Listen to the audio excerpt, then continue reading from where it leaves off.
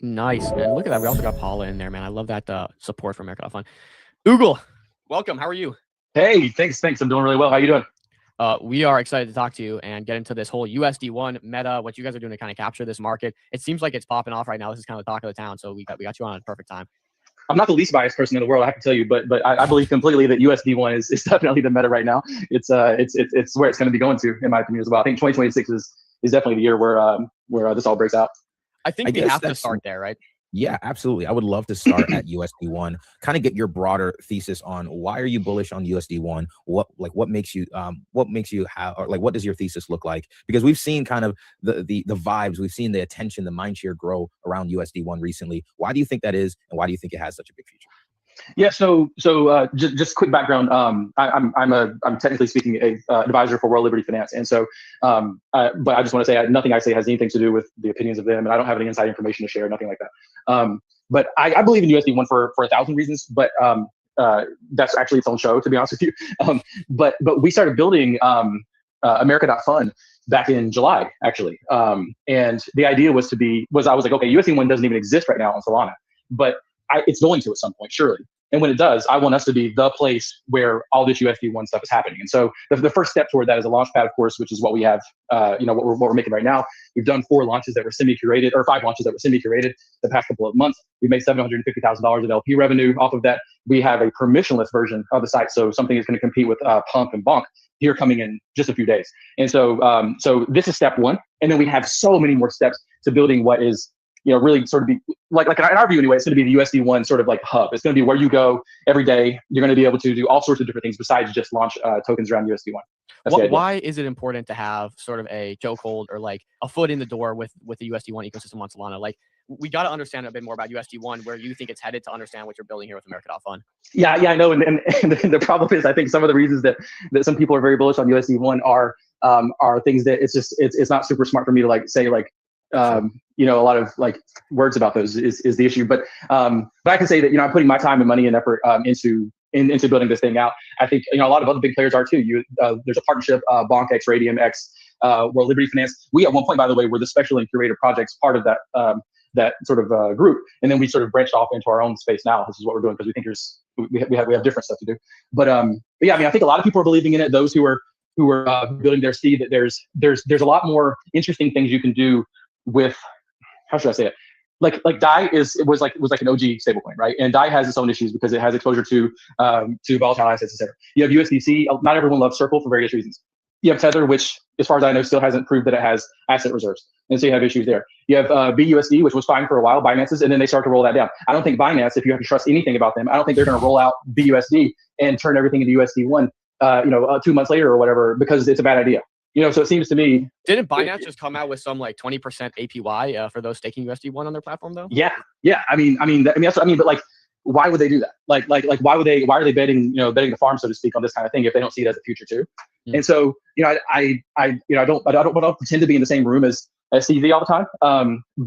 But whenever folks like Hoogie, CZ, and the crew over there are making decisions that align with where my head's at anyway, and with where my interests are at anyway, then I have to lean in, and that's what happened back in July. We said, we're gonna start building something and see what we can do. I have a question around USD1 real quick. Yeah. I've followed World Liberty 5 since it was announced, and I understand USD1 is a stable coin, but can you just give us like the ultimate structure here? Like, World Liberty 5, is it like a Trump related project? Is USD1 the stable coin issued out? Like, just give us the TLDR of how these pieces all play together. Yeah, so USD1, the way that the crew talks about, like Zach and Chase and the other Zach talked about it, is basically USD1 is a product, a part of the World Liberty Finance ecosystem. And so you get out there, you get everyone using USD1 for various reasons. You get exposure, you get LP pairs, you get it on centralized exchanges, et cetera. On perp dexes, which now it's on Astro all over the place. You get this kind of thing first. You get out there, you take market share, and then you have a lot more interesting things you can do with that, which are part of the WLFI ecosystem. So that's sort of the play here. I think Zach Folkman even posted today or yesterday something along the lines of pretty much what I just said. Basically, it's like the first step in is to have this really great stablecoin that does more than just is used for more than just the things you think it can be used for. Like, they're thinking way, way, way bigger, which is why I sort of like where their head's at in that way. They're thinking a lot bigger. I like to think bigger too. And I think that whenever the crypto folks catch up to where exactly what all USD1 can be used for, when you have a team like them, it's going to be very surprising. And so, correct me if I'm wrong, we're kind of seeing this surgence, and I think a lot of chatter on Twitter because USD1's basically came on chain and they made this official statement that they're making this big push. I think they're putting some marketing spend or some acquisition spend towards maybe the on-chain aspect. Can you give us a little summary of what's going on there, just so I can understand better? Yeah, so TLDR there is that there was a vote, a governance vote. There's been only like 4 or 5 governance votes for World Liberty Finance so far, and one of them passed recently, like 3 or 4 days ago. And it was basically to take, I think, 120 or 130 million dollars. I'm not sure exactly what the number was. Take that to support the USD1 ecosystem, right? And I don't know what that means necessarily. It could mean they're just going to put a bunch of USD1 against USDC LP pairs everywhere. You know, it could be that. I don't know, but I think that the market is thinking that probably means investing in projects. Probably means supporting tokens. For example, they've bid SPSC and OneCoin so far. The market thinks that might be what they're doing next. The market thinks a lot of these kind of things. So I can't tell you what exactly is going to happen because frankly I don't know. But with $100 and some odd million, you can do quite a lot. Okay, so we got a good understanding of World Liberty Financial, their USD1 stablecoin. Now, this is where America.fund comes in, right? You guys are building this protocol. You seem to be currently not permissionless. You said you're making a move there. Maybe tell us a little bit about America.fund. You were talking about the history a bit. Just give us the full kind of recap and a better understanding there. Yeah, for sure. So America.fund is, first off, every contract ends in USA. Right. And so we're leaning into the whole launch meme. So you have like a pump ending for pump, you have bonk ending for bonk. And in our case, you're going to have USA. We're fully leaning into sort of the meme of America. This is the 250th anniversary of the United States of America. We just entered it like a few days ago. Okay. Like this is the year of the United States of America, the way I see it. And so we want to build products starting with this launch pad here. We want to build products that are going to be useful for folks to do things on chain. And so that's, we had a semi-curated launch pad previously. We had several good things come out of there. Everything went to multi-millions. Valor hit $17 million. So it was good. We're trying to make sure the teams are okay. We had some hiccups. I'm not gonna lie. We had some hiccups and we figured out what the problems were and how we can fix those going into the future. We do have the semi-curated thing that's going to continue, but we have our permissionless launches, which will be soon. And the good thing about the permissionless launches is now we'll be able to go head to head with some of the bigger boys, but we have differences in the way we approach things that I think are better. And just from like a thesis, if people go to my profile, they search like part 1, part 2, part 3, part 4, these words, you'll see my post from like July, I think it was, or maybe August. And I laid out this big, long bunch of theses about what I think is wrong in the system and how I think we can fix it. And one of those was having only one ticker of the same name. Now I put that public. I had a meeting with Binance, frankly, out in Hong Kong. And then a few weeks later, we have 4meme had only one ticker. So I realized, okay, I should actually be a little quieter about the things that we're innovating on, because otherwise people are gonna take them. But that's like one example. Another one is when you do a permissionless launch on America.fund here soon, it's actually going to cost you a little bit of money. So you can't just go there and press the button and buy the initial tokens on the launch. You have to pay $200 worth of AOL token to do it. And this is going to mean we probably have significantly fewer launches, almost certainly.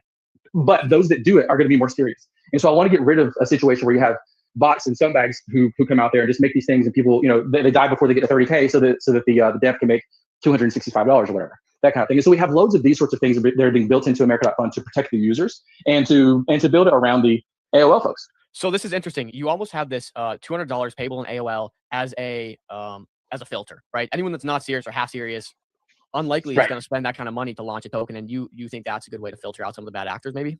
Yeah, exactly. I mean, it's that and a few other things, but I think that one's going to be the one that irritates people the most in terms of like if they're bad guys. And so I figure, if they don't have good intentions, I'd rather they not use our platform at all. Like it's better, it's not good for us. I want us to be the place where people go, we're representing, in the way I view it, we're representing the best of the best versions here of USD1, right? And so I don't want you to come there and have a bad experience. I want you to come there and have a good experience. I want most of the people to come there to have a chance at winning, not have a 0.04% chance of winning, which is what it is right now in Pump, right? You have literally almost no chance of winning in a bid. And so the way we can do that, I think, is to make sure that we have good people launching. And one way of doing that permissionlessly is to have friction in front of it. Okay, this is interesting. So, by doing this, people might even think, well, this is just a way for America.fund to make an extra $200 on each launch. But you actually give a lot, probably more actually, in terms of if just like Pump Fund has so many launches that get a lot of volume, but 99% of them die, a big percent of them are bad actors. You might actually make more money if you didn't have this $200 paywall, if you will, rather than having this $200 paywall. Do you guys how'd that conversation look when you were considering adding this permissionless aspect and making it cost a little bit of money? Because do you think you're losing out on some volume? You said currently you have, I think, maybe I got it wrong, $2 million you guys have earned from Meteor volume so far. Seems to be the current way you're making most of your money. Do you expect this $200 to be a big revenue generator for you rather than just liquidity pools? Or I'd love to hear your thoughts more on that. Sorry, that was long-winded. Yeah. So there's 3 parts there. So first off, we made about $750K so far in LP fees, and we put almost all of it, I would say like 90+% of it, back into the ecosystem. So buying the tokens that launched on us or buying the AOL token. What we're going to do in the future as that continues is people who have AOL token, they can stake it on a VE curve. by the way, which I haven't talked about publicly, but they can stake their AOL on the VE curve, and they will get a share of that LP revenue. And so if they had been staked during the past 4 months, of course it didn't exist, but had it existed, there would be quite a good bit of money going back into them. We think the revenue is going to increase because of permissionless stuff, of course, but I mean, who's to say? But those who actually are convicted and get in there, I think they're going to make money. Now, could we make more money doing a pump fund version of things than, excuse me, than the way we're doing it? Probably. I mean, I don't know the numbers on Walmart versus Chanel, but probably Walmart does a whole lot more volume and maybe makes a lot more money profit than Chanel does. Fair enough. But I don't want to run Walmart. That's not the company I want to run. That's not, that's not the audience that I want to cater to. I want to cater to a different audience that's a little bit more serious, that it still likes to have fun, still wants to gamble, still wants to play the game, but is a little more serious than someone who's just, who's basically a bunch of trash that is elsewhere. Yeah, there's skin in the game for deployers. So love that. So is this like, okay, talk about the verticals you want to see launch, the types of products and projects. Are these meme coins? Do you want to see, we've made a name for ourselves covering ICM and the early Believe launch pads. Who's a token deployer on AOL? Yeah, so let me tell you a couple that have already happened, and then I think it'll give you an idea of what's going on. So we have a token called Dream. It's based on Dream Job, which is a cartoon. And you say, okay, what is that? Why does that matter? Why do you have a cartoon there? Well, the artist behind it is actually an Adult Swim artist. Like he's a legitimate artist. You can see his stuff right now, like I believe on the front page of Adult Swim for his other cartoon. He's making a new series, and we thought to ourselves, how interesting would it be for people to be able to get in early on something like that? Maybe this is the next Rick and Morty. And then you have the official one at, essentially zero market cap associated with that token. So something like that is interesting to us. We had Valor, which was just a meme, a straight meme. We have Burger. It's pretty much a meme. That's about all it is. We had America the Game, which unfortunately didn't pan out. The dev didn't pan out on that, but that was an actual video game that was being made. That fellow there. And so we have Patriot. Patriot is made specifically for donating to veterans, and so it's raised $50-something thousand so far in fees that are being donated to veterans in America. And so it really runs the gamut. We have 300 or 400 projects that have applied to do the curated launches. We only launched a few of them, and most of them we told, hey, just go over to the permissionless one soon. And if you end up doing well, if you break out a little bit, if you show, then we're going to support you at that point. But do it yourself basically is what we're doing. So really, it could be memes, man. It can be regular businesses. We had a golf related. I had a chat with like a golf related a guy whose friend is running a golf related software technology business that wants to do something. So you might think all on the ICM side of things. Like it's really kind of runs the gamut.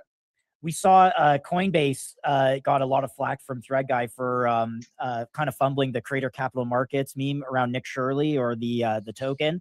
What do you think your approach might be different than something like what Jesse is trying to do with CCM and the Base app? Yeah. So on the CCM side, I have views that probably not everyone agrees with. I think it's really hard for those things to work without a good bit of attention being put into them and with a little good bit of handholding of the creators themselves. Just because you're good at making YouTube videos or you're good at you're good at building an IG following or whatever the case might be, doesn't mean you have any clue about how tokenomics works. Doesn't mean you have any clue how to communicate with users in mass in other ways. These things don't really stay out. And so I think that where they F up, in my opinion, is, and it's only my opinion because I don't know, I'm not in the room with Jesse whenever they have these conversations, but I don't think they're managing this for them enough. And I think that's what is required. So in our case, we actually do have this one, I can't say what it is, but it's a very politically oriented movement. It's a very big one. They've been around for a couple of years. They're extremely popular. Coinbase actually is participating in this thing as well. They are coming to us to do a launch, and they have experts on their team. They know how to do things. They know how to get on TV. They know how to do all this kind of stuff. But we are trying really hard to handhold that whole process so that when they get out there, they put their name out there, which they've spent years and years building up. It's not going to screw them, right? It's going to be additive, not harmful. Interesting. Can we touch a bit on the partnerships? I see you have a partnership with Radar. We can even see Kai brought that up. Encrypt your AOL with Radar.fun. What does that partnership look like? Can you maybe go into why you chose Radar? We've had them on the show. They're friends of the show. We like what they're doing. Maybe give us a quick little talking piece on that. Yeah, so I got to be honest, we don't have an official partnership with Radar yet. We've been talking to them and they have integrated our work. I think there's a good chance we're going to have a partnership with these guys. I like how they think. They were very proactive in the way that we were discussing things. I started in crypto in late 2012, right? So it's been a long time. I came in for cypherpunk reasons, and I like that kind of crap. Like that's just, I'm into that. Like I don't think you should be tracked all the time. Like that's not, I don't really love that, And so whenever Radar came along, and actually someone left a comment, they were like, "Hey, dude, I'm an investor in AOL, but I want you to see this thing Radar because I think they might work." I'm like, okay, well maybe they'll hit us up and then we'll talk. 6 seconds later, Radar hits us up. And I'm like, okay, these guys are like on it. They're really on it. They're actually really hungry. I looked into their tech, I saw what they're doing, and I like the idea. They integrated us without us even asking them to. We're gonna have some chats and see what a partnership looks like.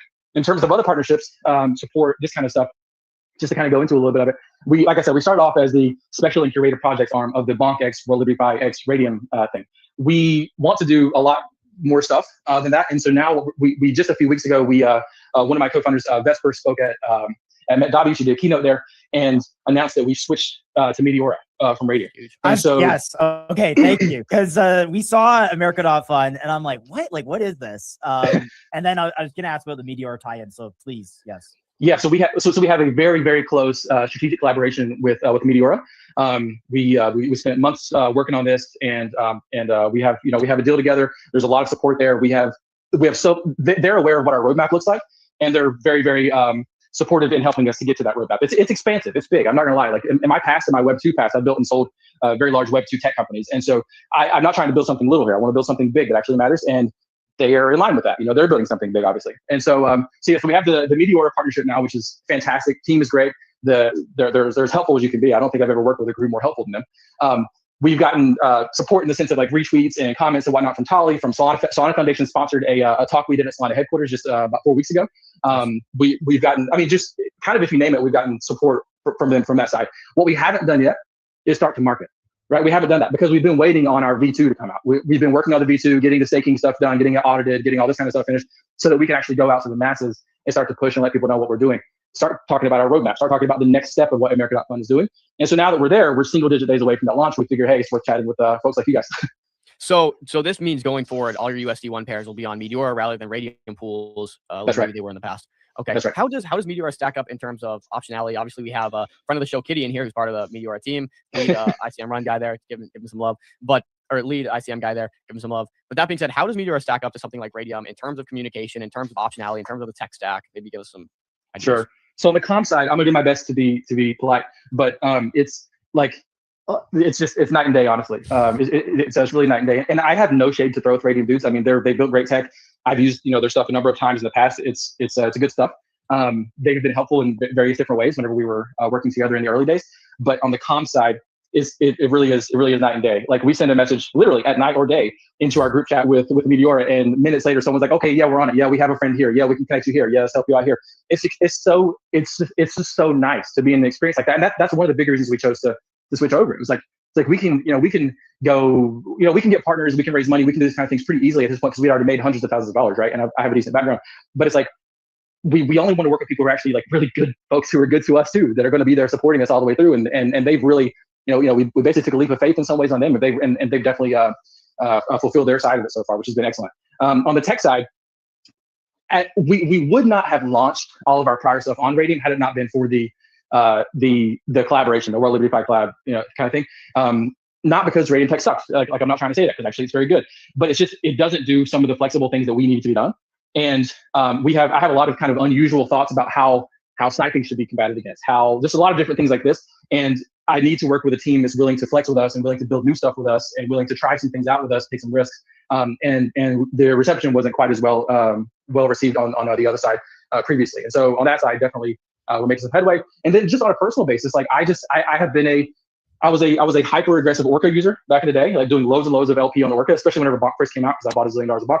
And then scoots over to Radium for a long time, and then I found Meteora because a friend of mine told me about it, and then I LP the piss out of stuff on Meteora for forever now, and just because it's just a good user experience. I love it. I want to talk a bit about great tech. Obviously, Meteora supports the show, so we couldn't be more thankful for them. But I actually do want to talk a bit about roadmap and maybe competition. Like it seems very obvious that we have the push for USD1 from World Liberty Financial, which we know is heavily influenced by the Trump family, and it's just like there's a lot of trust and a lot of things that kind of come from that relationship. Maybe talk a little bit about competitors. Who else is doing USD1 coins? Are there any launch pads making the USD1 push? You guys are doing it on Solana, on Meteora, but maybe just give us an overview of that. As of right now, we are the first and only one that is fully focused on USD1. There's no one else that I'm aware of on Solana anyway that is fully focused on USD1. Some people build it as a part of their business, right? So they have like a section that is for USD1. Bonk would be a good example of this. And by the way, I'm friends with Bonk. Nam and I are good buddies for a long time. I'm a huge holder of Bonk tokens. I'm not throwing a single ounce of shade at those guys. But their core business is not building USD1 stuff necessarily, right? Their core building business is to enhance Bonk, which is totally fair and totally reasonable. It's just a lot of thing. Ours from the ground up and from day zero from before we started building it all, was how do we expand the USD1 ecosystem? This is July, I'm talking about this, long before this meta came. How do we expand the USD1 ecosystem? How do we set it up to where that's going to work out? And as of right now, there's no one else out there doing the same thing, and probably because they're not thinking about it. Now maybe they are. Now that it's USD1 meta, people are probably thinking, oh shoot, let's go spin up a USD1 launchpad, let's go focus on blah, blah, blah. But they're behind by 6 months. Yeah, I mean, clearly USD1 is going to persist. They've made a ton of money from it. It's already, I think, if you look on CoinMarketCap, USD1's got to be up there as one of the top 100 tokens for sure. Maybe top 50, maybe top 25. I'm not exactly sure on that. But give me an idea on the team that you guys have here at AOL. You know, who does what? Who do you have? You obviously have relationships with the World Liberty Financial team. You have relationships, great relationships with finance. So you said you've had friends at Bonk. Maybe give us an idea of the team and how you guys are positioned to execute on this, because it's a big undertaking. Yeah, it is a huge undertaking. So just starting off with myself, I've been building tech companies since starting in Silicon Valley in the 2009 arena. I've built a number of tech companies. I've sold a couple of them. They've all been, I mean, they've not all been good, but the ones that have been good have been good. The ones that suck, of course, they've died. But there have been a few that were really solid. I have a lot of experience building big companies or biggish companies, and I have a lot of experience in crypto. I care a lot about the users, and I'm not like trying to make my first buck, right? And I think for me, that's important. Like when I'm investing in a company, when I look at who the founders are and what their motives are, what I'm always fearful of, especially in crypto, is, okay, when this guy makes his first $1 million, is he going to abandon the project? Is he going to leave? Like, are they going to be done now? Can they go buy the car? And like, you know what I'm saying? Like that stuff bugs me a lot, and it really scares me. And it happens all the time. You see someone does a raise, and then they get their earn out, and then, oh, I'm deciding to resign from my position now, blah, blah, blah. And then everything dies. And so on our side, we have pretty much a team that is situated in a way that's not really a concern. And that was important to me to have. On our team, we have myself, we have Vesper. Vesper is not a known entity, not Vesper, by the way, from Meteora, but a different Vesper. She's not a known entity publicly very well, but behind the scenes in a lot of different areas, people have known her for a few years to be building different projects. She did do a speech. You can go check it out, see her speak, and kind of get an idea for her vibe, her intelligence, this kind of thing. Oh, did you know it? Yeah, so there you go. Yeah, so you can get her vibe there. She's a great background. I'm not going to like say specific things about her background because it's no docs part of who she is, and that's up to her to do. But really great background, big brain. We have Mezcal Pappy, who a lot of people in the base world would know. Pretty famous dude over there. Used to used to work with those guys. He's doing a lot of the BD side of things. We have Perena, who Solana OGs would definitely know. He worked at a Solana for a while. He worked at several different kind of areas like that. In fact, the other day there was a tweet that came out, and someone said, "You're not going to be able to be taken seriously until you get some OGs like blah and 0x Perena on your team." And I'm like, oh, what do you freaking know? Like he's one of our developers. He's heading up on that side. We have Carr, who has, actually I'm not sure if I'm allowed to say what her kind of day job is, but she's very well connected with an extraordinarily big company in the space. And we have several other people here on the team that don't like their name to be talked about. So right now the team total, if we include everyone's, like 11-ish, I guess 10 or 11, somewhere in there. It seems like you have like you said, a pretty big and well-connected team. I think that's one of the most important things, especially for launch pads. We see so many launch pads kind of die at the point where they stop getting, valid good launches. And so it's important you have the team that has these connections, has these relationships to go and do that. When you think of from the BD perspective, what kind of business development are you doing and outreach are you doing to find these great deployers to come maybe on chain or just come and launch with USD1 and launch with America.fun more specifically? We haven't needed to do a lot of reach out, to be honest. But we have done some specific reach out. But really, we haven't had to do a whole lot of that. Like there've been a good number of people. I mean, like I said, we had several hundred people apply to do the syndicated thing. We've had God knows how many more than that say, hey, whenever your permission list comes live, we're going to go test this out and play with it. I think a lot of it is about having friends. I think a lot of it's going to be the novelty. People are just going to try and see, does it work? Does this actually make sense? Does it make sense to cost money on the front side? Does that result, in a better outcome for people? And we'll see. I'll tell you something interesting, and we just announced this a couple weeks ago, but not everyone saw it. So people were worried because we had America.fun and our token's AOL, right? So AOL, we're hearkening to the America Online days. So the idea with America Online is you have like one place that has lots of stuff going on. You have your chat, you have your email, you have your games, you have your news, you have everything in one spot. And everyone was like, aren't you worried that America Online is going to like sue you guys, or they're going to come at you for doing that kind of thing or whatever?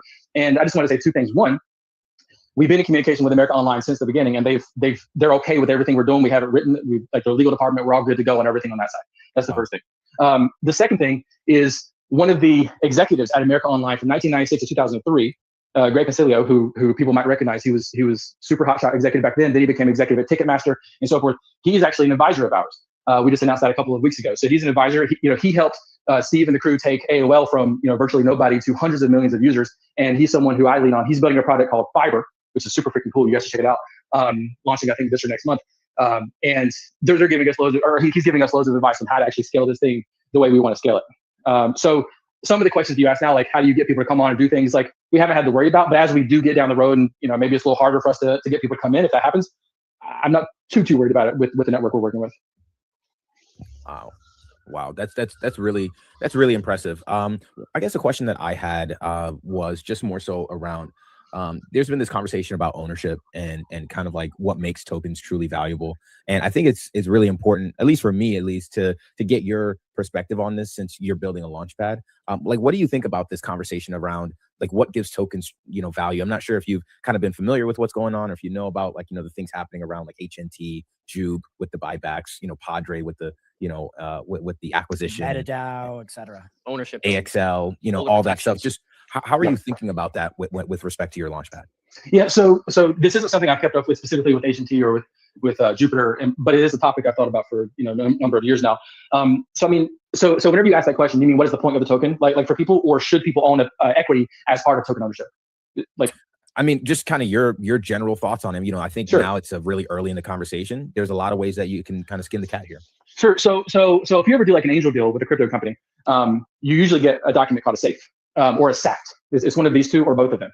And the SAFE, it ends with an E, obviously, that means equity. And the SAT ends with a T, it means tokens. And they're separate and apart typically, because one of them represents something that's sort of public facing. It's like the stock, so to speak, but it's not per se the ownership of the equity in the company. This is something that came out from my memory from the XRP stuff back in 2016, 2017. They got sued at one point because Brad Garlinghouse was going to places and saying, hey, look, you know, Ripple's doing a deal with this company, Ripple's doing a deal with that company. And everyone's like, but that means nothing to XRP because XRP does not benefit from Ripple, the company, doing deals with these people, right? So it was kind of misleading. And so people said, okay, well then we should bifurcate. And we should say one thing is one thing, one thing is the other. Now, is that useful for consumers? It can be, but I think that you just need to be transparent about what exactly you're getting. So if you want equity in a business, what does that mean? Like, why do you want equity in a business? I think that's a good question to ask someone.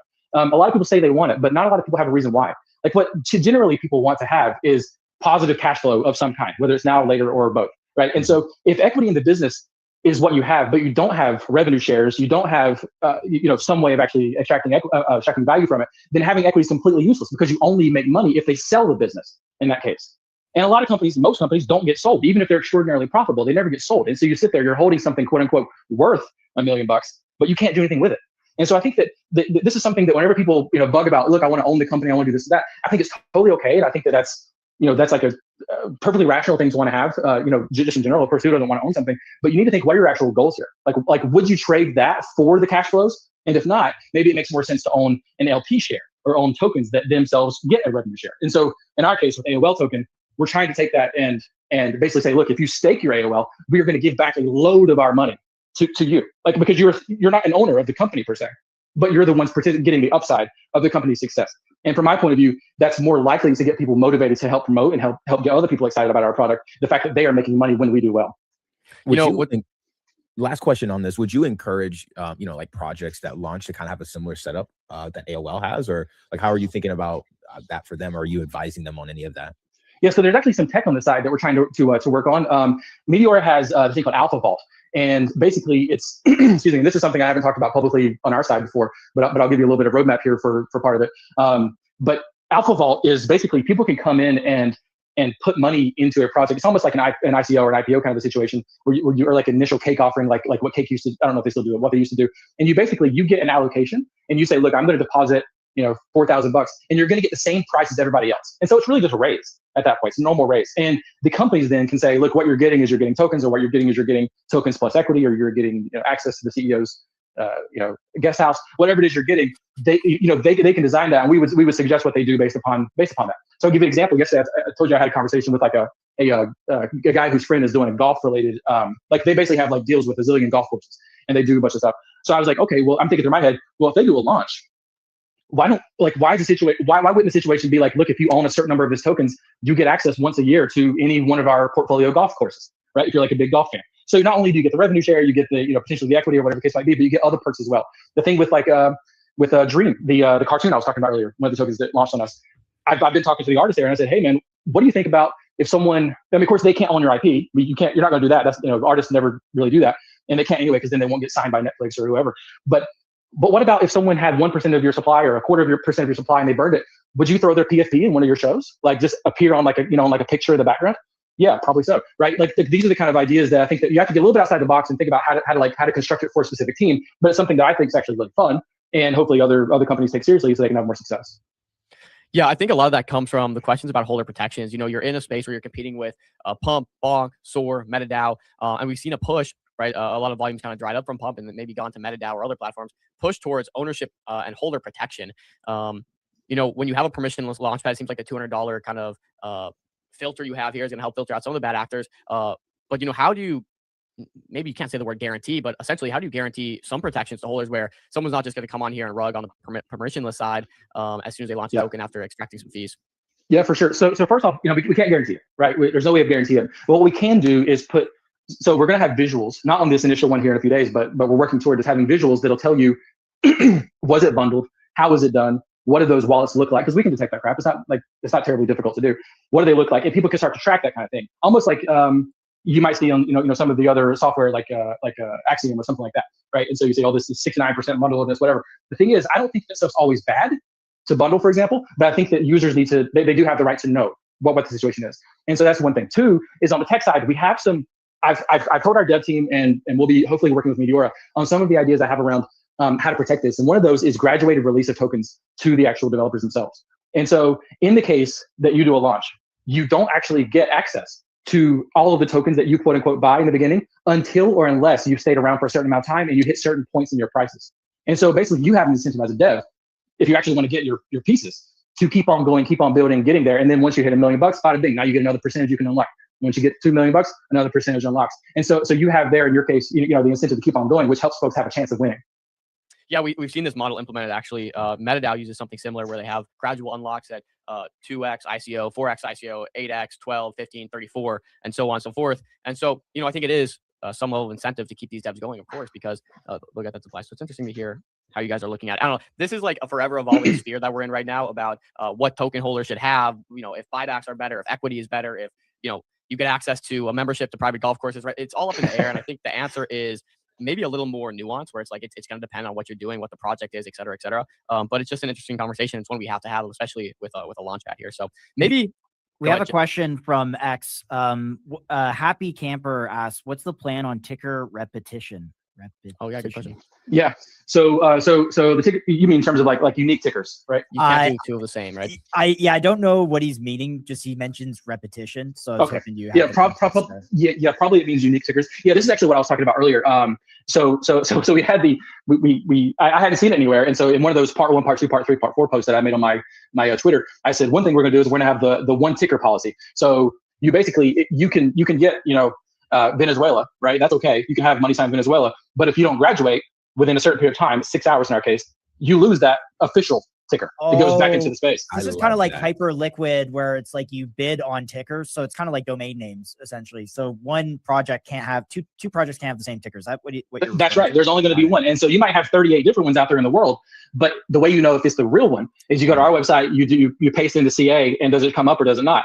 Like, does it end in USA first off? And people can fake that, so that's not good enough. But if you copy into our website, is that the right one? Yeah, that's the right one. That's the official one. That's the real one.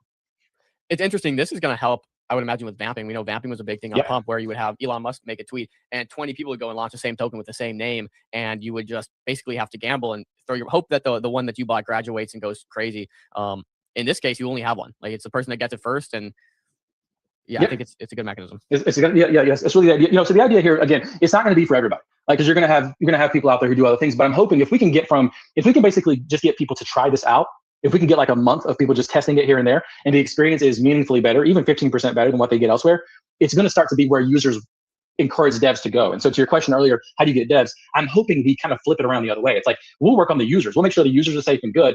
And hopefully they will demand the devs come and use something like this because it keeps them safer. Cool. Let's touch on roadmap if you're open to it. What are you guys working on? You want to hear all the big plans.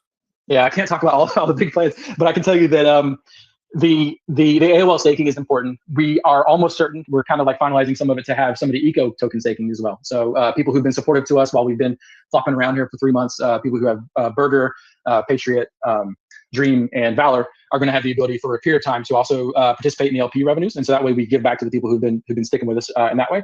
But in terms of the actual product itself, we do have the the future, more curated version. We're going to do KYC related things on that side to keep people a little bit safer.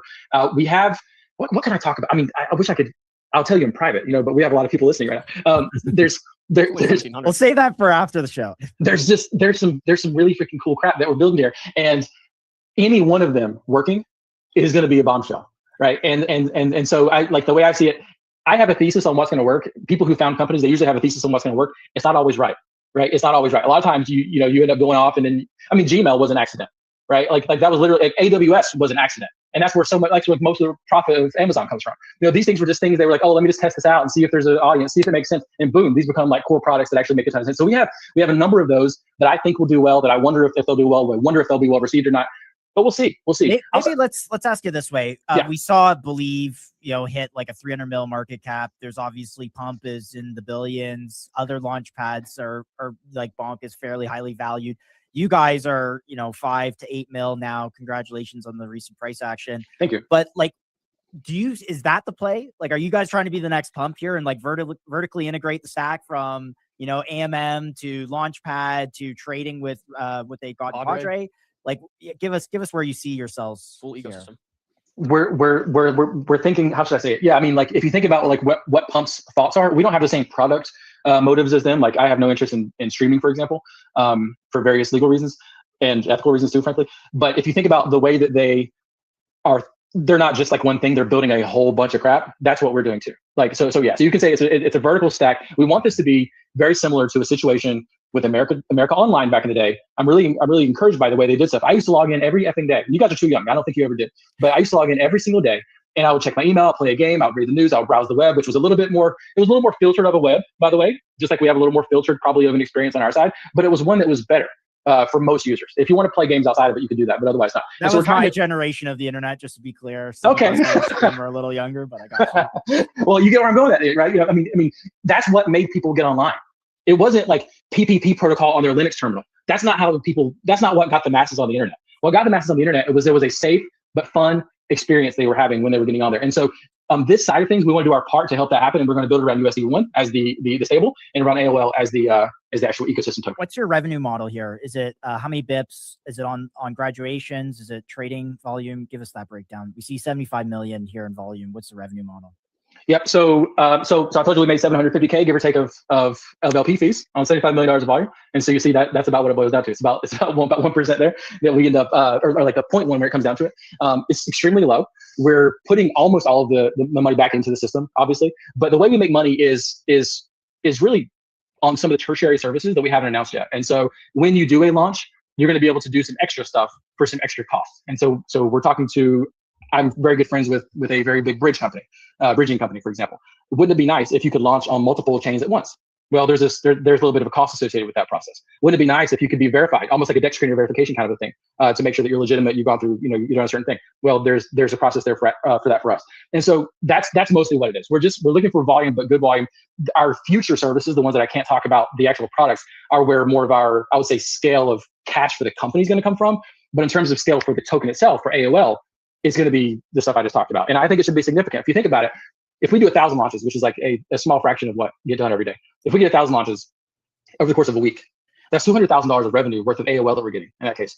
$200,000 going into the AOL chart right now is very meaningful. And I don't want to talk about like where our prices are going and that kind of stuff, but I mean, it's extremely meaningful. And if that scales, it becomes significantly more meaningful for a while. Now there's a point where that's going to plateau at $200, $300, $400 million. It doesn't matter, right? We have to have other ways of making money because it's not going to offset, the whole thing. You see this with some of the other tokens out there, but in the early stages, this is what's going to matter, I think. Can we talk a bit about burn rate too? And chill, I don't mean to interrupt. Yeah. Can we talk a bit about burn rate? You have a well. 11-person team. Yeah. Are you guys good on capital? You made some money already. How much are you spending a month? Like, is it sustainable? Maybe just give us a high level overview of that. Yep. We got plenty of capital. I don't take a salary. I mean, this is what I was saying earlier about it's good because we're situated mostly to not need to make money on the team. And so a few people are making money on the team or taking money on the team, but for the most part, it's not necessary at this point. All the tokens that I own personally, which I own a ton of AOL tokens, I'm not gonna lie, all of it was bought on the open market at fair rates, not like at 150K. They're like 6, 8, 10, 12, 15 million whenever we had a run previously. This is all stuff I bought probably $1.2, $1.3 million worth of token myself. Other people on the team have also done the same. And so a lot of their upside is going to be on that kind of thing. The burn on our company right now is give or take, like as of last time I checked, which is a couple weeks ago, we're in the somewhere like 25K-ish a month range. So like quite low. And we have runway for about a year at that rate in terms of just cash sitting there, assuming we never make another penny on any kind of LP or anything else. But we also have, we turned away millions and millions of dollars that was offered to us to do this. And so this isn't something that, like, you know, if we were to go and say, hey, look, we need to raise $1 million at 25 to build this thing out to give us another year, I'm 100% confident it gets closed that weekend, if that's what we need. Have you done races before? Have you participated in funding rounds yourself? I've participated in loads of funding rounds. My last company, Glue, we did the third. If you've never heard of it, probably because it was a little bit low key.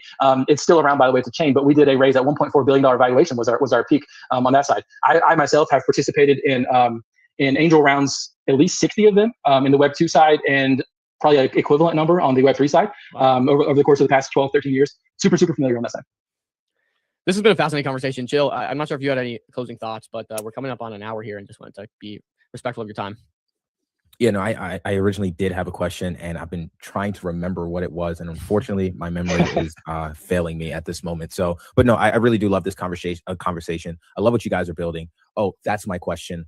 Was launches. You mentioned earlier that there's a few hundred applications that you guys had. You even said, hey, look, you know, you might not get in with us, but you can launch when we go permissionless, and we can support you if it goes well. You know, are there any launches or any applicants that you're most excited about? Yeah, there's two. So one is a very, very cracked team that's done some big wins in the past. It's a me, but they want to be on day one coming out of our platform. They want to be one of the first, if not the first one, shooting off and doing really well. I'm excited about that one. I think people are, by performance, almost certainly people are going to see which one that is whenever it comes out here in a few days. But that one is, I'm very excited about that. And then another one I'm very excited about is the one I was talking about earlier, which is affiliated with the political movement. I can't say which one it is, but it's a very famous political movement that many companies and organizations have participated in. And it's something we've been talking to these guys for 3 months now, 3-4 months. And when the time is right, which hopefully is going to be here soon, we'll get that launched as well.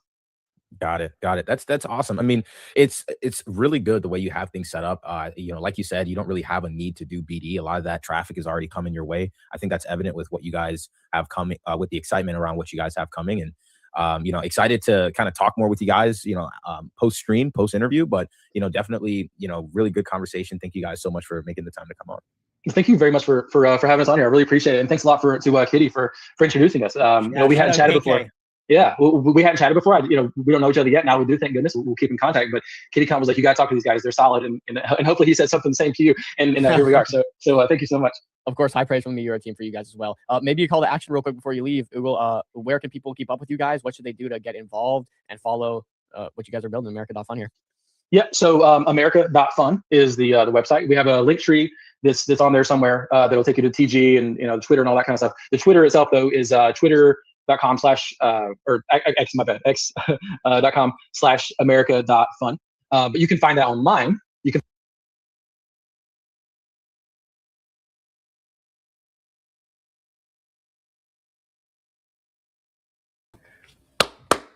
Boom. We're back, man. Shout out AOL. Good pre-show. Banger conversation we had. How are we doing, guys? We got a good stream today. We got a lot to talk about, actually, too. Lots of geopolitical tension. The capital of Iran, Tehran, is there's an uprising there. Pretty crazy stuff. We see U.S. has seized some more oil tankers. Pretty crazy stuff. A lot going on. We got like ICO season right now. We got Trove. There's a prediction market on BNB raising right now. We got Ranger Finance, of course, coming on today. So just a ton to talk about, and it's gonna be a blast. So let's get into it. Hope you guys are doing well. Let's see. We'll jump straight into it. I could show you charts. Actually, I'll do that. I'll start with Bitcoin because we had a lot of news today. So maybe actually, do I have that? Yeah. So today we've already had a lot of news. If you guys ever want to track news, a really great way to do it, something I've used for the longest here, is Forex Factory. It'll keep you up to date. Now, if you know your news, it always happens on the same days of the week or the month. So it's pretty easy to track if you know what you're doing. But Friday, January 9th, we had, non-farm payroll at 8:30. We had unemployment rates. And then at 10, we had some more news, right? So you look at red folder news, that's the important stuff. Everything else, you don't really need to focus on. So there's a little tidbit for you guys. I use Forex Factory personally, but there's plenty of different ways you can do it. Nonetheless, let's see. I will pull this back up. All right. So we had news today. 8:30 a.m. U.S. unemployment rate, 8:30 non-farm payroll. We had the tariff decision at 10 a.m. Actually, not sure what really happened with that. That's pretty interesting. I haven't seen anything on my feed either, so I got to look into that. Maybe we'll find something later. We got the Fed president speaking at 10 a.m. as well. Not going to tune into that, obviously, because we're live. And then, at 3:30 p.m., we have U.S. metals net position data. Don't really think that's too important. So expecting high volatility. Nonetheless, we started off today red on Bitcoin and have since ended up. So you can see, at, what was this? This just shows my math skills here. So about an hour ago. So 10 a.m., 2 hours ago, 10 a.m. here. We got the news that I was just talking about. And obviously it's been positively received because we are pumping on Bitcoin here a little bit. And let's actually see broader market. Yeah. So indexes are up too quite a bit, actually. So NASDAQ's looking good. Your S&P 500's at all-time highs again, breaching all-time highs. It looks like today they just made a new all-time high. US 30 is right there beside it. You have, oil doing its thing, which has been really interesting. I don't know about you guys, but my gas prices down here in Florida are looking good. I think I saw $2.50 something a gallon yesterday, which is pretty wild. Silver pumping again, man. It took this little sideways pause. We had Oro on the other day talking about gold and how they could earn 3 to 4% yield on top of the appreciation of gold. And he mentioned this pattern that gold's been following, where it's like, over the last year or so, it's had these runs up. I think he said, 6 times this has happened. Sideways, run up, sideways, run up, sideways, run up, sideways. People keep asking him, should I buy here? And, this is very difficult to do because when you look at the monthly chart, this is an absurd looking chart. And, he says, even though we're all-time highs continues, he thinks it's going to continue going in the direction we've been seeing and continue this pattern of sideways and up. We see silver catching up. Obviously, I've been a huge proponent of silver for the longest year. You can see this is like, if you want to study Wyckoff, this is the picture perfect Wyckoff setup. And this happened over, a decade, such a long period of time. But you can see the pattern here with silver. And, luckily during COVID in 2020, you can see this final dip. We got that spring on low volume, increasing volume as we're going into here. Was a perfect opportunity. We got insane prices, sub $12. My average is closer to 20, some at 23, some of course at COVID. But it's been an extremely good trade. But again, if you want to study Wyckoff, this is a really beautiful chart showing you the patterns, right? Your phase A, phase B, phase C, and phase D. And now you're continuing into the phase E here, which is the expansion phase, right? So phase E is your first change of character, your stopping phase. And you can see we're trending down, trending down, trending down. This is when you get your first change of character here in phase A. So you get your selling climax, your automatic reaction, or automatic rally in this case, rally in this case, geez. Followed by your phase B, which is the longest period of the accumulation cycle. And this is when institutions fill their order and they test the water. So you can see testing, building liquidity. 2020 during COVID was the final test here where they got all their orders filled, that being the spring. You can see that happen on low volume. And then volume has since increased like so. And we got your expansion. We got a close above the range. We got your LPSY here, last point of support. And, your backing up action, right? A backing up action is coming back into the range and testing it before that real expansion phase in phase E. So that's what we're seeing.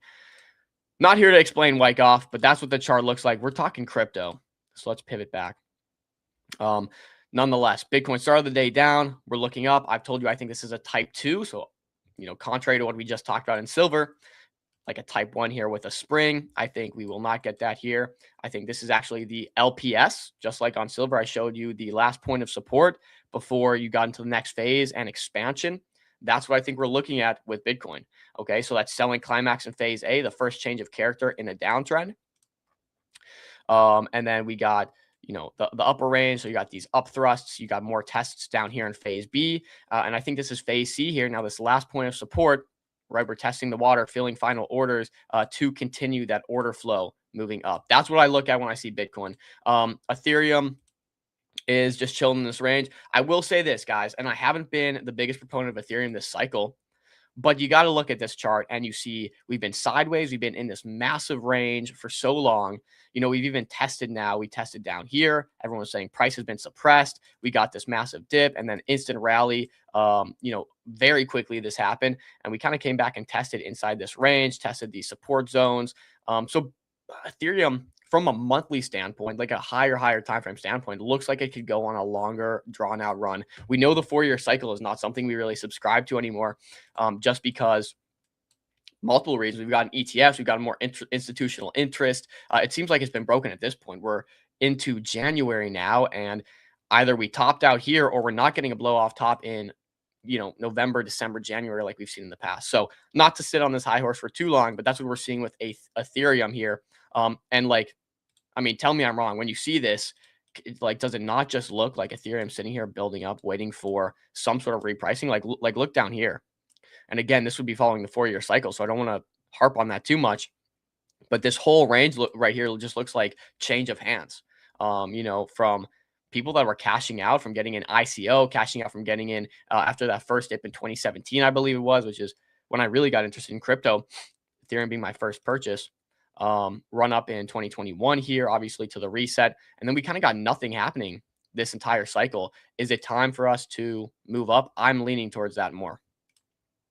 Solana, same thing. A little newer. I think Solana will outperform this cycle in comparison to other altcoins or high caps or leaders, whatever you want to call it. We got FTX back here. Rally, we did get a new all-time high, peaking with Trump, if you guys remember. And we've since reset. I think this is a great reset. Flushed out liquidity, got all the way down to sub $100, kind of rallied. And I think, right here, this has been a good sideways area where I think same thing I just kind of noted on Ethereum could happen with Solana. It seems like we've gotten that accumulation. Almost want to think about this like a bear market. And now I think I could see something like this. Okay. Not going to harp on macro too much because there's a lot of news to get into, but Bitcoin is up on the day. Let me check chat real quick. Oh, Josh, my guy, he's not with us today. Soul Tomato, that chill called Pump. Pay I covered yesterday on stream. Pump. Moby's looking good. We'll cover all of those today. Check on time 12:05. Perfect. I got time to yap before Ranger here at 12:30. Let's see. Is Ranger? Have they seen my message? No, they haven't. Whatever. Confident they'll see it beforehand and get in here. But shout out Josh, man. Now, can I make the screen a little bigger? I'm not a professional, but I'd like to make this stream layout a little bigger here. Whatever. Let's see. Maybe I'll fiddle with it. Oh, yeah. Ladies and gentlemen, here we go. What's this? No. That could be something. Not loving it. Not loving it. If this screen was bigger, I would like that. You get to see the handsome Mr. Handsome, but we're not doing that. Okay, I like that. We're going with that. Oh, and we got a sneaky Josh entry. This guy's supposed to be working. Get him out of here. He's supposed to be doing other things today. Get him. Josh, if you want to come up on stage, feel free to jump in. If not, I'll just keep it going. Maybe he came to do some engineering work on the back end because I'm lacking. Nonetheless, stream layout looks great, by the way. We started the new year. Pumped for that. But whatever. We got the overview. Let's go into some news, guys, because I got some news for you. Firstly, Justin, the U.S. military seized another Russian oil tanker in the Caribbean Sea. Number 2. We saw the first time this happened. China got a little touchy-feely. They started coming after us. We saw them coming in the submarines, but of course they were not able to intervene. We can see here is the video. Apparently, according to Bricks, with AI these days, who knows? So there's the U.S. And I gotta say, man, just seeing the U.S. 2026, the script writers have gone all out. We started 2026 hot, right? We kidnapped the president. We have now done these oil tanker raids, whatever you want to call it. I saw a great post from Jonah the other day just listing some of the stuff we've already seen in 2026, and it's wild. Tehran's getting overturned. Nonetheless, it's been a wild start to 2026. So scriptwriters are hard at work, but you cannot deny that this has not been an incredible show of force by the United States military. I think we've been out of war and conflict for so long. Praise the Lord. That's obviously amazing. But people forget that the United States has the strongest superpower in the world in terms of militaristic powers, and that is the United States Armed Forces. And they have just shown that in a dominant fashion recently. So that's the video of us seeing another Russian oil tanker. Putin not so happy. Military looking good. Okay. Now, if you guys remember, it's a bit of an old video, but worth playing. I hope you guys can hear it. I'm actually what I'm gonna do, because I'm not sure if you can hear it, is I'm gonna fully stop sharing. I'm gonna reshare. Yeah, I'm gonna reshare so I know you guys can hear it, because I want to make sure you can hear it. President Trump says the U.S. is taking billions and billions of dollars worth of oil from Venezuela. It could be trillions of dollars. Okay. Now, interestingly enough, let me explain how this works. Oh, there we go. Let me explain how this works and how it does not work right now for Venezuela, or at least it does, but not in a big way. Okay. What happens when you have natural resources in your country, unless it's a super corrupt government, which Venezuela was, you typically get a share of those resources. Look at the Emirates. And maybe I'm speaking out of ignorance here, but the people in the Emirates don't work. The people in the Emirates make oil money based on what they sell, what they sell. And we know, like the UAE, Abu Dhabi is the capital of oil, I believe, Dubai as well, and so on and so forth. The surrounding the 7 Emirates or however many in there get subsidies and money paid out based on how much oil they sell. Well, the same thing happens for Venezuela. The only difference is Venezuela was selling way below their means of production. They were not pumping oil. They were not selling oil. They have a ton in their possession, but they just refuse to sell it. Meaning, some days Venezuelans get like a $1 stipend, and I'm not using these figures as an accurate description. I'm using it as an example. Other days they get $100 stipend, right? And so, or weeks or months, whatever. And so, as far as my understanding is aware, these people were not benefiting much from their natural resources. I do believe U.S. going in and selling the oil will come back to the Venezuelan people in some way. So we'll see. I'm not completely sure on that, but nonetheless, let's listen to what Trump has to say about it. We're taking billions and billions, but we'll be running the oil. We're taking billions and billions of dollars worth of oil, and it'll be hundreds of billions of dollars. It'll be trillions of dollars, but we're going to be there till we straighten out the country. We'll see how the country's doing, but we'll be running the oil. We're taking billions and billions of dollars there you go. worth I of mean, oil. We're taking a lot of oil. He said it will benefit the Venezuelan people. He also said it will benefit the United States, of course, but nothing new there. That being said, let's talk about Tehran, capital of Iran here. I'm not sure if you guys saw, but there is what's being called as nationwide protest. I would say more of an uprise, as we see people are very anti-regime, looking for a regime change in Iran. And you can see that here. There should be videos. Yeah, you can see that here. People taken to the streets.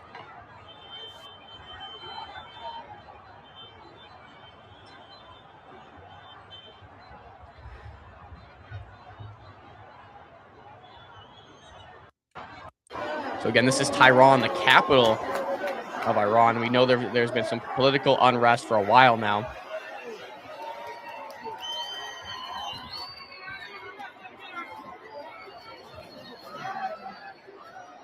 You can see more fires. These are just more videos. You get the gist. The people ain't too happy. People ain't too happy. And we got some clarity from Josh, so I'll pop that puppy on the screen here. Their oil infrastructure was nationalized in the 2000s. That caused it to become dilapidated. Excuse me. Wow, guys, this is I stopped my reading at a 3rd grade level, so apologies. No, but in 2000s that cost become dilapidated and they weren't pumping. Yeah, I mean that's why the U.S. is making a push towards sending United States oil tankers or United States oil companies in there. Yeah, so that's why the United States is sending U.S. oil tankers in there, and starting to pump oil again. So that's the gist of it. Okay. Nonetheless, not going to read this whole thing, but you can see it's 1 a.m. and are on here my 15 key observations from day 12 of nationwide protests. Largest anti-regime protests is blah blah blah. Lots of unrest. I'm not going to read it. You guys get the gist. This was interesting to me. Very interesting. I just got highlight, guys, and I'm trying to get through the geopolitics so we can get to what you're here for, the crypto. But we got to talk about this. The UAE. This was this is crazy to me. Again, the Emirates, predominantly Muslim nation, making this statement here. The UAE announces it will cut funds from citizens who want to study in the UK out of fear of Emirati students being radicalized by Muslim Brotherhood Islamists on British campuses. An Arab state now views a Europe state as a dangerous Islamic radicalization hotspot. Jeez. That's crazy to me. That's crazy to me. The Emirates, I mean, you guys take this back to the 2000s, right? It wasn't that long ago. The United States was actually in the Middle East. And I think the consensus was, well, some of these Muslims are radicalized, and that's the danger. Now, the Emirates, the UAE, is saying, well, we're actually cutting funding from students that want to go study in the UK because they are scared they're going to get radicalized. Crazy shift. And there was foresight here by the foreign minister of the UAE earlier, and I remember seeing this video a while ago. Listen to it.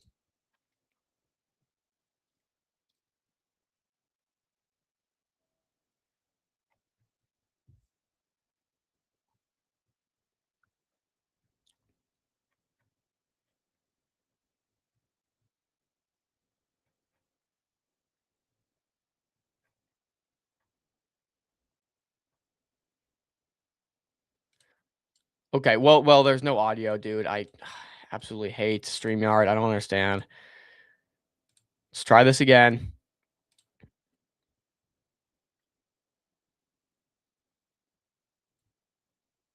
But I just want to make sure you get it right. Listen to this, guys. Interesting prediction. There will come a day that we will see far more radical extremists and terrorists coming out of Europe because of lack of decision-making, trying to be politically correct, or assuming that they know the Middle East and they know Islam and they know the others far better than we do. And I'm sorry, but that's pure ignorance. So there you go. This was a prediction made a little while ago by the foreign minister of the UAE. And it's kind of crazy to see it, happen in real time, or at least, in their eyes.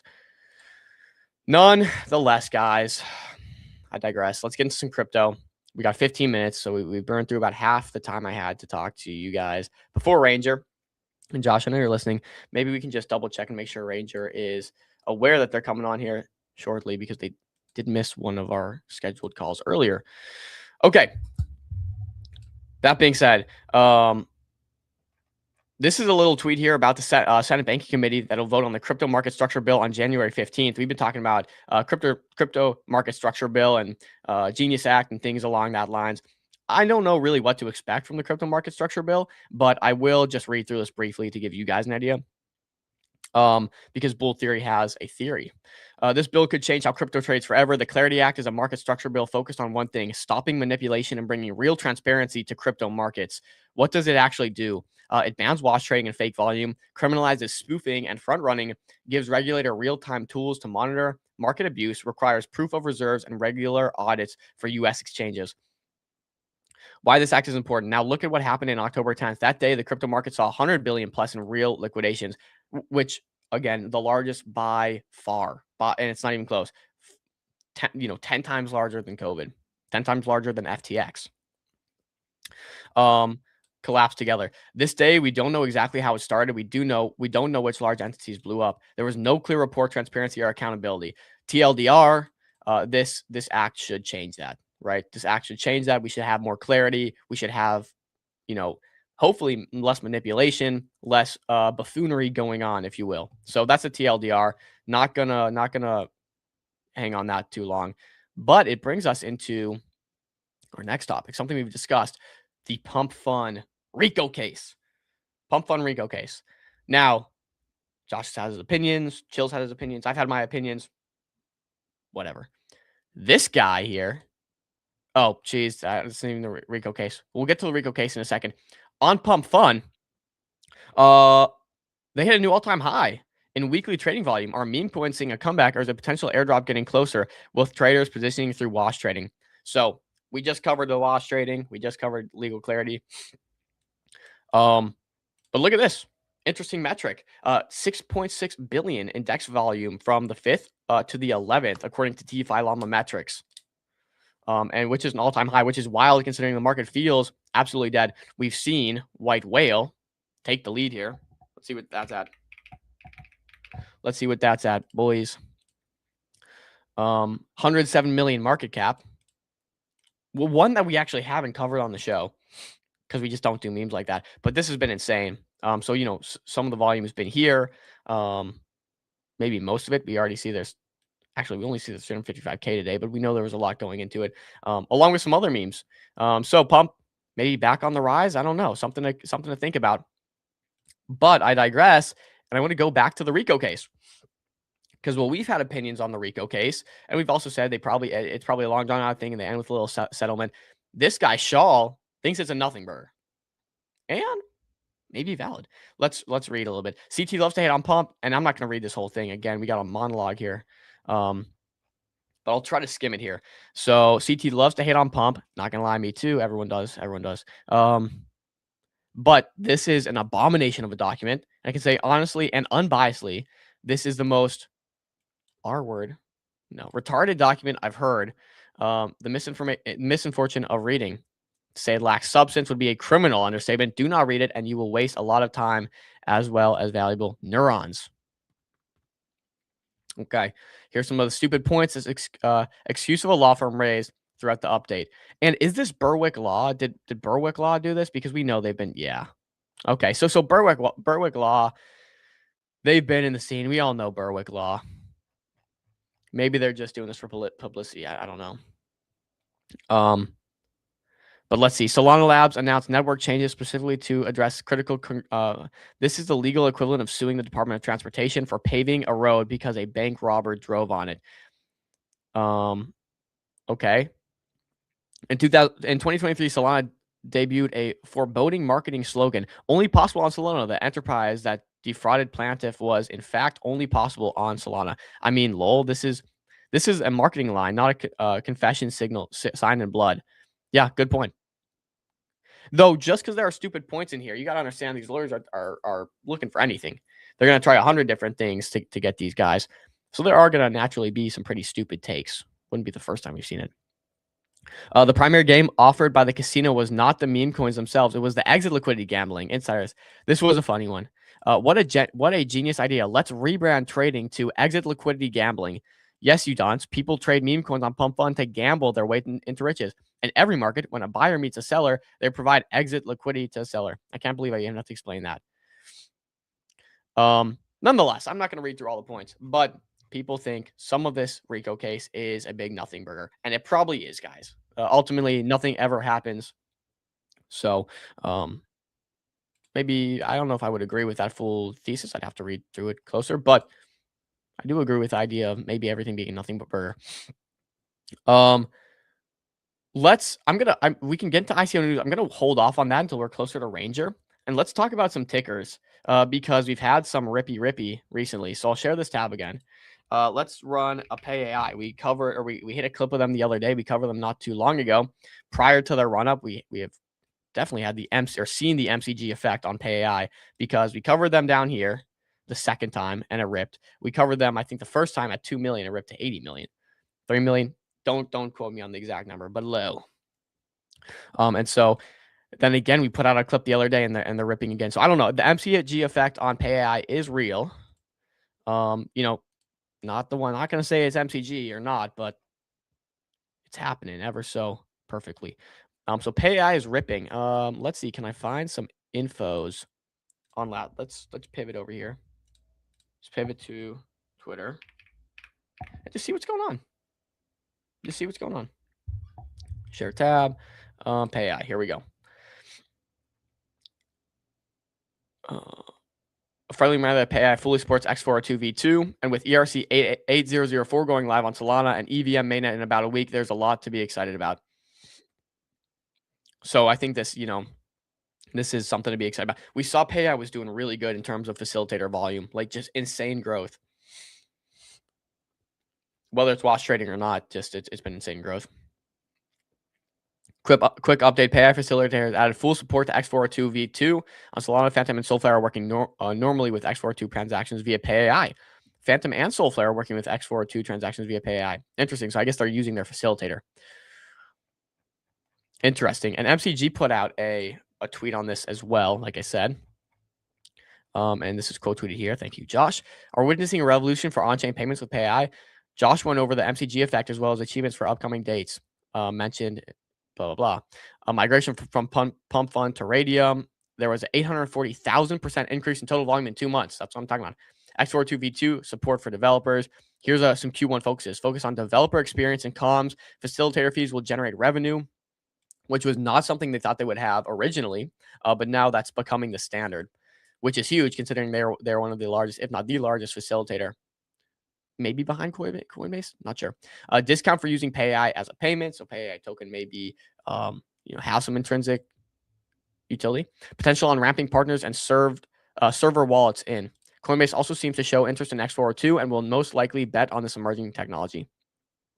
And it looks like Josh covered it here and then kind of played the clip from the stream, so you guys can go check that out. And give that a like. Always give it a comment for you too. Comment. All right. So that's that.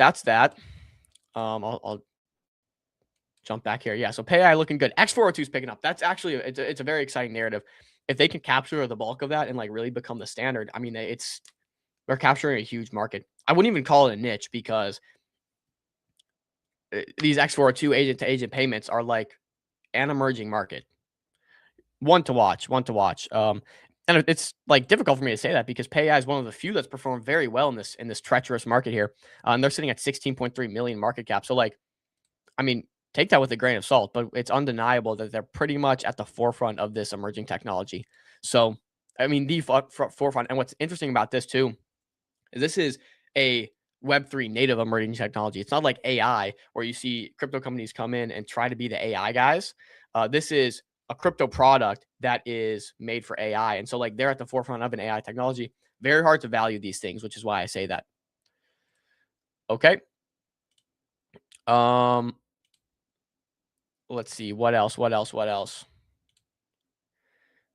Moby, Soul. Let's talk about Soul first.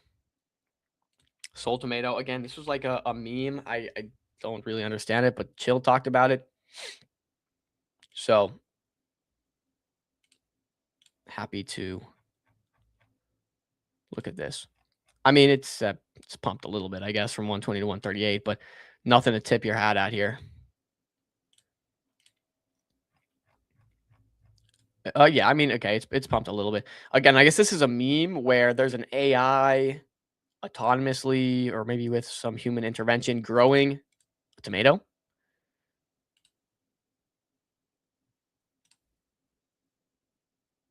Soul, not right chart. Soul Tomato. Okay. So here I was tripping. Little Dinero Dom tripping. Soul Tomato. All right.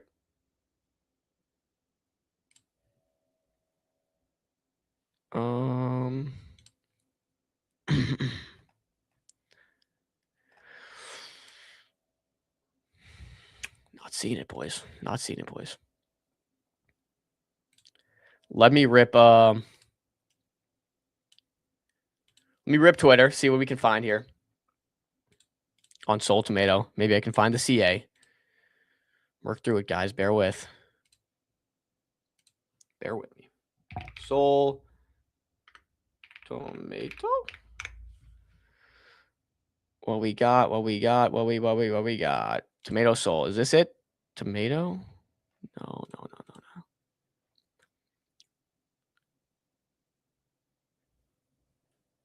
Okay, well, here. I can use pictures from 8 minutes ago. I can't find it. It's not under Sol. Here, let me try searching Sol again.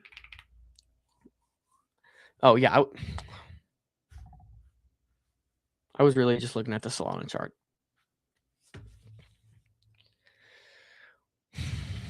You'd think by now I know. Jeez Louise. Maybe it's this one? Oh, do we have it? Yes. I think this is it. Yeah, okay, there we go. Sol Tomato is pumping. Shout out Chill on that call. Yeah. Sol Tomato is pumping. So we saw a bounce from 2.8 to 6.4. Wow. 1.6 million volume. Good volume on that. Like, not the time, but here, let's see. Oh, geez, I'm not sharing the tab. Embarrassing. Yeah, look at that pump. So from 3 to 6 right now. 6.5.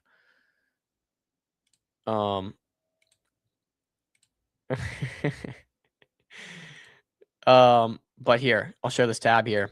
Sol review update. Claude posted about the tomato. Oh, Claude posted about the tomato. That's pretty cool. I'm not going to click on the link, but Dev, humble, not greedy, not chasing donations. Explicitly said there's only one coin. So yeah, it's interesting. I don't know. Look into it. It's a little silly, but you know how these memes did back in the day.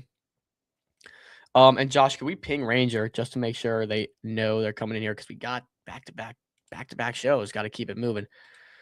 And okay, whatever. Let's move to Moby.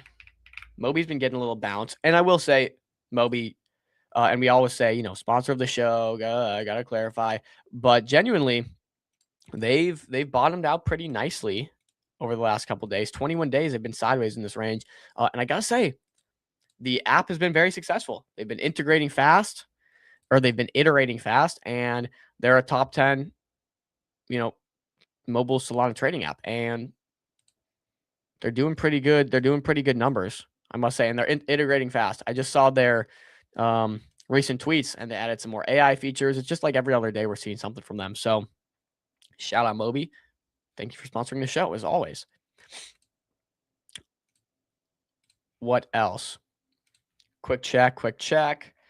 Let's see. CPT kind of bounced yesterday off of our call with them. Let's go solo. Let's talk MetaDAO a little bit. Solo is back, and guys, this is maybe a thesis I have. We've seen MetaDAO integrating these buy walls. They've started to do buy walls. We know the Ranger Finance ICO is going to have buy walls attached to it.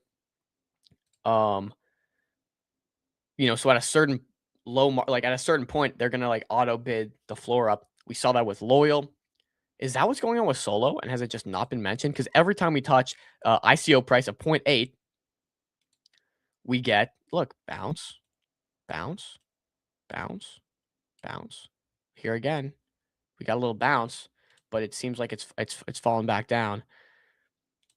It makes me think that we might have a little bit of a Solo buy wall going. We know they raised a decent amount of money. So is that what's happening? I don't know. Would be interesting to find out, but it's back at ICO price. This is one I love that they brought on the PayPal, I believe, stablecoin guy. I think that was a really good unlock for them. Yeah, I don't know. This is you need a lot of runway for projects like this, and we'll see. But Solo's looking really interesting. Back at ICO price, one to watch. Okay, guys, we got Ranger in the waiting room, so I don't want to hold them too long. But maybe, and I should have done this before, man. Poor prep by Dinero Dom here. But maybe let's just cover some things I saw on the timeline before, just to give you guys some context here. Swishy right here thinks that the Ranger Finance ICO is going to raise $125 million. And by raise, he means commit $125 million. They're not going to accept that much, I believe. We'll ask them about that. But you can see there's a tracker here based on, you know, some of the other tokens that have raised or with MetaDAO. So he's got a little tracker. We'll see. Maybe that's the line, guys. I think 100 million is the line for me. Do we think it's going to be above or below? I don't know. That's the question. maybe I'll hold off on getting into this because we got the man, the myth, the legend himself coming on in a second here. But there's a couple people that have theses worth a read. AZ Flynn has a pretty interesting thesis. I did correct him on one thing here. And then Pine Analytics is always doing good analysis and research. So I would read into this, get some metrics going, to get a better idea.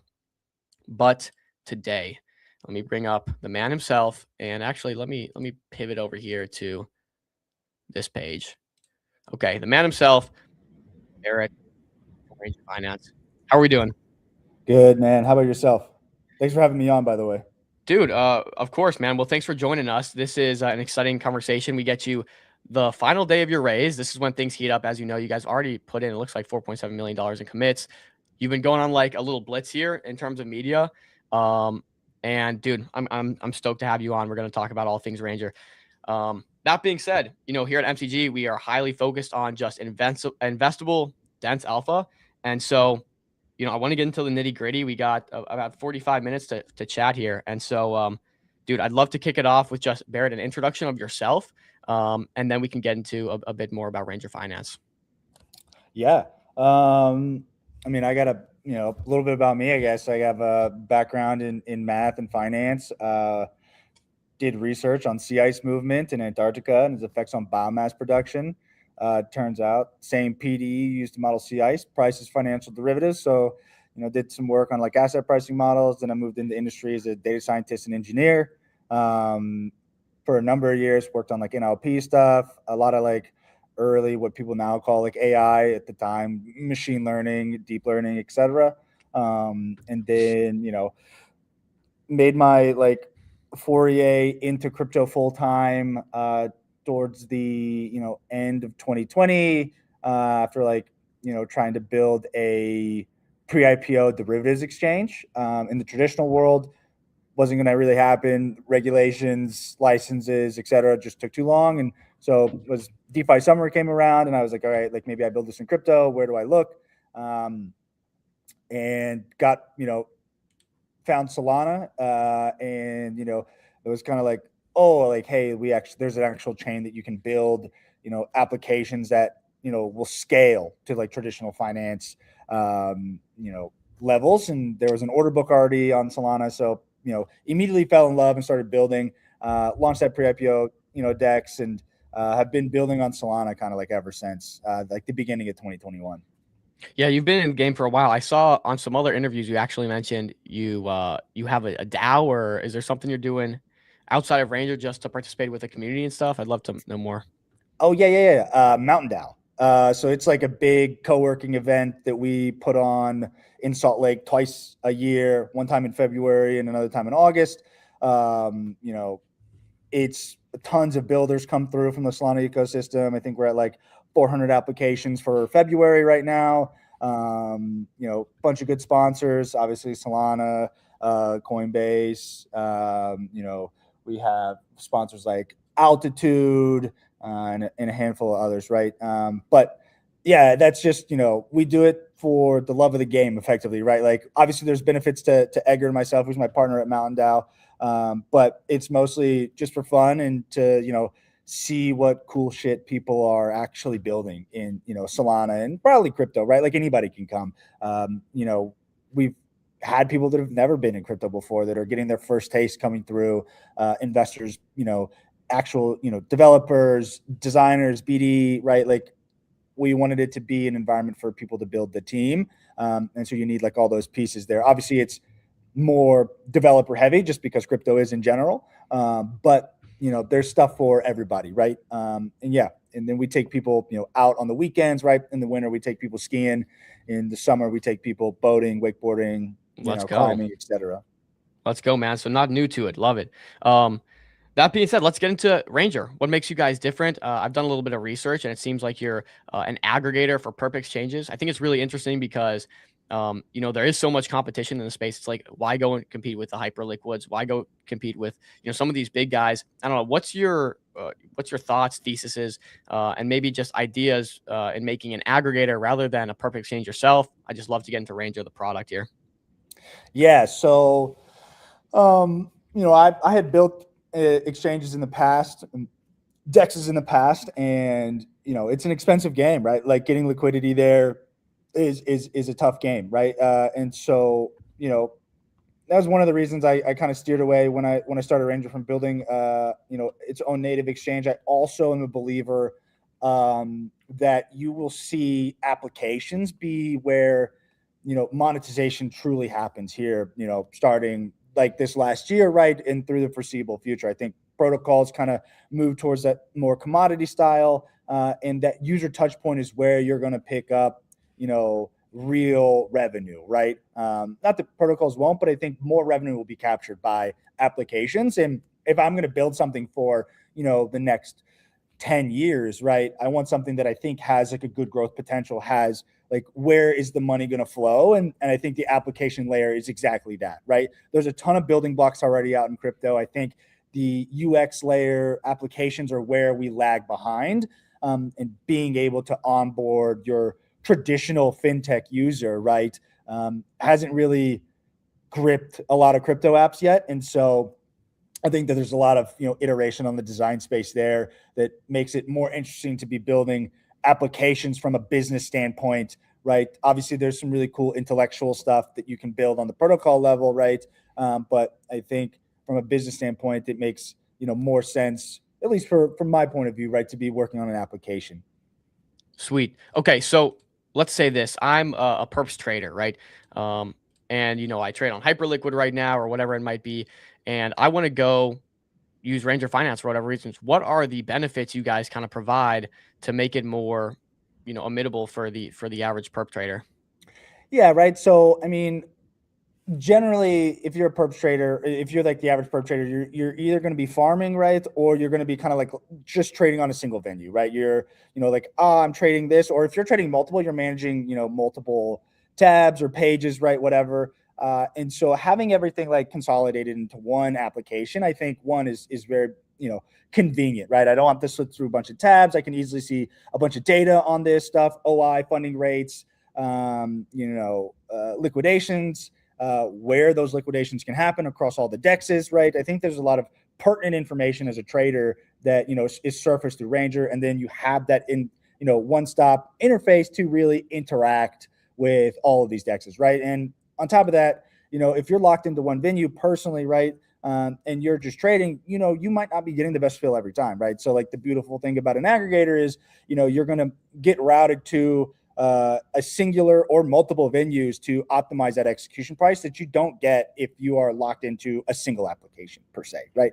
And then, on top of that, right, like we also enable spot management. If you want to trade spot, you can also trade spot. We just added earn, right? So now you can deposit into vaults that are, managed by external money managers, to participate in a number of different strategies. A lot of them are, arbitrage strategies between funding rates. There's some, yield optimization strategies as well. But yeah, and so, really aiming to be that all-encompassing financial application, that you can use for all of your portfolio needs. Sweet. And so I think that that's like really the benefit, as opposed to just like logging into one venue, right? Is that one, or if you're trading on multiple, like just consolidate it into one UI.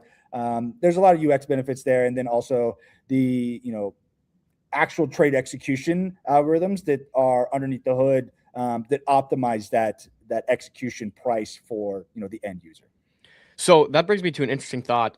You talked about ARB funding as one of the ways you guys actually earn yield and the vaults and stuff, but you brought me to the thought about arbitrage here. During 1010, I'm curious, because you have this aggregator and you're so focused on getting your users the best fills, was there a lot of like arbitrage opportunities on something like 1010? Did you see users maybe trade any of that? I don't know. Curious to. I mean, yeah, there was definitely like an uptick in volume, right? Any major volatility event, there's obviously a lot of volume that's going to happen. Whether people are getting liquidated, people are trying to catch knives, right? People are trying to, short if it's going down, right? So, arbitrage, I think, was, obviously there was probably some discrepancies between dexes, right? But mostly, on our application at the time, because Earn wasn't live then. And so, yeah, we saw an uptick in volume. Obviously, people were, managing their positions, either trying to get out, right, or trying to buy more. And so definitely those volatility events really drive a ton of volume, to an application, especially like ours that have, people that are managing, levered positions in general. Is this the only product you're seeing? I feel like there's got to be other people competing in this space In the vault space? Well, no, competing in the aggregator space for aggregating. I guess you guys have a lot of different features, but let's just focus on the aggregation of different perps exchanges.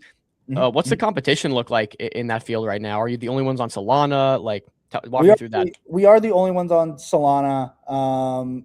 Somebody tweeted at me or at Ranger yesterday. TradFi did, saying that they do aggregation. But I couldn't tell from their docs if they actually were like splitting orders across multiple venues, or just like, at trade execution time, were they routing just to a single venue? So I asked for a little bit of clarification because I had stated in the past that Ranger is the only true, aggregator in the sense that we will split your order across multiple venues to optimize that fill.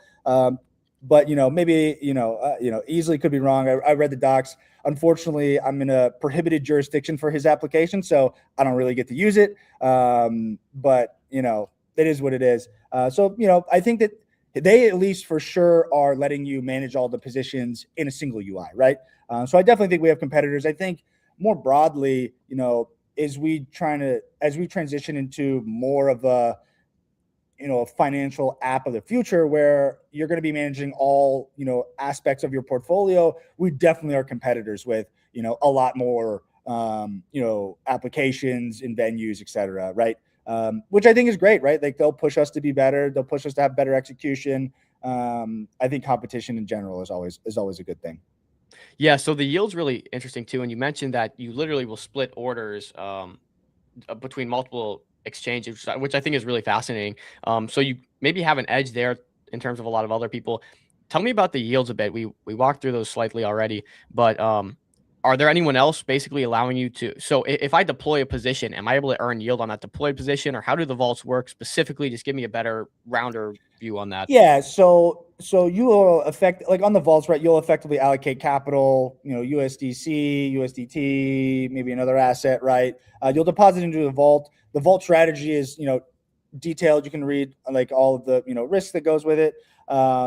And those are managed by like external people, right? There's like Vectis, there's Elemental. I think there's a couple others. And then we're obviously, working on getting more vault managers on board. And then they are deploying some set strategy, right? Whether that is yield optimization, right? So you deposit USDC, let's say, and this vault's job is to optimize where that USDC is deposited across multiple lending protocols or into a single one, right? To make sure that your USDC is earning the most yield possible, right? Instead of locking it into a single venue and you're like, well, like I'm just going to swing with these rates, right? You can always be earning the most or the highest APY you possibly can, right? There are other vaults that are a little bit more technical, right? That obviously have a little bit more risk because they involve, some delta neutral strategies, funding rate arbitrage, right? And those are, some of the, for example, there's a couple that are, drift backpack funding rate arbitrage. There's hyperliquid backpack funding rate arbitrage vaults, where these guys will go long and short the same perp and try and collect some spread across these exchanges on these perpetual funding rates, right? Yeah, no, super interesting. I think we have a really good basic understanding of the product. So I want to get into the nitty gritty, get into some of the numbers. Sure. Let's talk about how you guys make a margin here. What's the profit structure? How's that set up? Like where are you guys making money here? Yeah, so I mean, there are trading fees on Ranger, right? So we collect trading fees on perps, on spot. We have performance fees on the vaults, right? And so that's generally how we make money. Now in the future, right, depending on certain features that we add, there are more monetary, vectors where we can monetize based off some subscriptions, et cetera, right? APIs, whatnot. But currently, the way that Ranger makes money is through trading fees and performance fees on like the vaults. Okay, got you. Is this typically a basis point spread? So on perps, it's 2. On spot, it's 5. And then if it's a like Pump Fun-esque token, or like a Launchpad token like Pump Fun or Bonk or whatever, that's, you know, more on that like 100 basis points, one full percent like you would see on like Axiom. But general spot trading outside of you know, those meme coin launch pads is just 5 basis points. That seems pretty conservative. How does that stack up, I guess, maybe to competition? I think, you know, the non meme coin stuff. I mean, the meme coin stuff is pretty standard, right? I think like all of these, you know, platforms that are focused around, you know, trench trading are all in that percent era. But they take it kind of across the board. So whatever you're trading, they're going to take that like full percent. Obviously, you know, for other assets, we don't see it as necessary to take those. It discourages people from trading. So, you know, 5%. And then obviously, you know, maybe with the token going live, we might even do some stuff where you can like lock up or stake a token and get reduced trading fees, right? Or hold the token in general, right, to get reduced trading fees, which, you know, I think is generally just good to have some, you know, additional utility or use case, right? I think, you know, people can get excited. You know, people might push more volume because they're going to get less fees, right? So I think that those things are good. But generally, I think, I mean, obviously there are some zero fee platforms as well, right? But you got to make money somehow. Sure. And if you keep it at zero, you're either monetizing off of like, you know, either selling order flow, which we don't. So we monetize off of a trading fee. Or you're going to find some way to monetize that. And I think that, you know, if it's not through trading fees, it's through something else. But applications can't not make money, right? And so the people that are like on the growth path at 0 basis points, they'll either subsidize it one way or the other, right? Or they put fees in later and, you know, it'll have some impact, right? So I got a question about this order flow routing.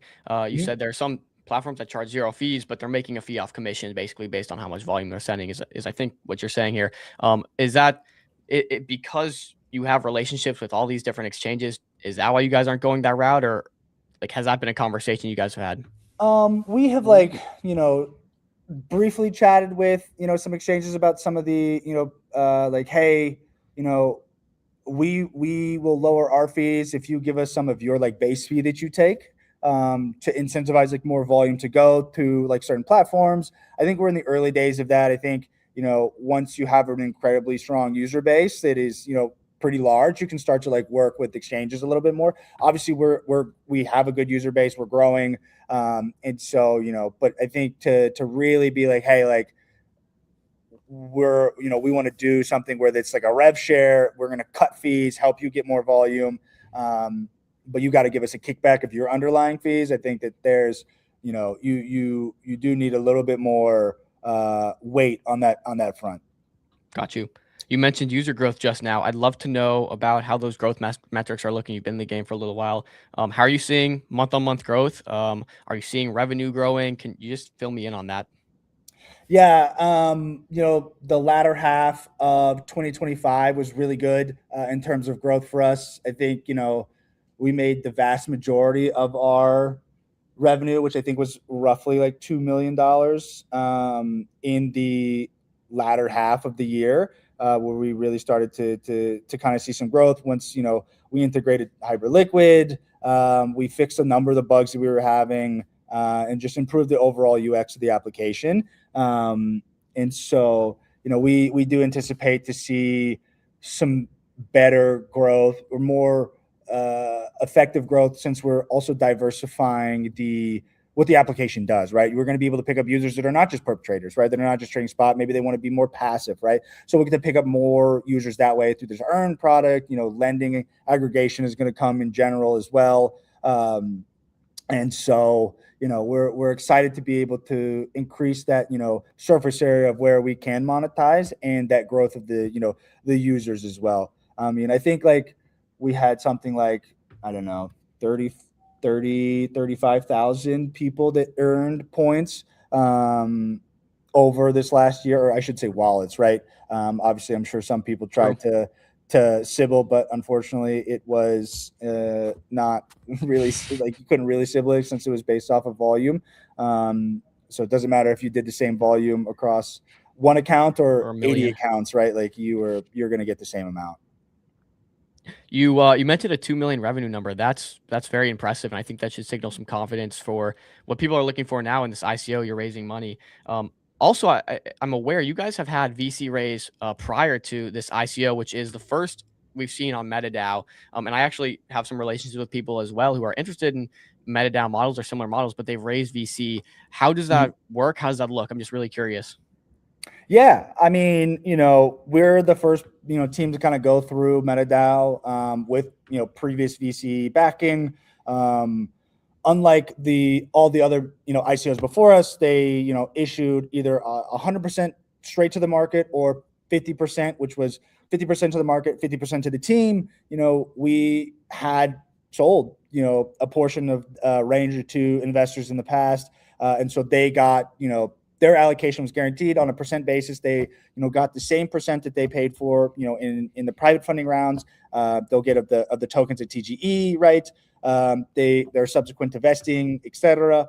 And so, that it's pretty standard in that sense that we didn't want, we weren't going to try and rug any of our investors on their allocation. We wanted them to be there. They were our earliest believers and backers, right? A lot of them have been incredibly helpful, from the angels to the VCs.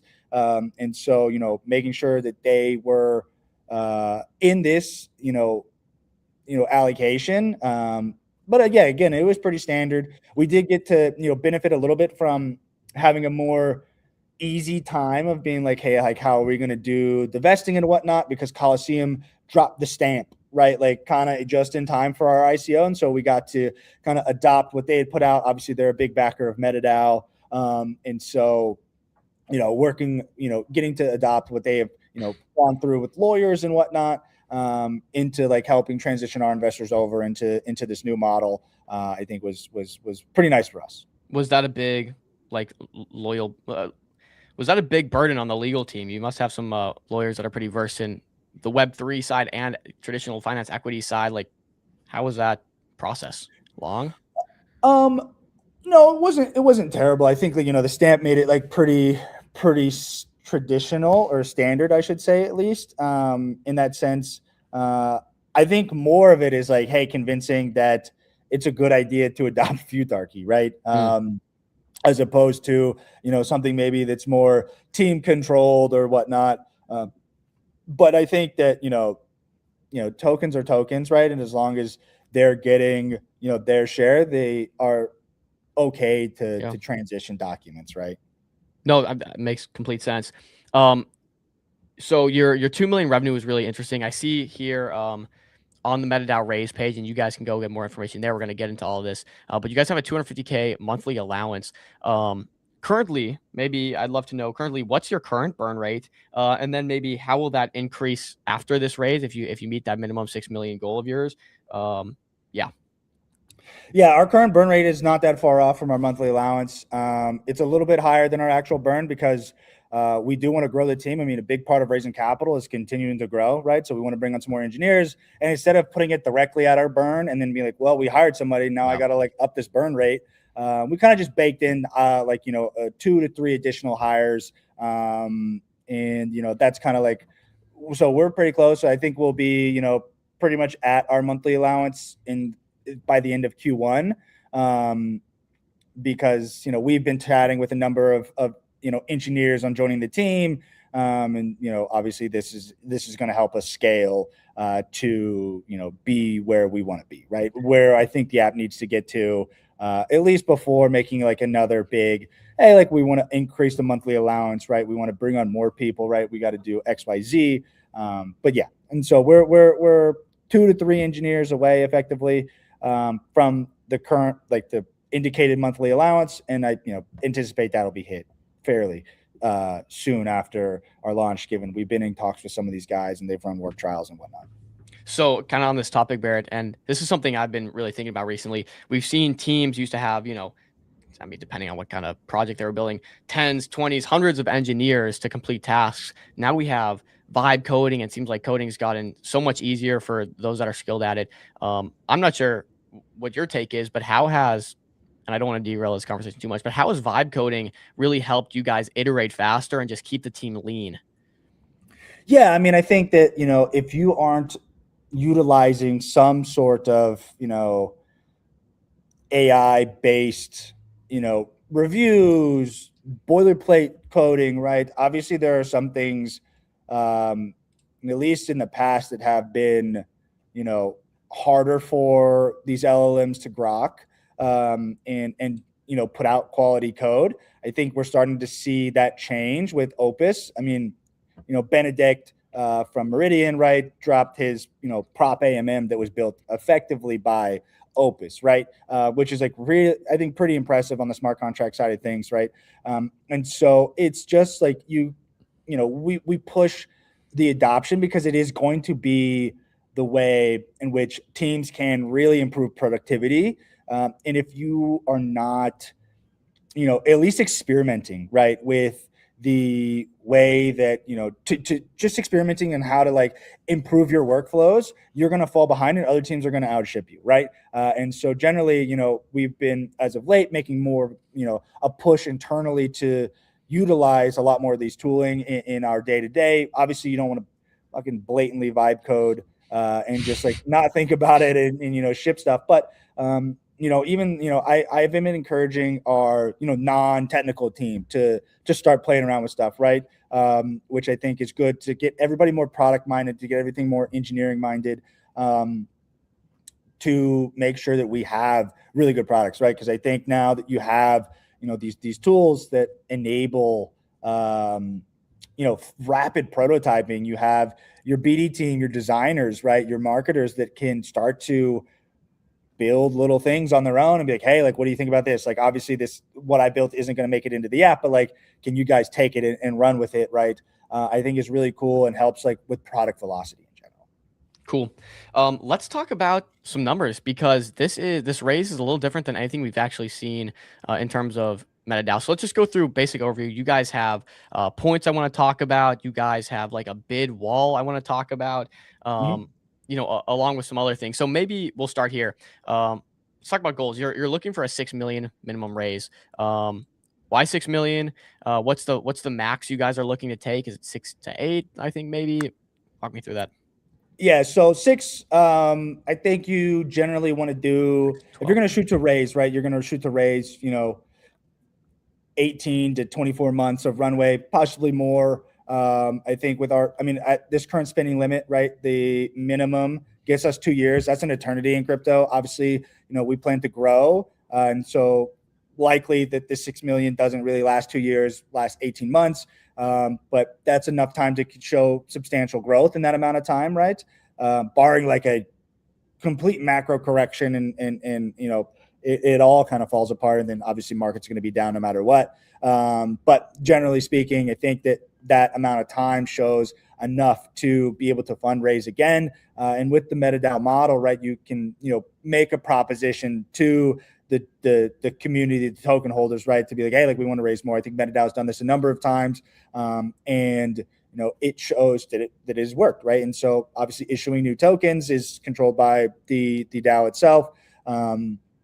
And I think that, you're looking to get 18 to 24 months. I think that in crypto, that's, like I said, an eternity earlier. And so that's kind of like where we got to, how much we want to raise, right? And then, the valuation kind of just falls into that based off of how much you're looking to raise, right? Because MetaDAO is like, hey, these are our standard. We're selling 10 million tokens. So your, valuation is your total tokens, based off the ICO price, which will be however much we raise over 10 million, right? And so at 6 million, that puts us at roughly like a $15 million FDV. Great. Hopefully that gives people a lot of upside in Ranger. But yeah, that's like how we thought about it, I should say. Is there a cap you're looking at? Is it 12 million? Is something I maybe heard? I don't have, I'm not here to disclose that. I think that if, people know, then you can game the actual like mechanism, right? Yeah. So there's like nothing that I will say publicly or generally privately. I mean, like even our investors, I haven't told like how much we were going to take, right? Just because like if it leaks, if it gets out and then people like hear about it, then you can start to calculate like how much you actually need to deposit, right? And then it, the mechanism is to be like, hey, like, what do people think, it's worth, and like how much it is, so it can't be gained, right? Because if somebody's like, oh, like, I know how much they're going to raise, and I know that they're not going to take X amount, right? They could put in $100 million personally and take so much of that, right? And so I think that that's why we keep it private. And so that's I can't really say what we're looking at. Yeah. And that's been the story of MetaDAO. It's like fully gamified. People are kind of speculating a lot on that. And it's interesting. You've added this new feature, which actually takes a little bit of that speculation out of it, because people kind of have some sort of floor price, if I'm kind of understanding this correctly. Can you tell me about this bid program? It reads here: bid program exists for any funds accepted in excess to the minimum goal of 6 million. This program will accept tokens at ICO price minus any spend for a period of 90 days or until this excess is exhausted. The tokens exchange will be burned. So how I'm understanding this is, let's go say you raise 12 million. Okay, so double. And you start at a 30, or it would be a 30 million FDV, correct? So does that mean that anything excess of the 6 million will be used to buy back at that 30 million price? Am I getting that? Yeah, almost, right? So it's anything above 6 million minus, because there's a liquidity provision, right? So, MetaDAO takes 20% of the raise and, pairs it against the tokens that are allotted for the liquidity on the Futarchy AMM, right? So it's really like total amount minus, in parentheses, 6 million plus that 20% number, right? And then that, that amount will go into a bid wall at the ICO price. And so any tokens that are like sold into the bid wall, right, it'll be, effectively, you're going to lose on fee, right, of the Futarchy AMM, or wherever said bid wall exists. And then you will, those tokens also get burned, right? So you're reducing supply. People are like, hey, like, I don't want to be in this. They took too much money or whatever. So I don't think this is like a good investment anymore. And so they can sell into the bid wall, and it gets rid of those people that aren't, willing to participate or are really like long-term aligned. And, this wasn't something that we asked them to implement. They did this on their own. I think that, one of the things is just like, if you do raise too much, it's instead of having, buyback proposals talked about immediately, right, and just like distracting a founder, they were like, all right, like, let's maybe front run that, potentially put this bid wall up for 90 days. And, if it doesn't get filled, right, like if there's any of the bid wall left, it just goes into the treasury, right? Like it was part of the raise in the first place. Interesting. Yeah, the long-term alignment seems to be something you guys are really focused in. Also something unique to you guys, which kind of adds to this point of long-term alignment. You guys have a Rangers points program. This is, I think, the first we've seen. And you said here they hold a preference for capital committed to the ICO. Maybe talk to me a bit more about what that means. Is that if, hey, we go raise 100 million, or 100 million is committed, and we see these big wallets have a massive percent of supply, hey, we can actually go and give preferential treatment to our points holders to maybe get them filled a little bit more. Is that? That is correct, right? So technically, like, let's use the minimum raise as an example, right? So let's say every point holder maxes out their personal allocation, right? So like the way that it works is, there's 13 million total points, right? So that 13 million can take up the entirety of the ICO, whether that's 6, whether we take 100, whether we take 10, right? All of it is technically available to be purchased by the points holders, right? If on the pro rata basis, they, fill it, right? So like if somebody with 1 point bids, $10 million, they're not going to get 100% of their allocation because they only got 1 point, right? Mm-hmm. So it's like a pro rata, right? Like amount to that, but in general, 100% of that potential can be, is allocated for points holders, right? So like, let's say in proportion, points holders deposit $3 million, right? And so let's say we're taking 6. That means points holders are going to get all their $3 million. And then, the remaining 3 will be a fall over to the general population that has not used Ranger, right? That doesn't have any points. Okay, makes sense. Also in line with token alignment here, we have performance package unlocks, basically. So you guys won't even get the team tokens till certain targets are met. In this case, 2, 4, 8, 16, and 32x. Seems to be the standard with MetaDAO. Just any feedback on that or how you feel? Yeah, I mean, that's they lock you into that, right? So, I mean, if you choose to mint tokens for the team at ICO, this is the package that they go, hey, this is what has to be done, which we're totally okay with. I mean, I love the price-based unlocks. I think it's good alignment between the team, the token holders. Obviously, we want to see token go up because we want our tokens, obviously. Yeah. And the 18-month cliff, I think, is good. That's a variable one. The minimum that they let you choose is 18. I think that you can kind of go up from there. But 18 I think is typically longer than most team cliffs, and then after that it's price dependent, right?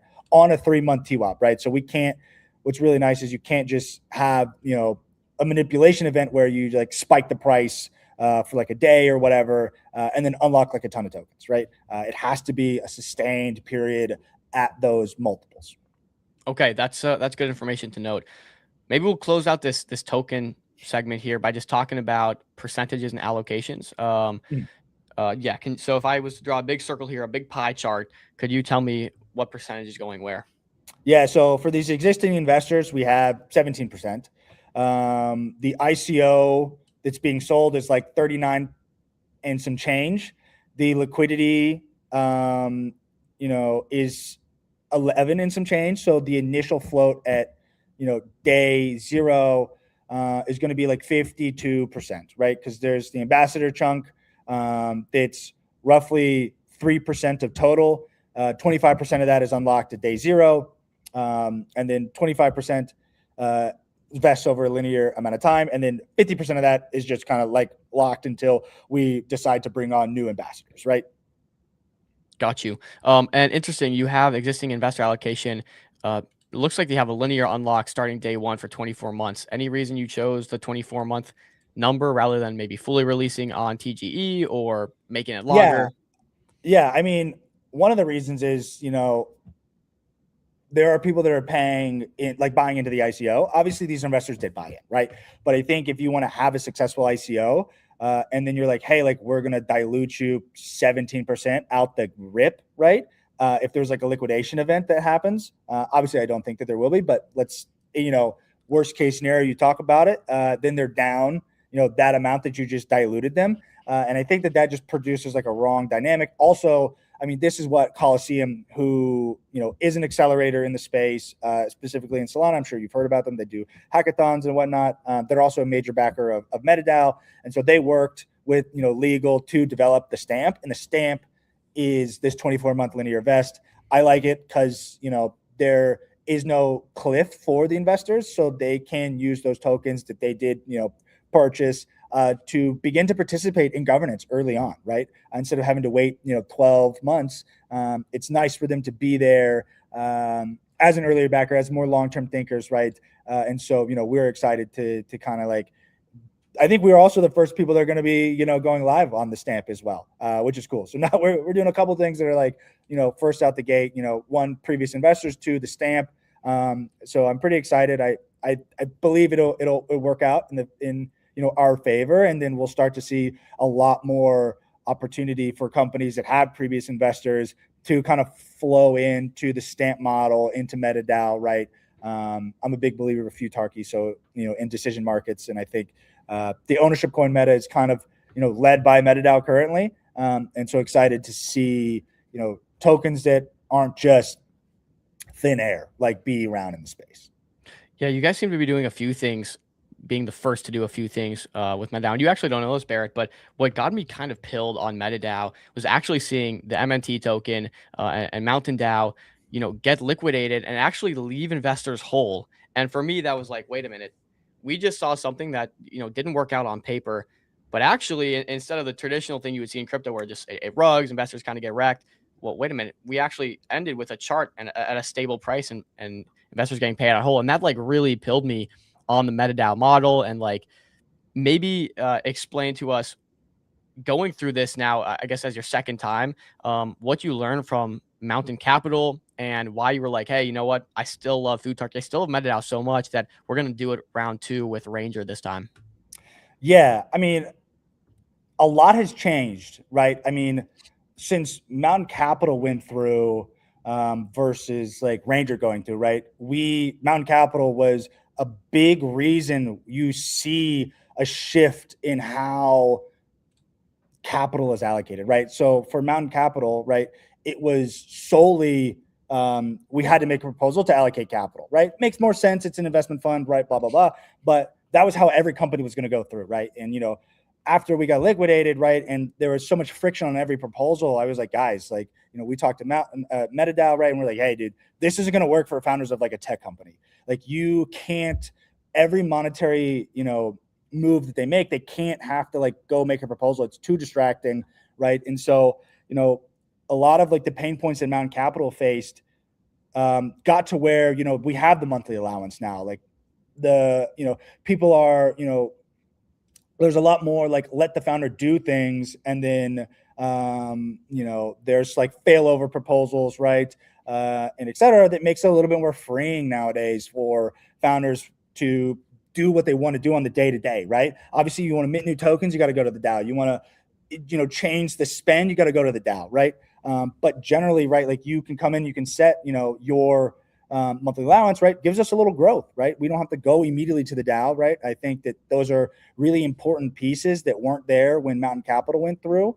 And I'm still a believer, of the decision markets. I think, market-based governance is really important. And it's more of a board now than it was everybody is like making it the most micro decisions, right? Like Mountain Capital's sake. Awesome. Barrett, I'd be curious to know, you guys, one thing I love about you, and I've seen you in a few different podcasts now, you guys are very committed to just like listening to users. And I think you're big on user feedback. What has user feedback looked like up until this point in terms of the app? And also, you had previous investors, you had a points program. Like, how has user feedback been in general around this ICO and everything that I just mentioned there? Yeah, I mean, I think user feedback, we got a ton of user feedback on, what people want, right? Obviously, one of the big reasons we added Hyperliquid is because people wanted to trade on Hyperliquid, right? So there's a reason, they got integrated. The way in which, routing is constructed, the UI has changed to be, a little bit softer, something that, people generally wanted. We actually have another, UI revamp that's coming based off a lot of feedback on, particular design components. It's hard to read. It's a little confusing here and there, right? And so, really trying to take that feedback to make an app that people, enjoy being on, right? That they go, this makes sense. It's intuitive, right? Obviously, you still are going to have to take some hardline stances and be like, this is actually what the people need, as opposed to solely listening to the users, right? But you need to be willing to hear them out and try things, right? Now, like, second part of your question, I'm blanking on. Yeah, I got you. Feedback around you have a points program. Oh yeah, the points program. Yeah, I mean, generally that one was like a lot hard. I think a little bit tougher, right? I think a lot of people used the platform because they thought they were going to get an airdrop. And so we definitely had like, people get pissed, right? Like, I got a bunch of nasty messages, right? Whatever. As airdrop campaigns typically go, right? Yeah, but I think that, as people read about the token, the launch more and more, you started to see people kind of come around, right? They saw, the continued success of these MetaDAO ICOs, right? And more people came around, right? Like, I think there's a quote by somebody in our Telegram that was like, I went from early user to fudder to max bidder, right? Because like they just like, listened and learned and asked a bunch of questions and figured out like, okay, like, hey, like this is actually beneficial, right? To instead, not necessarily get an airdrop out the gate, right? I think that people, there'll be an airdrop proposal, right? Like, will the market pass it? We'll see. I think it's dependent on how it's structured, right? But, not to say that there's never going to be an airdrop. It'll just have to go through a proposal, right? But in general, I think that it's a very healthy way to, have early user alignment, is guaranteeing them allocation and being like, dude, if you guys take it all, right? Maybe there was, 3 million, 5 million of demand from non-points holders, right? And they now have to go max bid this token, right? And it's a race to get in. And so I think that there's, some benefits of actually allowing the points holders to get that dedicated, that guaranteed ICO allocation. Whether they use it or not, we'll see. But I think generally we've seen good, we've seen people come around to the idea, right? I think there's pretty hardcore initial pushback. But as more information came out and people understood the mechanism a little bit more, more people were open to it. Obviously, there are always going to be people that are pissed, right? Sure. But that is what it is. Well, you know what? I actually personally really like the model of the points program that gives you access to a raise. I think we all know with airdrop campaigns, there's so many bad actors that come around and predatory actors. In that case, that's Sybil, or just find ways to cheat the system. And I think this is a much better way of aligning them. And that might not be, what everyone likes to hear, but I've seen it done in the past, and I've actually tended to. I think maybe this is a better way of aligning incentives and holders. So very cool. I think we've done a great job at covering pretty much everything that an investor would be interested in hearing about Ranger, and giving them a good full scope on a decision here for if they're going to participate in the ICO. Closing out here, we got Anna for Perena coming up, so I want to be respectful of her time, respectful of your time. Could you maybe just give us a bit of a roadmap and a grander, broader vision for Ranger? Right? Ranger doesn't stop here in 6 months or a year. I want to know, what's the goal? What do you guys set out to do? And give the investors and people something to look forward to. Yeah.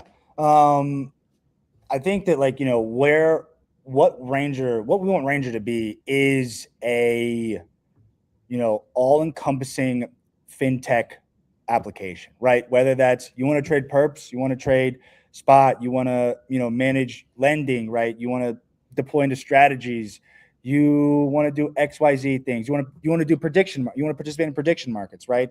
I think that those, people call it a super app. I think about it as just a modern day, portfolio that people are going to manage, right? And you're going to need a lot of this, infrastructure and markets, right, to enable all of those different types of user groups to want to be participating on your app. And that's where I want to get to, right? I want Ranger to be talked about in the, the fintech apps like Robinhood, Coinbase, Jupiter, et cetera, right? I think that comes with, more markets, more, product verticals. It comes with on and off ramping, right? You want to connect your bank account right to a Ranger account, right?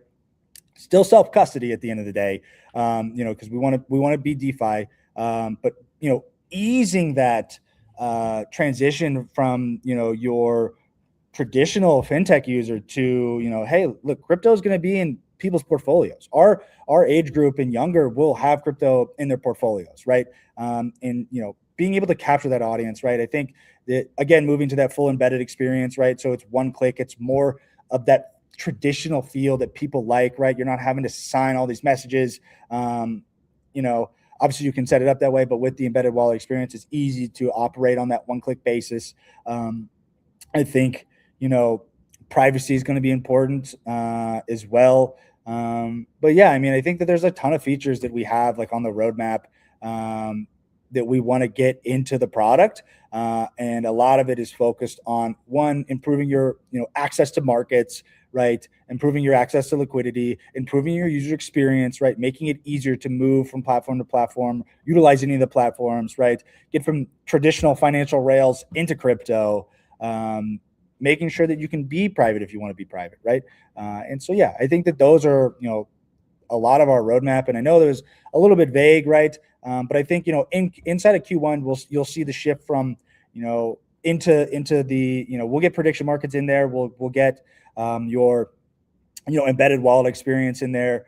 And then, on after that, right, I think that you'll see privacy, you'll see intelligence features, right? I think, a lot of the AI integration stuff is going to be how people communicate, and understand their own portfolio setup in the future. And so, we want to have that in there. But yeah, I think that's, what we're looking at the next year and longer, right? Obviously, we're going to continue to integrate venues. As they come up, we will be integrating, right? And just making it, as good of an experience as possible. There you go. Well, I think you did a great job filling us in. I appreciate your time coming up here. I'm gonna be in your DMs. I definitely want to connect you with some other friends of the show you might have some interest in, and maybe get at your lawyers, because I think this is really interesting. Nonetheless, Barrett, appreciate you coming up. We will be in contact. All right, Good sounds luck. good. Thank you for Pleasure. having me on. Peace. Okay, Anna, I got you coming up in 1 second, but what I got to do is take a quick little intermission for like 3 minutes, and then I will pull you up. So we got Anna from Perena coming up in a second. They had a great talk. I met Dobby not too long ago, so I'm going to play this for a couple of minutes, and then I'm going to pull them up, but I got to take a little break. So BRB, guys.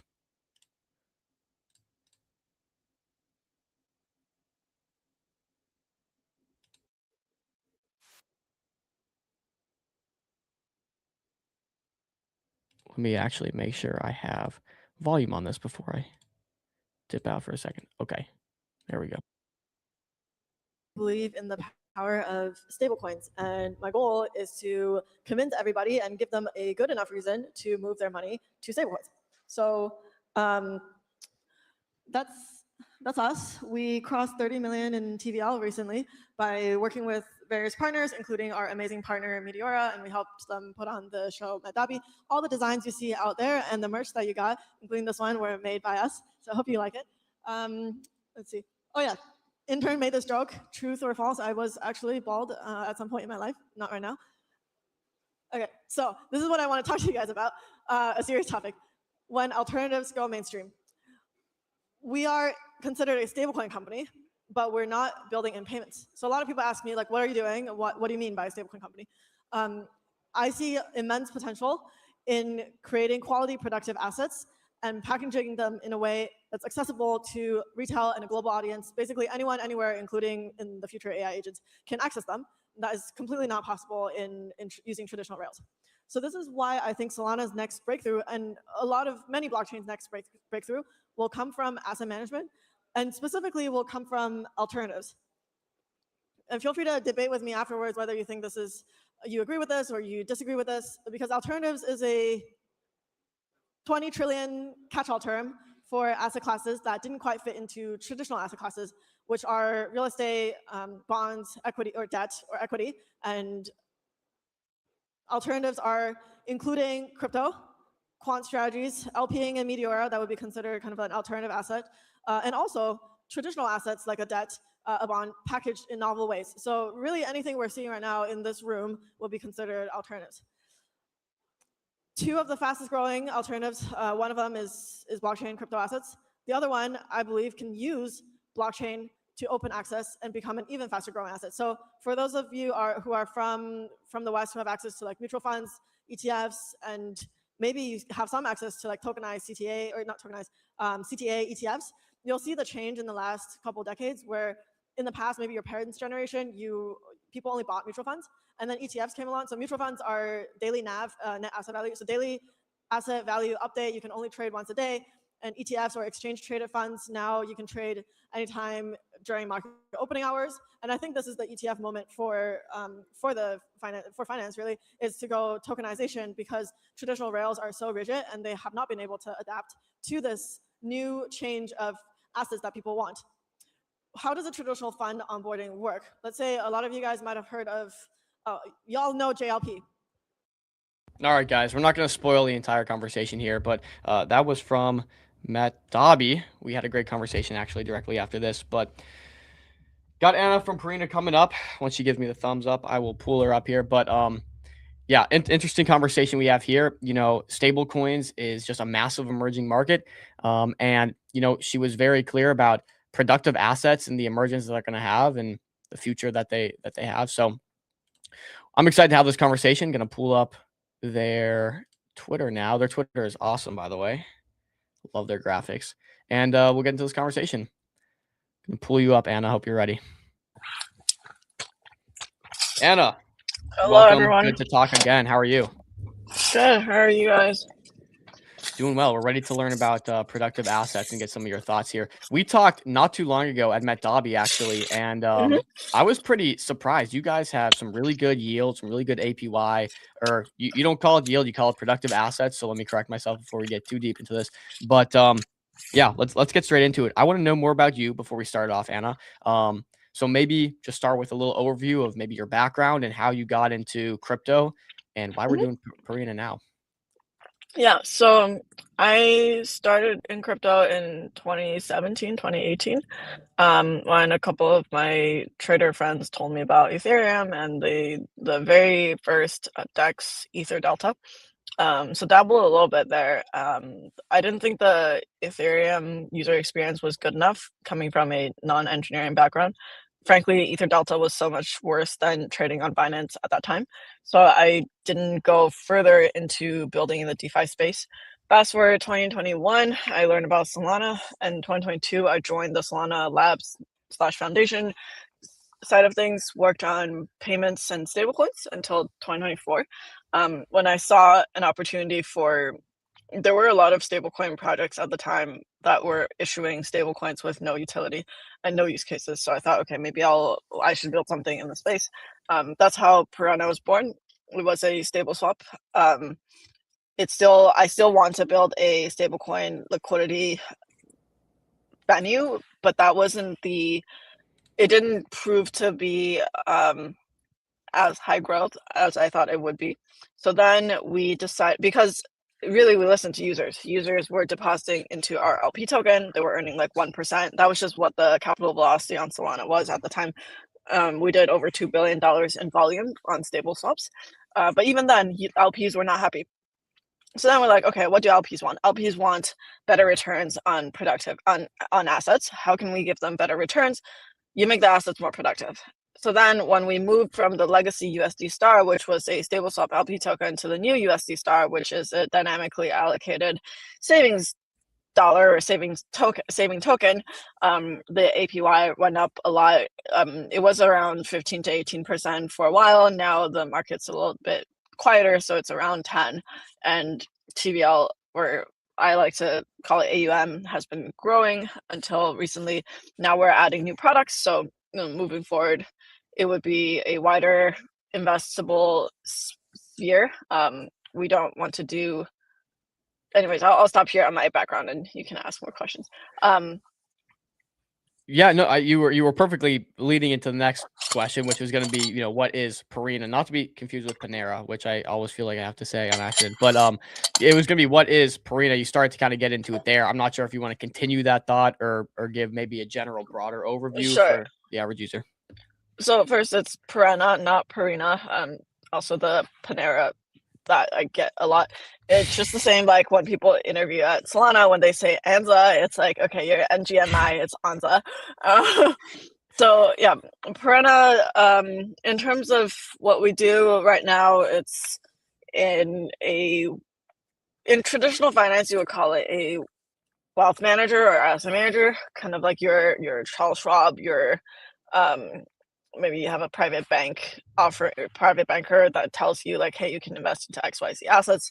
We're trying to do that permissionlessly on chain for a global audience. That's I think of it as building for the internet economy, because most of these asset managers are really old school, and typically, unless you are super high net worth, or in a super high net worth scenario, they would be like extremely hands-on, talk to you, meet you in person. And for the rest of the world, it's like a legacy, archaic experience for people.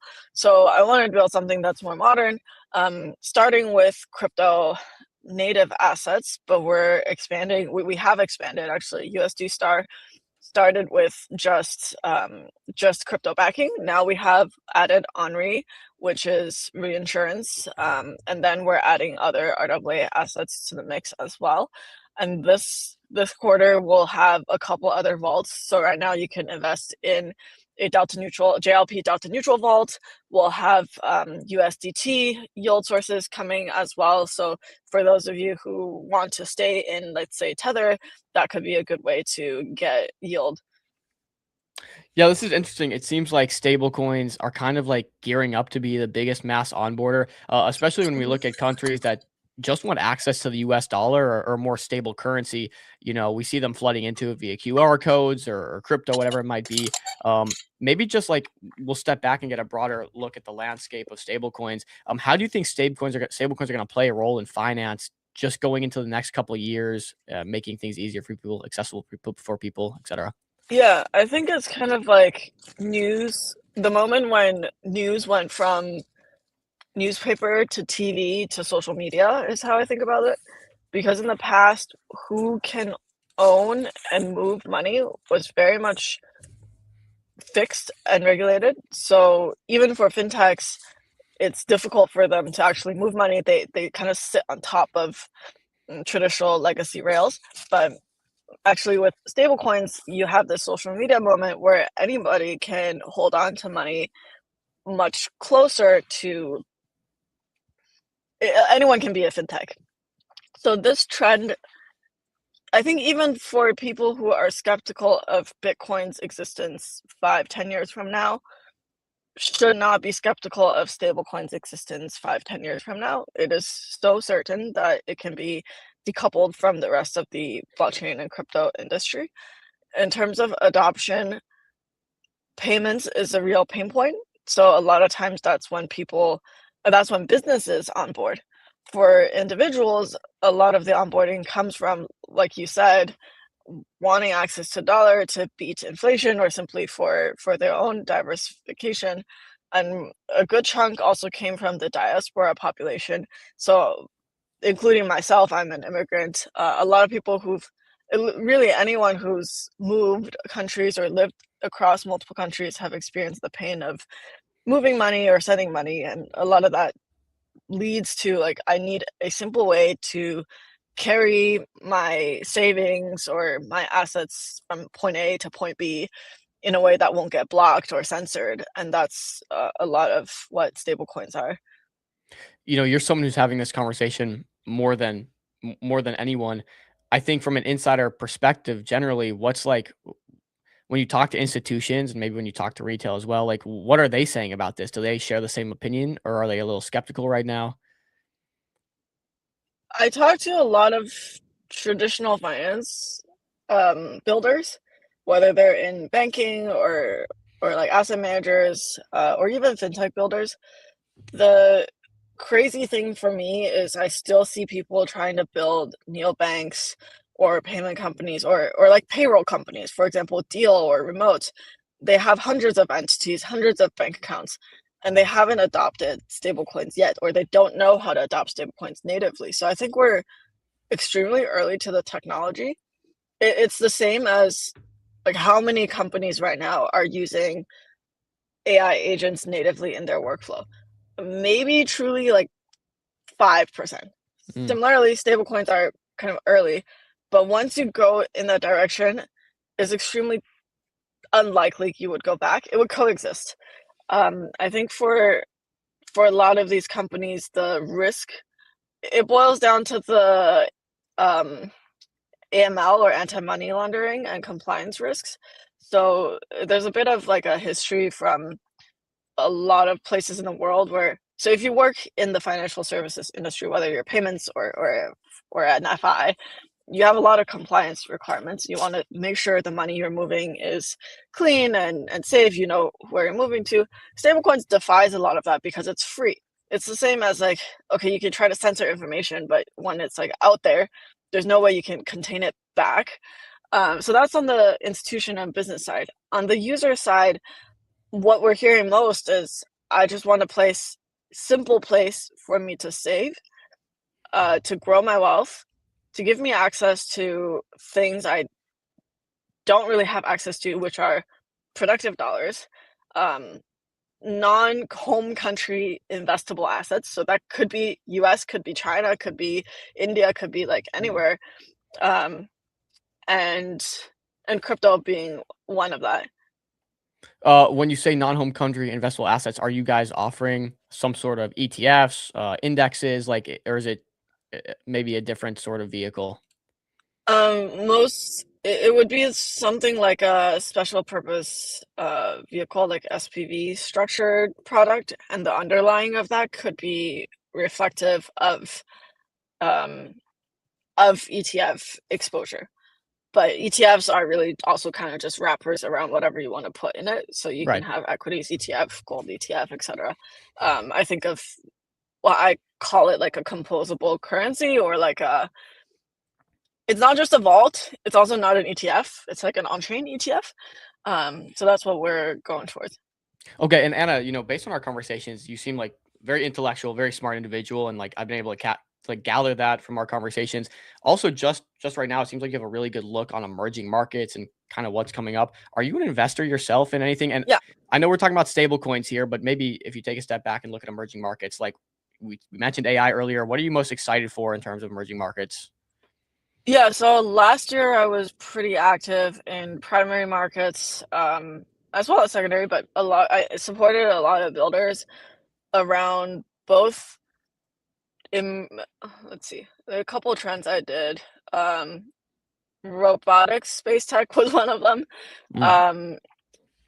Within crypto, new DeFi primitives, but mostly I think focused on payment related, stablecoin related payments. So regional players of payment, stablecoin orchestration, payment PSPs. What else was there?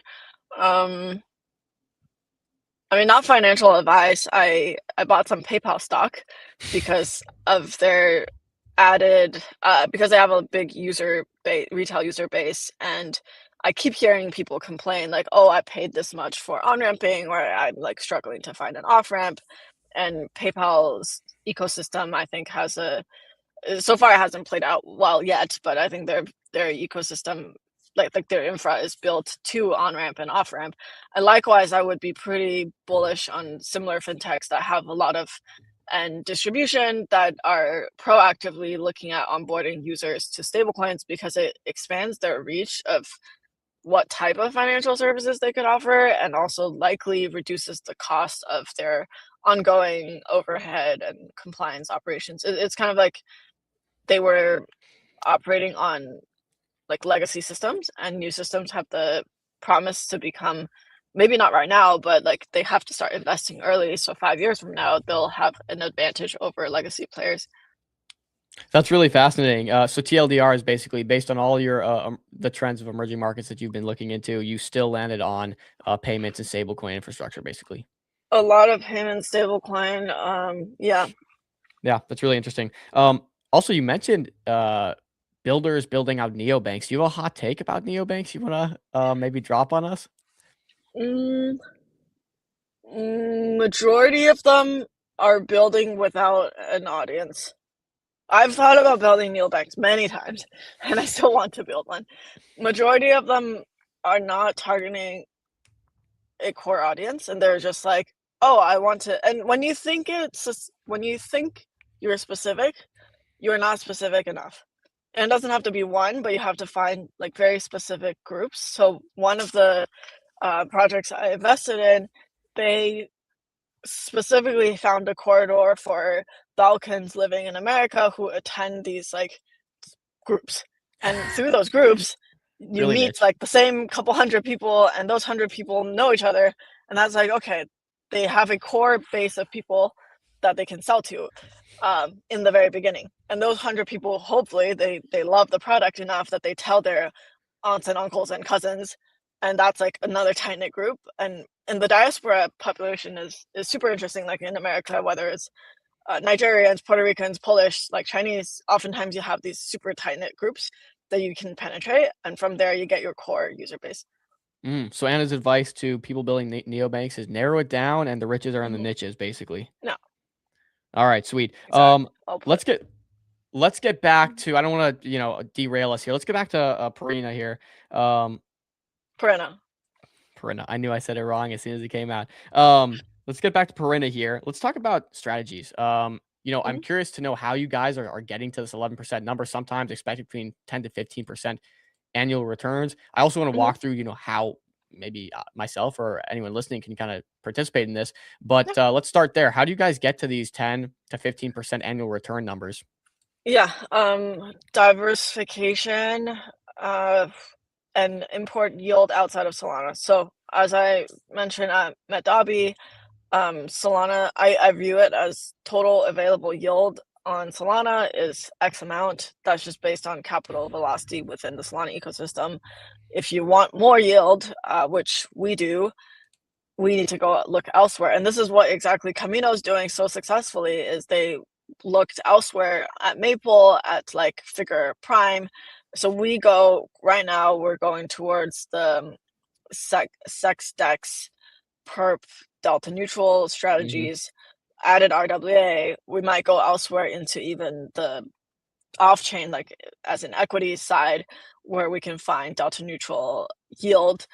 So for USD Star, the mandate is that we need to keep it delta neutral. We don't take on unnecessary beta. Like, we're not going to hold just raw BTC or SOL.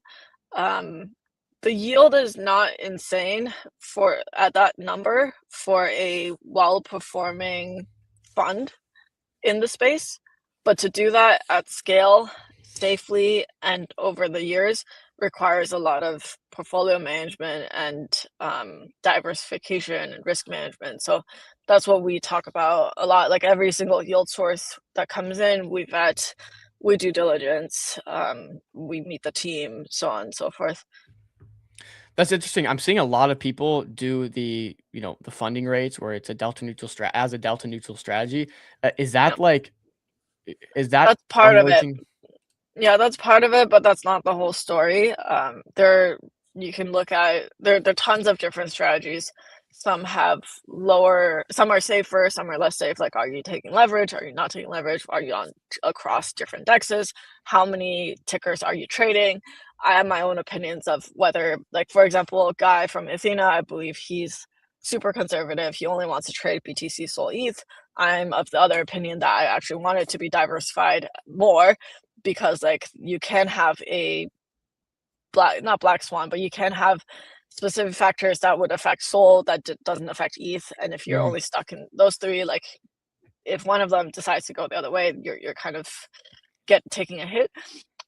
In terms of how we execute, we're also more I'm also more willing to go on to other vetted perp dexes that are not Binance, Bybit, Deribit, OKX, like the big ones.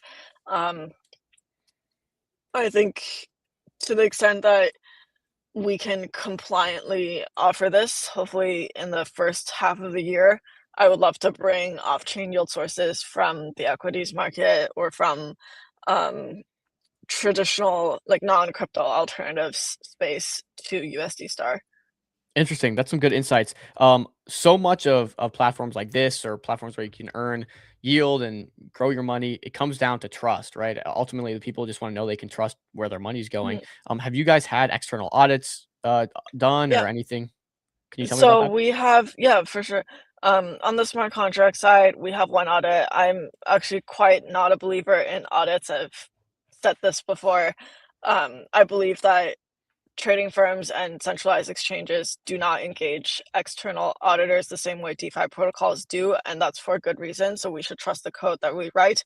We will have more audits, but I don't want to rely on it. On the asset side, we have audited reports and real-time API or real-time readability into all the different yield sources. We selectively share that under NDA with institutional investors. So some of the investors that are in for like 500K, 1 mil have seen those. We hop on diligence calls. For retail, it's the same as investing in other, let's say, call it like funds. It's an on-chain specific thing where on-chain, you can see everything that's happening in a borrowland, but traditionally, if you were investing in a fund, you don't, and you trust that the fund manager doesn't make reckless trades that they said they wouldn't do, because they're regulated or because their reputation's on the line. So we're going in that direction. I'm not opposed to getting more transparency, like through things like accountable, but right now I think it's not the first thing we're doing. Okay, so if you could say maybe one or two lines to just reassure or assure in general everyone that's maybe using Perena, like what would you just tell them out of the gate? Like, why can we trust you guys? Good. Why not? But yes. Well, okay. Well, that there we go. We have no reason to rug, if that's the biggest risk people are thinking about. Why trust us? Everything on chain you can see through SoulScan or through any scanner. You can just click through different links and see where the money is. Everything that bridges cross chain, right now we have to do the NDA and we'll share more information with you. From there, it is a little bit trust based. Yeah, so there's not really a good way that I can ZK proof cross chain things on Solana without using like a third party, which we don't want to use right now. Valid. Well, I got some numbers pulled up here. I'd love to talk a bit about growth, how, again, feedback, what kind of feedback you've been seeing. It looks like you guys have about $30 million in your vaults right now. Can you maybe just walk me through some of your numbers, some of your stats, how you guys are doing, etc.? Yeah, sure. So our TVL or AUM's been fluctuating around, I think we hit 33 and then went down to 28 and then hit around 30. So it's been up and down in the last 2-3 weeks. This is why I think it's important to add additional yield sources and additional products for people to invest in. That's one. The other thing is talking to more institutions, whether it's like partners or funds, for them to deposit, because when they deposit, it often signals trust as they are doing a lot of diligence. So how I believe to build trust, like why should people trust you? I believe trust comes from larger players doing the diligence, and then smaller players will follow. I don't believe telling everybody and trying to explain to like 500 people, 500 retail, why they should deposit into USD Star. So I will do the hard work first, and then as you guys see our AUM numbers go up, it will become more trustworthy through that. So I was actually going to next. Yeah, like my follow-up question was, growth strategies. How are you guys growing? But it seems like you kind of just explained that there by, hey, we'll let the larger players do their due diligence as they do best. They do this at a very thorough level. And then when people just see that they make these large commitments, the AUM's growing, the treasury is growing, everything's working smooth, you just expect maybe the retail and everyone else to kind of follow suit. More like a domino effect. Is that how I'm understanding it? Yes, except we're not doing token-based TVL deals. So everything that we've done so far, everybody got the exact same deal. Like if you're a retail, you deposit into USD Star, you got the same thing that a large fund or a large whale did. I'm continuously focusing on people with real demand, not mercenary capital that's just chasing the highest number. So I think from that perspective, if you're somebody who's like depositing between, let's say, over 100K, so we have a VIP program where we do surveys, ask people what exactly they want. We're getting some pretty bespoke requests of like, hey, I really want to access this type of asset. Can you help me with that? So it's through these surveys that inform us what we should build next. Interesting. On that same topic of growth, since we said we're going to let the larger institutions and capital come in first, how are you going about BD and just reaching out to these guys, getting in contact, getting them on board? Yeah, I think qualifying them is really important because in the beginning, I got introduced through other DeFi protocols to large capital allocators in the space. I actually turned down all of the deal structures and I didn't continue engaging with them because I realized that was not the right customer that I wanted to serve. So a lot of it is not top of funnel of reaching out to people, but rather, so at least I don't have a problem of top of funnel. What I have is qualifying who would be a good long-term customer to build for. And yeah, some of that is there's no like one profile to eat my own food. Like when I was saying you have to find a niche, I think that's something we could do better because we have different profile types and we're trying to bucket people into like, okay, this type of client wants these things, these like XYZ things. The other type of client wants like XYZ other things. And then this third type of client, like, sorry, we just cannot fulfill the thing you want and therefore we cannot serve you. So that's something I'm learning to do as well. Okay, interesting. If I wanted to become a client or any of the viewers here, could you maybe just walk me through the simple process that it would take to do that? I see on here you got a lot of numbers, dashboards, and stuff on your website. Could you walk me through what it would look like to get money in here earning as soon Yeah, as today? so yep, as of today, you would connect your wallet on the top right hand corner. If you want to do that, but if not, I can connect. Maybe yeah, you I'll can. get off screen real Yeah, quick. Bear with. okay. Just a heads up, it does show your USDC balance in the UI, so if you want to. It's all good. I will just throw on a random wallet. Here we go.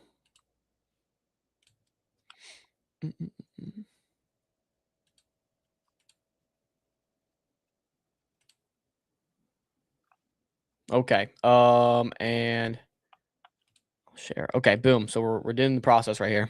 Nice. Okay, yeah, so now you have a wallet. All you have to do is click on the Get USD Star button on the right. Get USD Star. Oh, right there.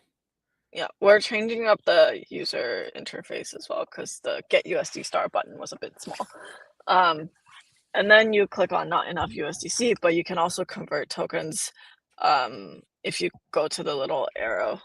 Yeah, so you just deposit and you can like click. But if you go down to the little text, yeah, so if you don't have USDC, you have something else, you can just convert into USDC. I don't know what I have in here, so can I just do max here? Or maybe I'll flip it there, right? There we go. Yeah.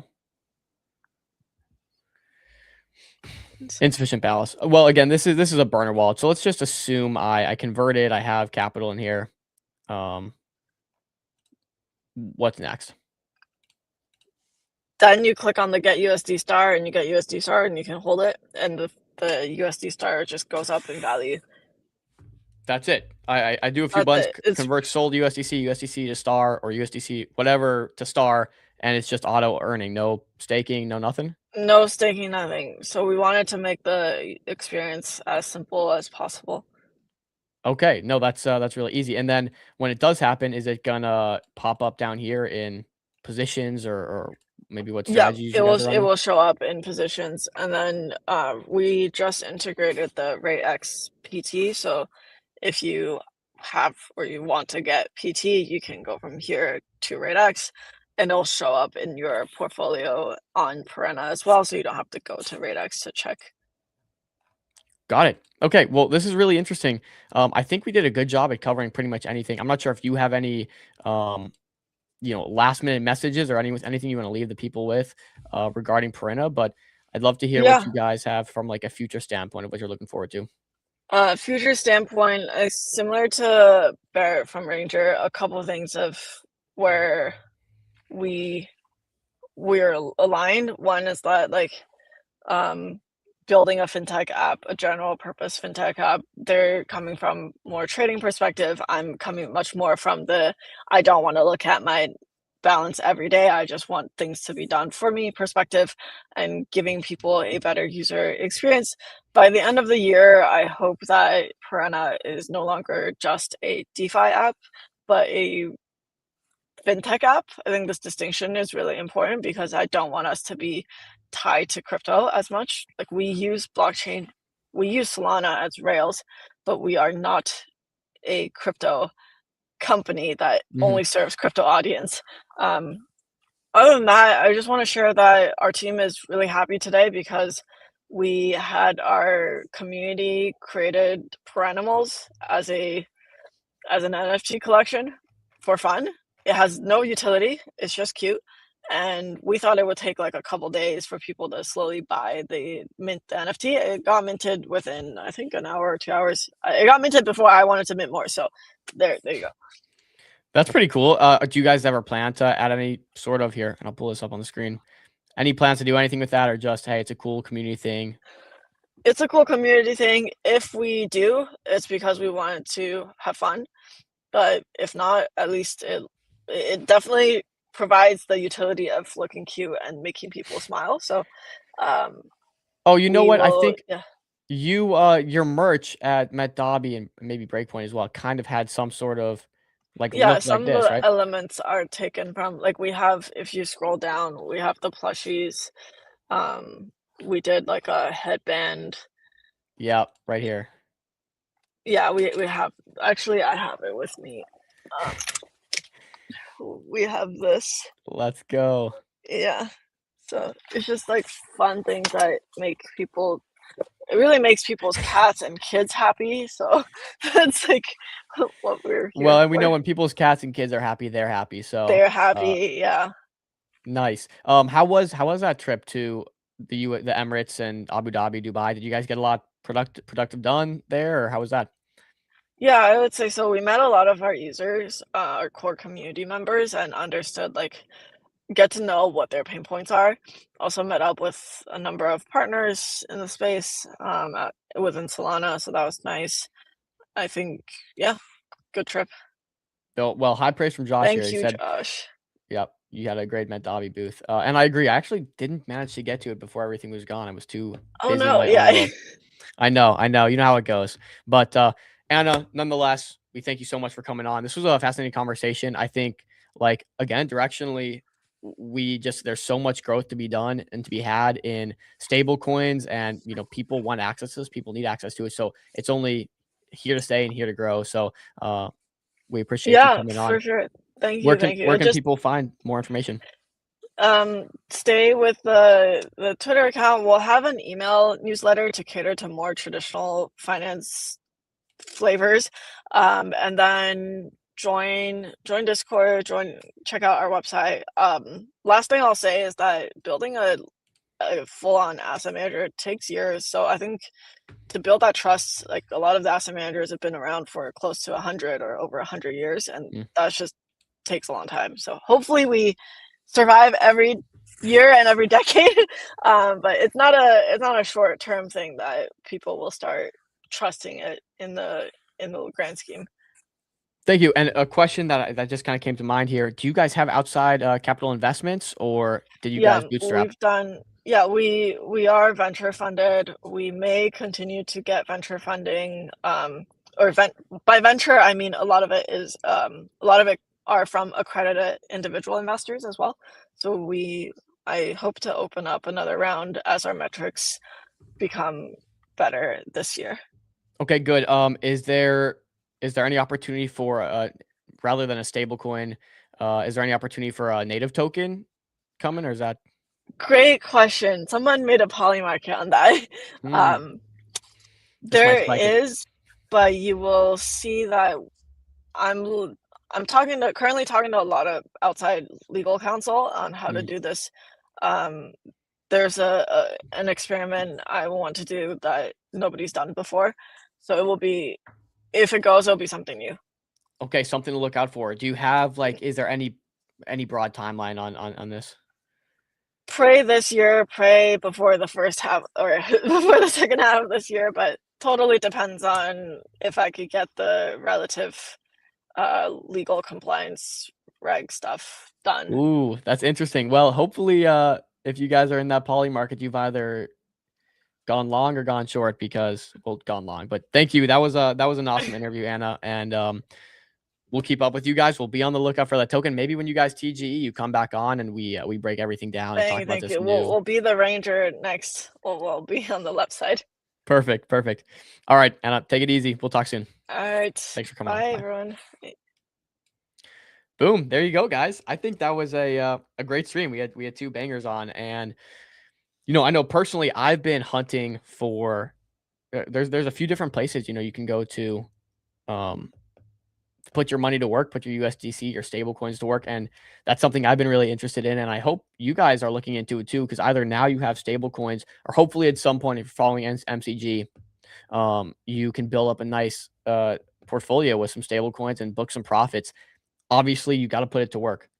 11% is what they're doing right now. That's, guys, look, that's outperforming what's sitting in your bank account. That's for sure. But diversify, have some money in the broader market, maybe throw some money into Perena. Guys, I messed up this name so many times. It's embarrassing. It's a shame. But Perena. And yeah, that was a cool conversation. I got some more stuff for you. Anna is awesome. Yeah, Anna, by the way, super smart. You know, I could tell when we talked to her on stage, and you guys should go check that out. Meteor posted it. When we talked on stage with them, just about productive assets and yield-bearing assets, the future, stable coins, just all that stuff. Maybe they call it a debate, but you could instantly tell that she has just a vast knowledge in it. So I was so curious to hear about what she's looking at in terms of just emerging markets. But I think the answer is simple. It's what she's building in, and that seems to be what she landed on. So fascinating conversation. It's one to watch out for. And they hinted at the TG. I'm glad I slipped that in. I completely forgot. This is a token, or this is a show about investable alpha, and I completely forgot until the end to ask about if they're going to have a token outside of the stablecoin. So that was a cool answer. And again, they're at 30 million TVL. So as that grows, it could be something very interesting. And they said they're going to maybe go with some new primitives there. What's going on, guys? King's Mentality, Ave, thanks for joining up. You guys both came in at the same time, my guys. Make sure if you weren't able to catch the stream, go back and watch it because this was a banger. Ranger Finance has some interesting mechanisms going on with their raise. Some we haven't seen before with their points program, with their buy wall. That was a really interesting one. And of course, if you guys have some stables, I would always recommend putting those to work. So, you know, do your thorough due diligence. But we just had Perena on for our due diligence. So very cool. Okay, let's get into it. I got a few more things for you. And I guess I'll just transition here because we had Ranger on today. The ICO era is upon us. And I kind of talked about this earlier, touched on it. And yo, guys, Ave, Kings, whoever else is in here, feel free to drop some tickers. We can go look over that. I'm going to have some time to chill with you guys, hopefully for a little bit today. But it feels like we're in the ICO era. Like it kind of feels like that's what we're doing. MetaDAO's hot. We're seeing a lot of people ICO and raise. We're not seeing a lot of people just launch tokens. You know, super high valuations, or I mean, we are seeing bonding curves for meme coins, but I'm talking about for utility in general. I think it's a lot of ICOs. We got a take there from Good. And let me see if I can set this camera up, guys. I'm not the engineer behind the scenes. Nope. No. Yes. So here we go. Good had a post that I just want to read through. And he kind of basically is talking about exactly what I'm talking about. Trove, you can see he's got a Trove badge here. Another one that's in their ICO phase right now. So I'm not sure what his affiliation there is, but I guess take that with a grain of salt. The ICO era is clearly upon us again, expecting a new way, expecting a wave of new projects and real returns for some early bets. But let's be honest about what's been broken and what needs fixing. The frustration, still very real, is over raising, high FTV, low float, retail as liquidity. Always an issue. Always an issue. For forever, the high FTV, low float plague has haunted crypto, and we know what happens there. It's just simply you launch a token to sell into retail. Like that's been the play for so long. I think this is changing though. I think this is changing. MetaDAO, I would say, is not low float for a lot of their launches. You know, Ranger specifically came on and said 39% is going to be in circulation, I think, not including the LP. So I wouldn't call that low float. I do think we're seeing a lot of the equities are going to be low float naturally, right? So when we see equities come on chain, I'm talking private equity, early stage companies, they're not going to want to go and sell 30% of their company or put 30% of their company on a bonding curve. Like we look at the SOAR model, I think the average we're seeing is 6%. So in that case, it is low float, high FTV. But that's just how private equity works and functions. Like again, you're not going to have someone come online and say, here's my company, let me put 50% on the bonding curve. And now it's like, and again, that's not aligned incentives. You don't want a founder to go and have a bunch of his equity up for grabs, because then he's essentially become less of a holder in his own company, and that disincentivizes you. So let's continue to read this. Insider plus KOL dominance, bot allocations, fast dumps. I think we're starting to see this get solved a little bit, even with Ranger today using their points program. Some might say that that's some insider, but again, that's just power users of the platform. And I think like there's some room for that. Weak tokenomics, no product market fit, no revenue, obviously an issue. Initial extraction offerings dressed as innovation. Yeah, valid. The proposed fix we're starting to see low FTV, capped raises, fair public access. Yeah, relatively. Escrow funds, governance controlled treasuries. Yep, we're seeing that with, of course, MetaDAO. Both is check and MetaDAO boxes. Stronger transparency, on-chain verification, anti-Sybil. Also MetaDAO. Sybil part, maybe not so much true. Real products, real users, real yield. 2026 will be different if these stand to hold. I think so too. Look, the market has not been optimal. We know this. Market has not been great, but it has forced the extractors. It's forced the bad actors. It's forced the people that came as tourists to crypto kind of out. I feel like we got such low on-chain volume now. All that's left is really those core users. And we've seen like a change from this. I don't think MetaDAO would be popular right now if it wasn't for the awful models we saw, like Believe before, that just left users high and dry. Or Pump Fun, or these tokens that ran up to absurd valuations that had no intrinsic value. And people only started realizing that when the music stopped and the selling started. Everything is fun in games. These tokens with no intrinsic value, these memes can go up to 100 million. AI coins with no intrinsic value go up to 500 million back in the AI days. But as soon as the music stops and you're left holding the bag, they will drop as quickly as they ran up. And we've seen that time and time again. So yeah, I think we're in the ICO era. We got a video from Maya that I want to look at regarding Street Foundation. We just dropped a new video. I saw it pop up as we were live, so I just wanted to show you guys. Let's see. And he says here, title, we ran over a poor Asian guy with a train. Go watch. Oh. Okay. Let's see. Just so you can see that's the tweet. So let's see. This poor Asian guy get ran over, I guess.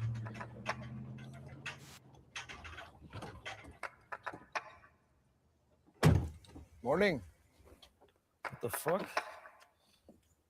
3 months ago, you pitched me, and you couldn't even afford ramen. Now, you're wearing my earrings. Who the fuck are you? Breaking Bad type of video. You're the train. Dude. I know about the train. Untie me. Who is funding you? Funding me? What are you talking about? Which firm? Firm? Who is behind you? Nobody. I scout for street. You what? I scout for street. 20K plus equity per launch. I just look for new startups, man. Hey, look, wait, where are you going? It's a good video. So basically, guys, Street has a scout offering, right? So if you bring a good company to Street that I guess they decide to go with, you can get maybe 20K plus equity in the company, which is pretty cool. So it's a good video. It's funny. Street does really good production, honestly. Introducing Street Scouting 20K startup. I wish they would have maybe elaborated more on that, though. Here, let's go check out their application program, see if we can get more information. Product quality. I mean, this is a sick video, to be honest. I'm excited for Street, man. I'm excited. Maya's got a lot to pull off, though. So let's see. I should just say this in general. I'm excited for anyone innovating on the equities side. Okay. Identify the outliers. The Street Scout program is an invitation to the few who see what others miss. Find the signal. We provide the capital. Look, guys, we talk to founders every day. Some pre-TGE. If they got a valuable product they want to go raise, you can go. Maybe MCG will start sending people to Street. Maybe not. I'm just helping you guys understand how this works. So if you guys have good projects, you know good people, looks like they have the Scout program where you can make money and get equity in the company. What is Street? Blah, blah. Street is a standard for tokenized startups. We work with founders from day zero to tokenize ownership grade tokens under enforceable rules. Yep, we know about this. We have yet to see it happen, though. People are saying Q1 here. I think the first one is Open Droids is coming with their batch 1. So case study for why we believe tokenization is awesome for startups. Cled's been their example. Also one that I'll give you guys some alpha on. In a second. The Scout program, exclusive access, meaningful compensation, real ownership, plus ownership, 20K per launch, plus ownership in every company you scout. Build your portfolio by identifying the next generation of transformative companies. Identify, submit, compensate. Get paid 20K per successful launch, plus token allocation every deal. I would say I mean, hey, that sweetens the deal quite a bit. You go if you make your you could really make a good salary if you go scout some good products and get them to tokenize. So, okay, cool little value prop here for people. Yeah, let's see. What's the chat saying? What's the chat? Bitcoin update and ICM.run looks absolutely oversold.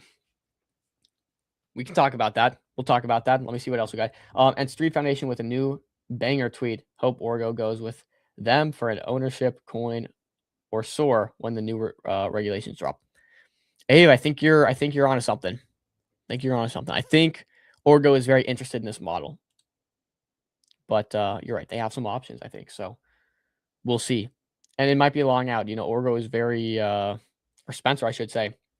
Spencer Kinney, he's very meticulous about this process. So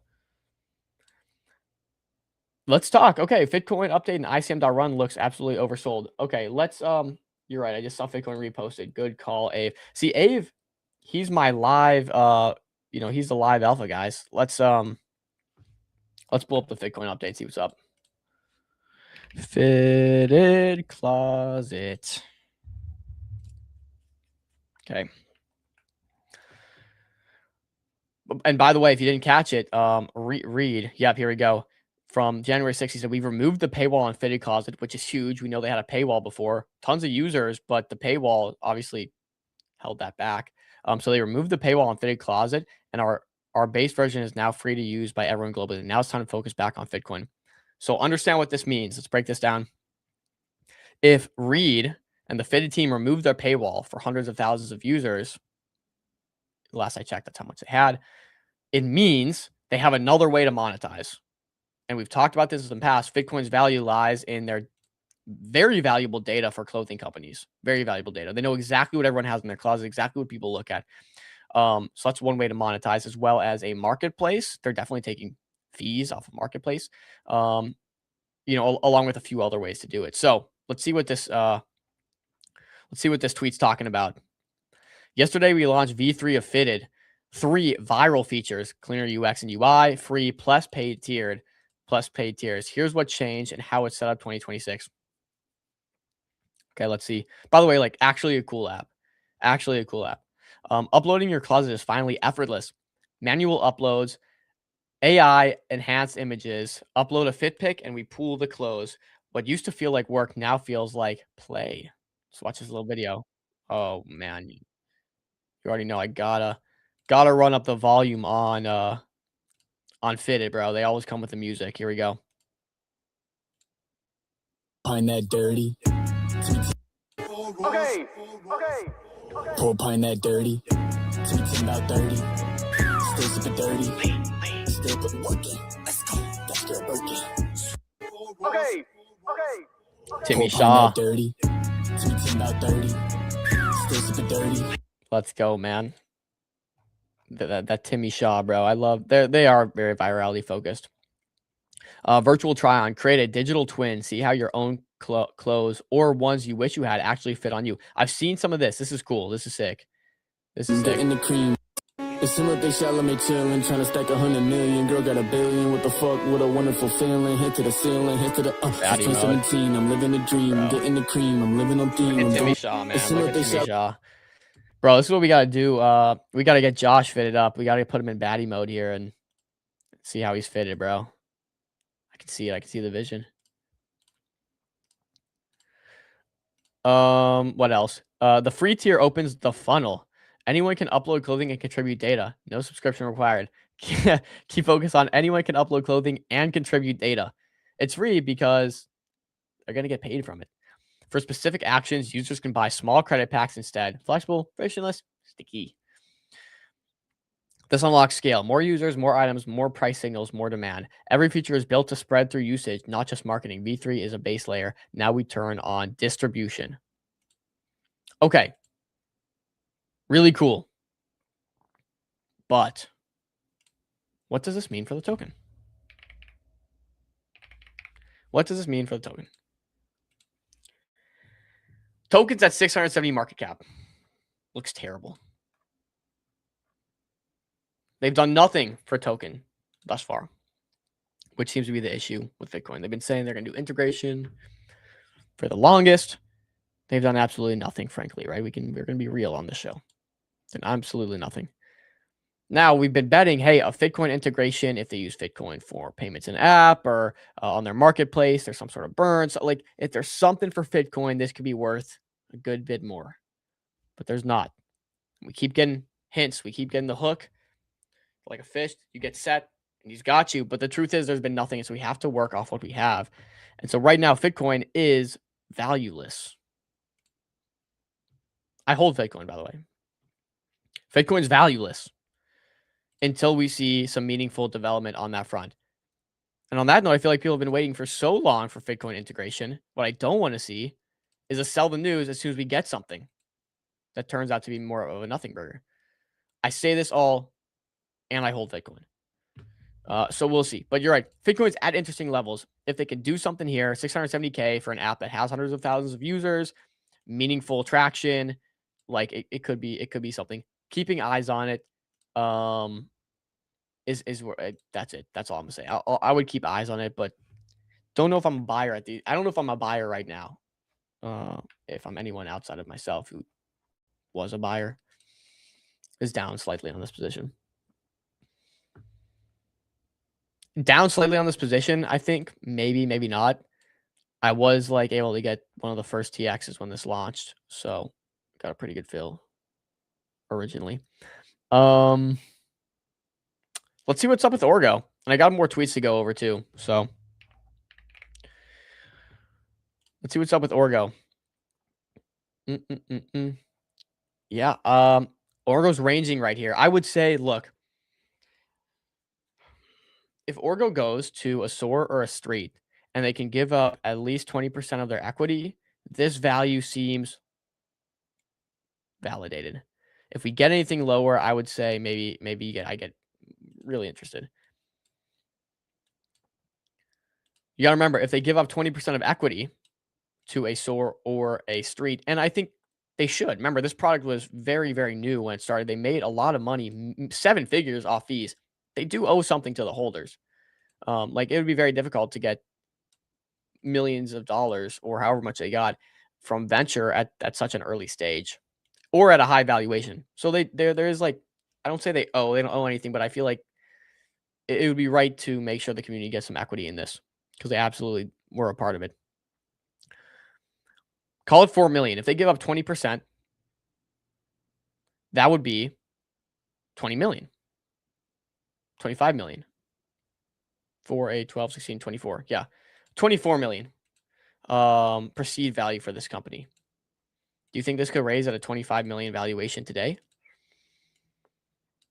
Maybe. Spencer has good users. He's got a sick product. I think they could I think you could say they could raise at a 25 million valuation today, and I would probably believe it. So for that reason, I think this range, if you get lower, assuming that 20% is given away, and this is a big speculation, okay, we could be getting into interesting territory. So that's my take on Orgo. Obviously, sponsor of the show. We love Orgo. But we told you guys, not a lot of these founders love to give up a ton of equity. 20% ask is a lot of equity. And that's assuming he goes with a model. So it's pure speculation right now. But now we know he is in the agent space, in the agent economy. X402 is big. Agent payments are big. Is there something there where he can make sure all agents start routing payments autonomously through Orgo? No person involved. They don't know they're buying Orgo. They don't know they're exchanging Orgo. It's just routing through it. And there's some sort of burn there. Maybe. Now we have a network effect paired with token equity. That's the goal. That's the goal. Ansem tweeted about Avicii. Avicii and Metadata are an honest attempt at fixing issues with token design and crypto. Definitely worth paying attention to. And definitely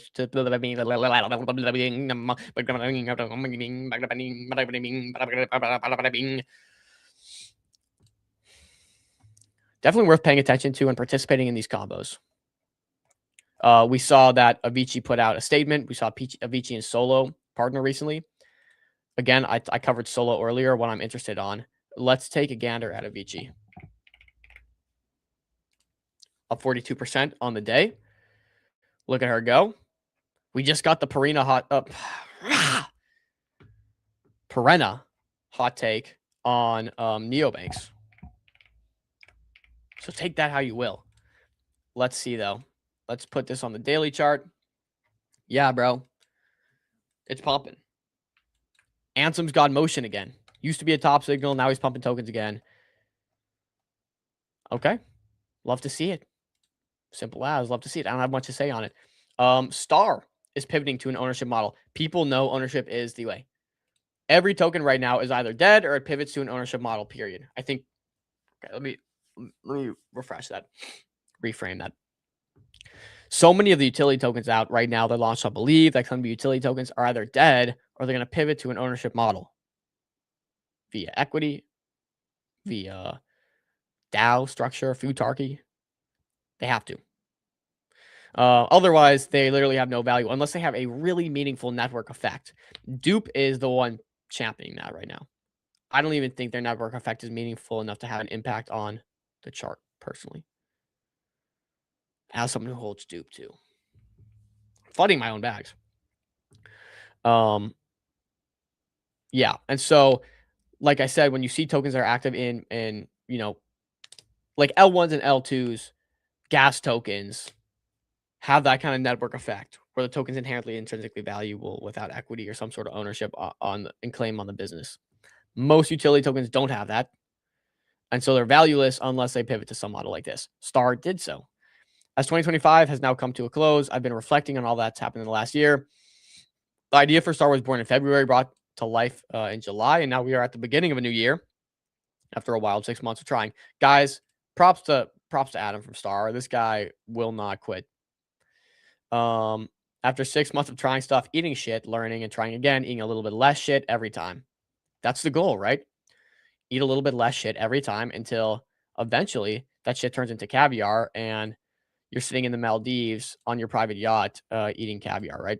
What was one shit in your basement, in your mom's basement? So while the shit eating is far more over, I've actually learned to love it. Is that right, Adam?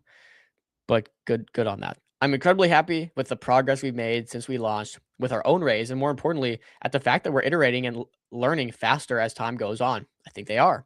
1 year in metrics, 1.25 million raised, 300K in protocol revenue. Nice.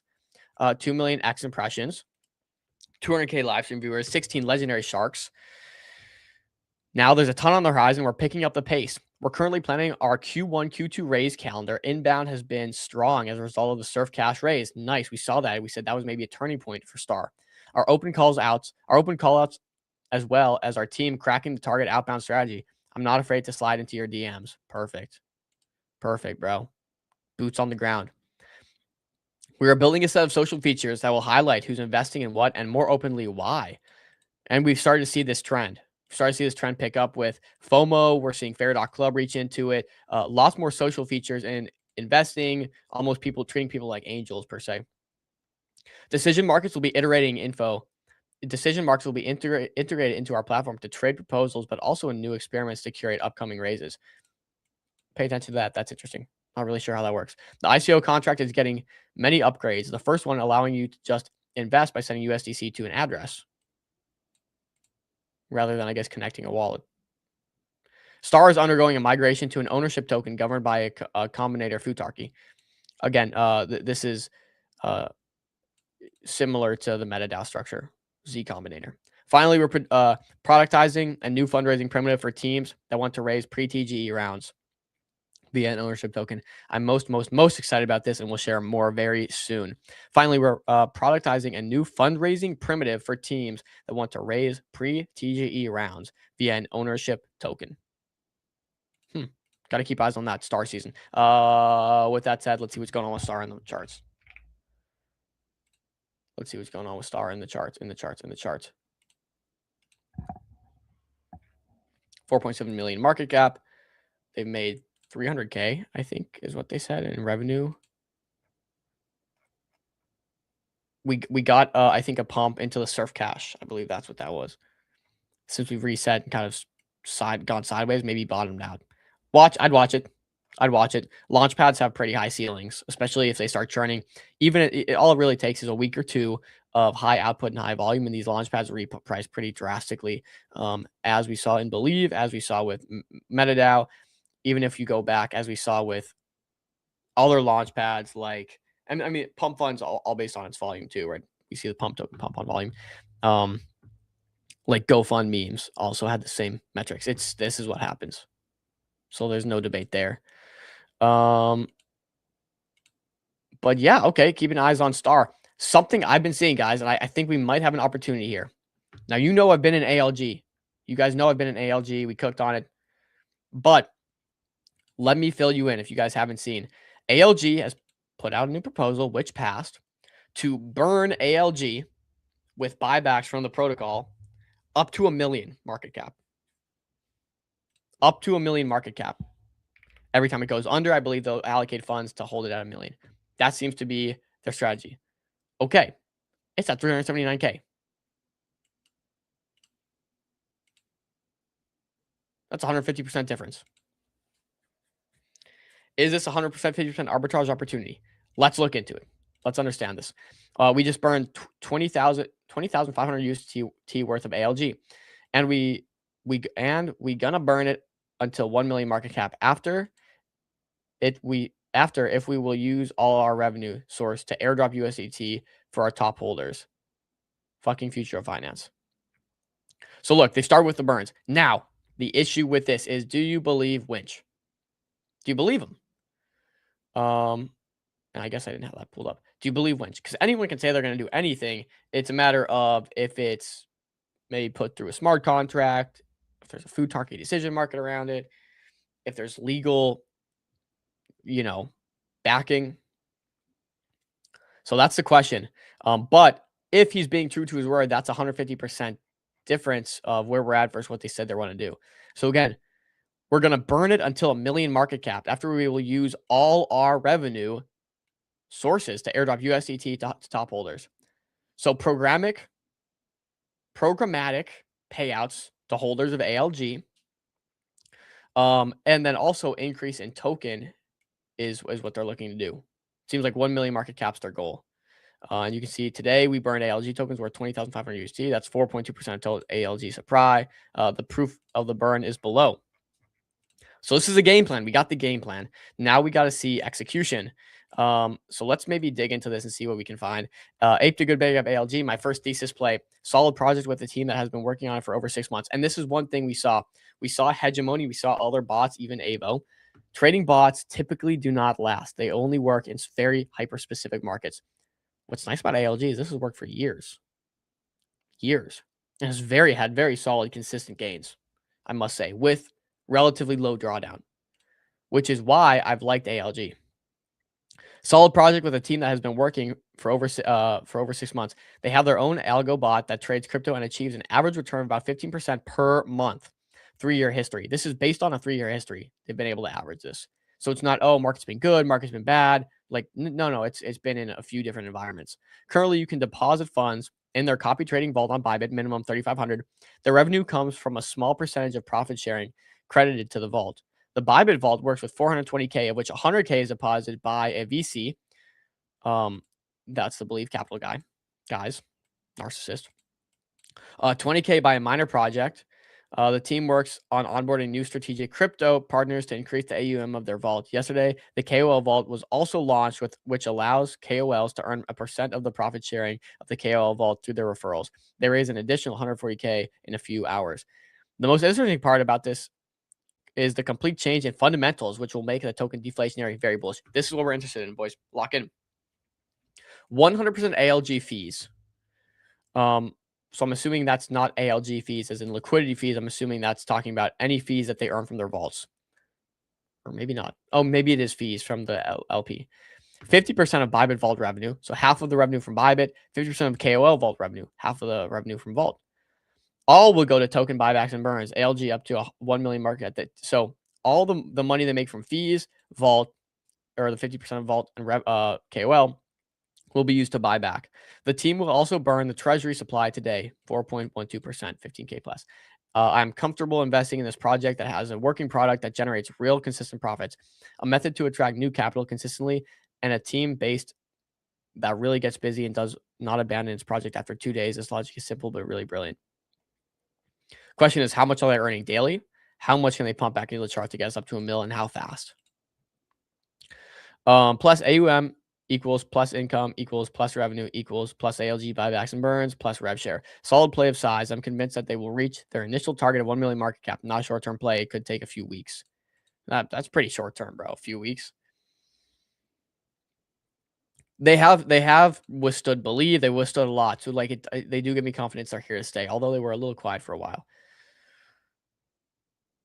Let's check out what they've been saying on their Twitter, guys. This is how you got a DD. Or let's start with Winch.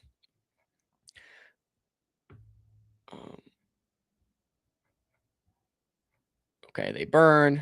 Here's the proposal. ALG economic proposal has officially passed and now it's live. We're rolling out a two-phase economic model for ALG. Phase 1 live. Buybacks and burns using all treasury. 100% of ALG fees, 50% of the main vault revenue. Oh. Okay. 50% of the main vault revenue and X% of affiliate vault revenue.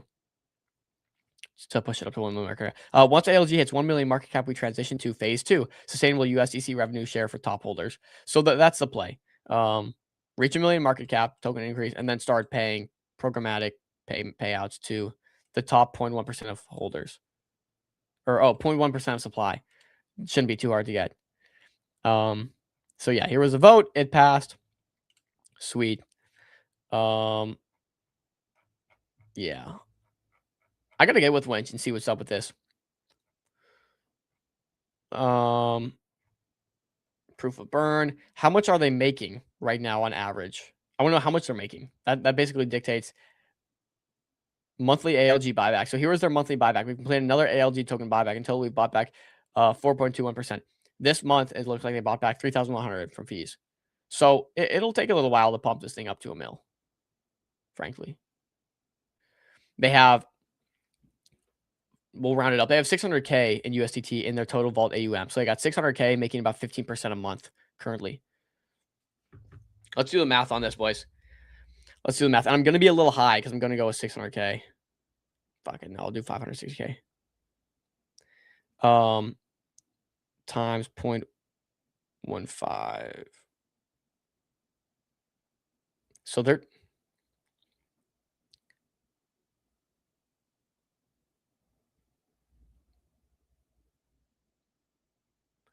So yeah, they're making 84K a month for their for people in the vaults. Now that is not fees. So they're making 84K a month. So they should be growing pretty rapidly. By next month, it should be, well over 600K.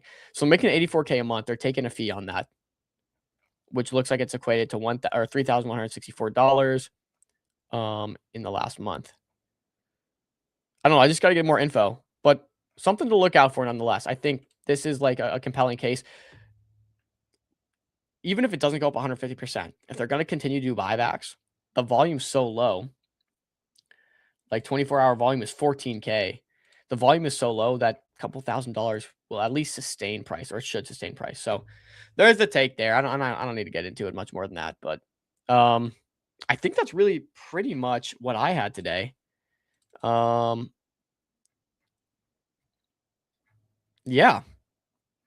What time is it? 2:34. Let's check out MetaDAO. Let's see how close this Ranger finance raise is to being closed and how much we have right now.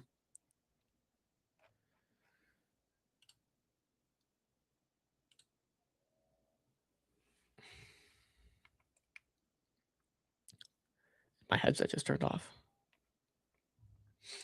Okay. Boo Ranger. So they're at almost 5 million already with 20 hours left. That's pretty good. This probably gets 100 mil. Let's talk about that actually. They said they're at a 2 million revenue. They've had 2 million revenue in I forget the exact time frame, but that's pretty good. Assuming this grows as well. I'm not sure how much of that was from farming. You do have to take that into account. So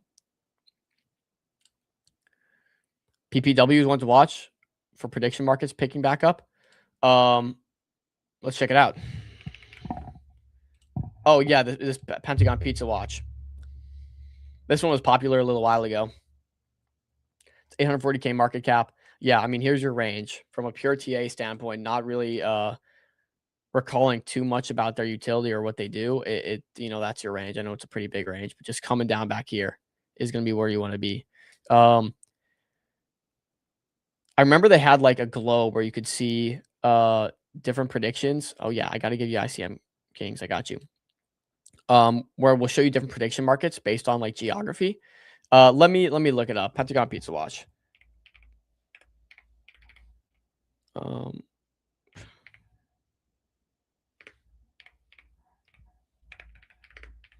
Like what is the name? Oh, here it is. Okay.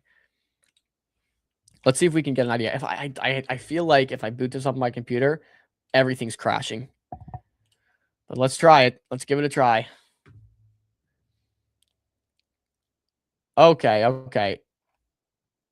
It's not. Oh, here's the polyglobe. Real-time 3D visualization of globe prediction markets. That will kill my PC.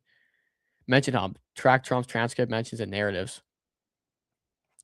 So my question for this, can you trade directly from the app? Number one. Number two, how much volume do they have flowing through here? How do they monetize? And what's their revenues looking like? And why does this benefit the token? All four of those questions would be important to me. We should get them on. We should get them on the show. Maybe I'll cold DM them right now. Watch this, boys. Watch this. GMCG exclamation point would love to get you guys on the MCG live show sometime. Period.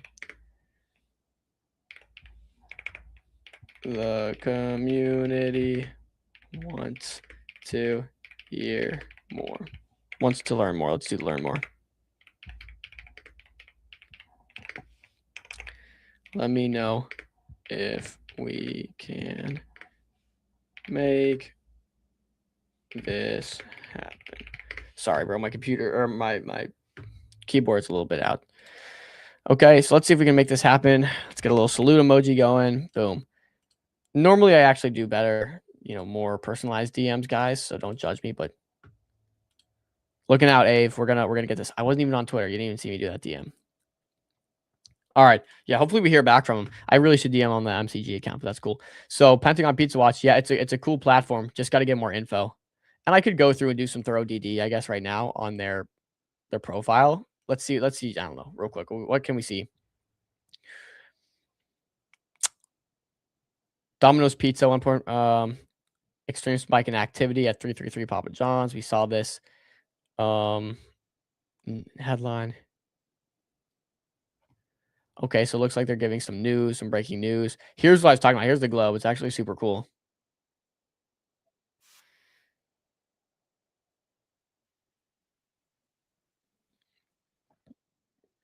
Okay, it is pretty cool. I would like, if I was a poly market guy or I used a lot of prediction markets, I would probably rip this platform, honestly. Can you make predictions directly from the app though? Because we've seen things like that. For example, as much as I hate to say the name, PMX has done really well with traffic in terms of just their Telegram bot, and it probably generated them a lot of money. Yeah, I don't know, bro. We'll definitely have to get some more information on this, but thanks for the suggestion. We'd love to get him on. Let's check out ICM. Let's check out ICM, the token.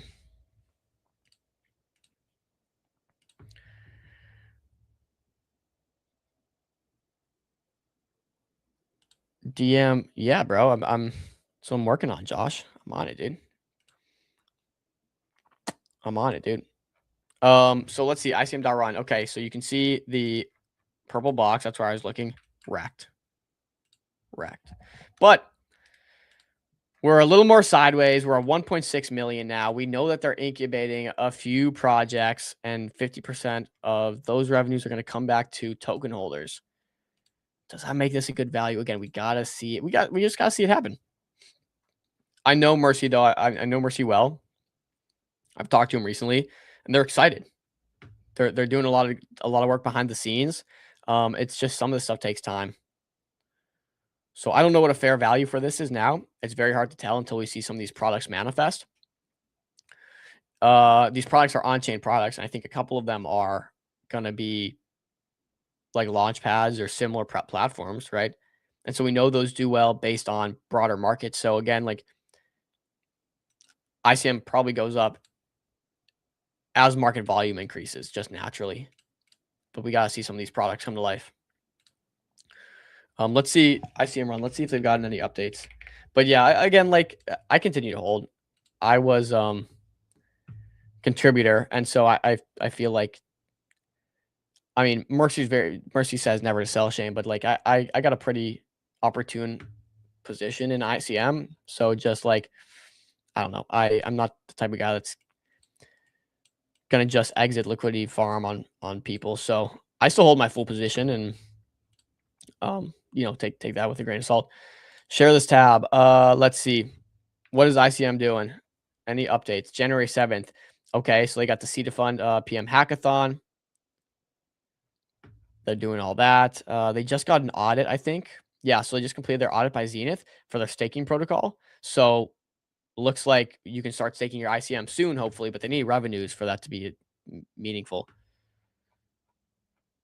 Yeah, dude, Ave, I wish I could give you more. I wish I could give you more here, but truth is, when you look at this, like, do I think it's pretty cheap? 1.6 mil is probably pretty cheap. They'll like whatever protocol they spit out, or they're working on a couple apparently. Whatever they spit out from that probably returns 1.63 million to holders relatively soon. I'd like to believe. You know, these on-chain products, they make a lot of money, especially launch pads. So I guess that's the thesis. Hard to say, or King's mentality suggested ICM. So let me give you some CLED alpha. Told you guys CLED was raising at 300 mil. I've talked to Avi, and he mentioned in one of the CLED holder chats that they've gotten about 4 million raised already, and he hasn't even started reaching out to, like, these are just very handpicked specific investors. So again, let's just do some basic math. Say they allocate 10% of their equity to the token. Okay, it's at 20 million market cap. 10% equity in the token plus the network effects. Now we can see people can actually buy into CLED, and there's 3 million sitting sideline that can buy into CLED and use that to boost rewards. This one's a little more nuanced because there are network effects to CLED that are meaningful. As the platform grows, a piece of each contract is going to go directly to buybacks. As people use the app, they can actually use CLED to get boosted payouts. They can exchange their dollars for CLED. So like there is network effects on CLED. Equity. Let's just talk about the equity alone. Assuming you have no other outside money coming in, you just have the value of the company. Raising at 300 million, 10% of equity would put this at 30. 10% equity allocation would put that at 30. That's up 50% from 20 to 30. 20% allocation would put that at 60. New all-time highs for CLED. Right? So again, 20% equity. If they give 20% equity to holders, which I feel like that's a fair amount based on what we did. CLED was nothing when it launched, made millions of dollars. Raising millions of dollars at such an early stage is difficult without the, you know, without YC or these VCs taking a ton of equity. So yeah, I do think 10, 20% equity is fair. Anything less is a very big disappointment. That being said, 10% puts us at 30 mil based on the 300 million raised that they've got in, I guess, 3 or 4 million, according to Avi Patel. 20% puts you at 60 mil, which is all-time highs. That's 300% from here. I like those odds. I like those odds. And if it let's say the last raise was 100 mil. So 10% of that is 10 mil. So do we have a floor? Let's say they raise nothing else recently. The raise fails. Don't take my word for it. You have a 50% downside. Assuming that the markets stay relatively sane, right? Like they base it on the real suggested value. Then 10 mil would be like the downside. Let's say they have 20% with the current 100 mil valuation. Well, that's 20 mil. That's exactly where we are right now. So I don't know. Take that how you want. I think Kled is probably a better buy here than it is not. So I would say like this is probably a good range to start buying Kled. That's like the thesis. I think at the very least you get a little pump. Very most you pump up there, and of course there should even be. There's either gonna be a premium, and there's gonna be a premium in either direction. People either don't trust the equity model, they don't trust the street model, or they don't trust Avi to actually make good on that, one of the two. And it trades at a discount because they don't trust the model, or they close this raise out for 300 mil. They give us 20%, or let's just be conservative. Close the raise out for 300 mil. They give us 10%. This is trading at 30 mil. We could either see a discount because people don't fully trust the street model, or we could see a premium because people are looking for at Kled as an emerging market and something that's going to grow. They're going to go from 300 to 500 to $1 billion, so on and so forth.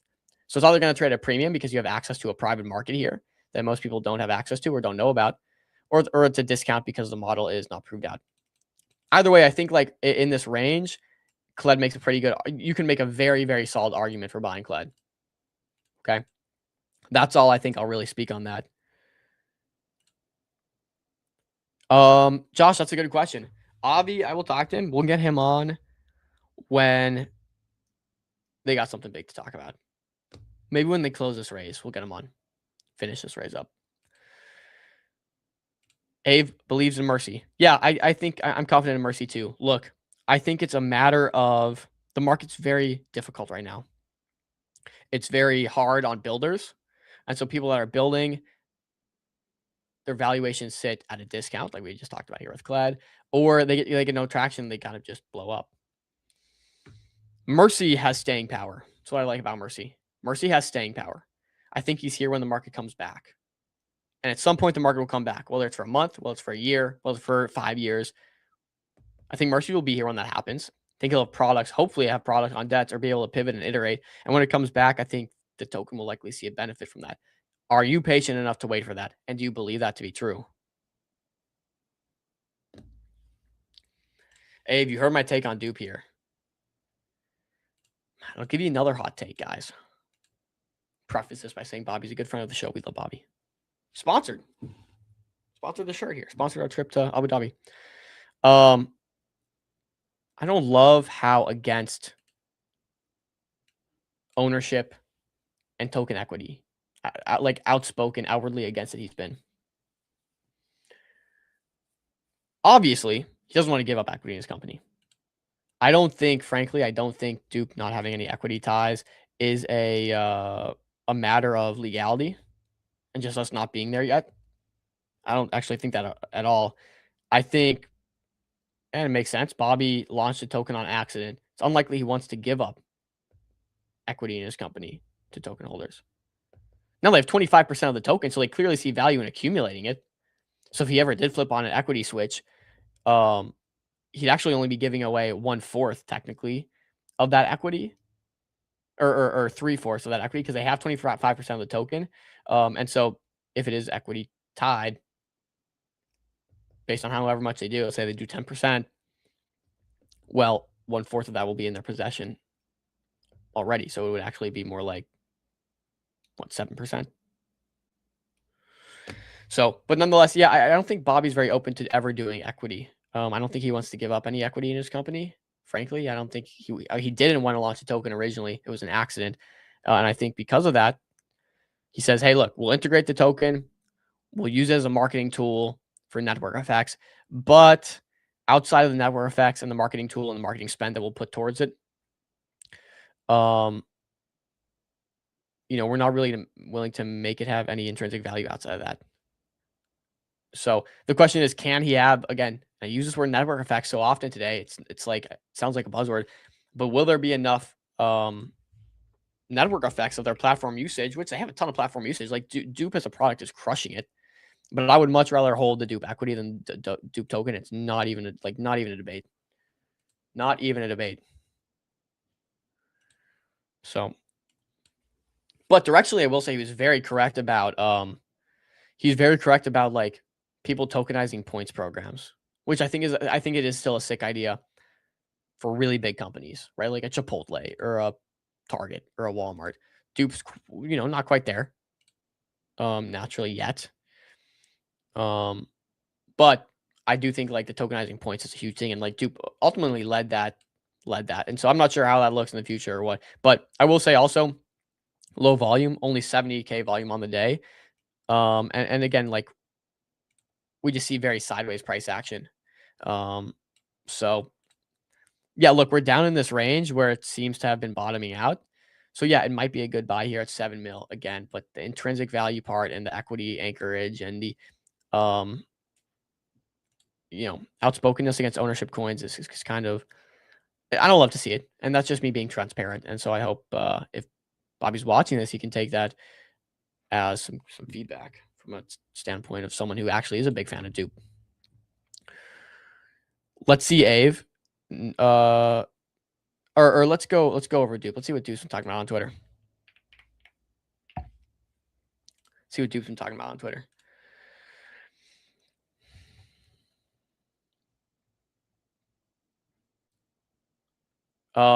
Dupe's latest insane breakthrough feature is so good at guiding my shopping and making me want to buy shit that I've spent $900 on stuff, cutting board, knife, backpack in a week. Genuinely think we're going to dismantle wire cutters and all product review sites. Other stuff our engine ended up buying: foldable mechanical keyboard, red light masks, wax jackets, vitamin C serums, coffee grinders.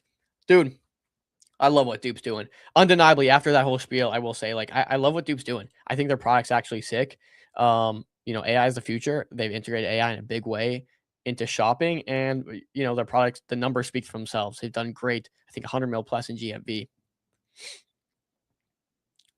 So yeah, again, we beat the drums on this in 2027. Now at 2026, a $700 billion company, Visa, is seeing this obvious play. This is going to be obvious across e-com. We're just early. Trend one: tokenized loyalty points gain traction. Brand issues 300 billion in traditional loyalty points in 2025.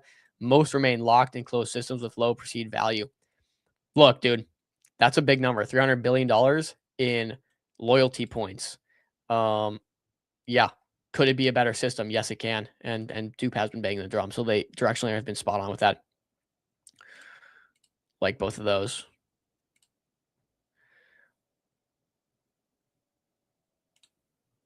Yeah. So there's Dupe. Could be a buy. I just watch it. I don't know. Is the buyback amount currently enough to meaningfully sustain price? I don't know. New Kabasi letter has me thinking Dupe will send soon. Well, let's backspace. Oh my gosh. I can't spell. It'll be the bane of me.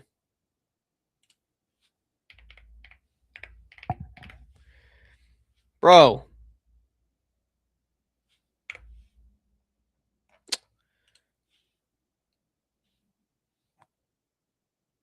Am I spelling it wrong? Kabasi? Kabisi letter. Oh, here it is. Just type in less. Just get Cobb. What's the new 15 minutes ago? Breaking U.S. holiday online shopping surge. Oh, here it is. Okay. This is interesting. U.S. holiday online shopping surged 6.8% year on year to a record of 257.8 billion between November 1st and December 31st. Oh, I saw this actually. I was really interested in the stat because at this point in time, we were hearing the economy is doing terrible, like spending's at all-time lows, and we come out and get a record-breaking spend.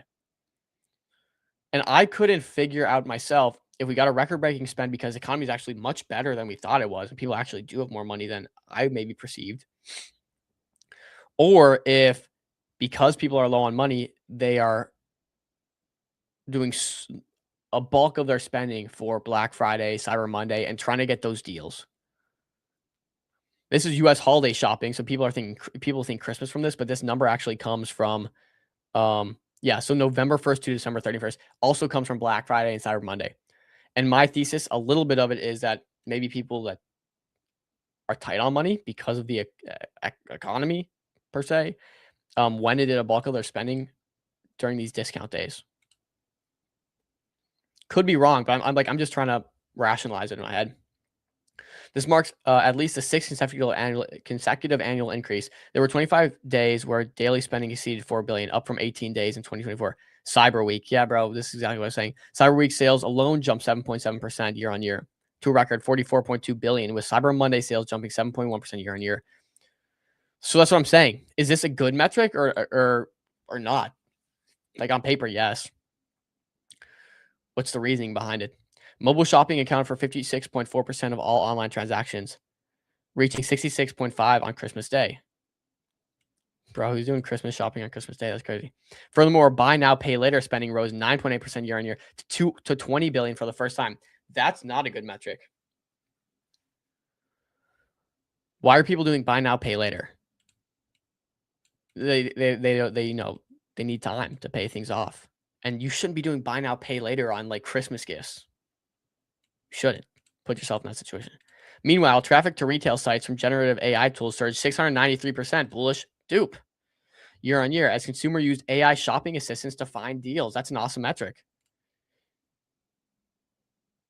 Consumer borrowed and spent at a record pace this holiday. Look, let's make a tweet. Look, Ave, great call here. Traffic from retail sites from generative AI tools.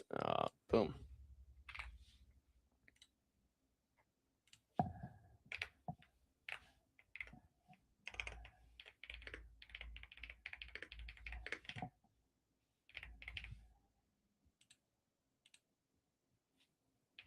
Yeah, let's engage Bobby here, bro. Good call.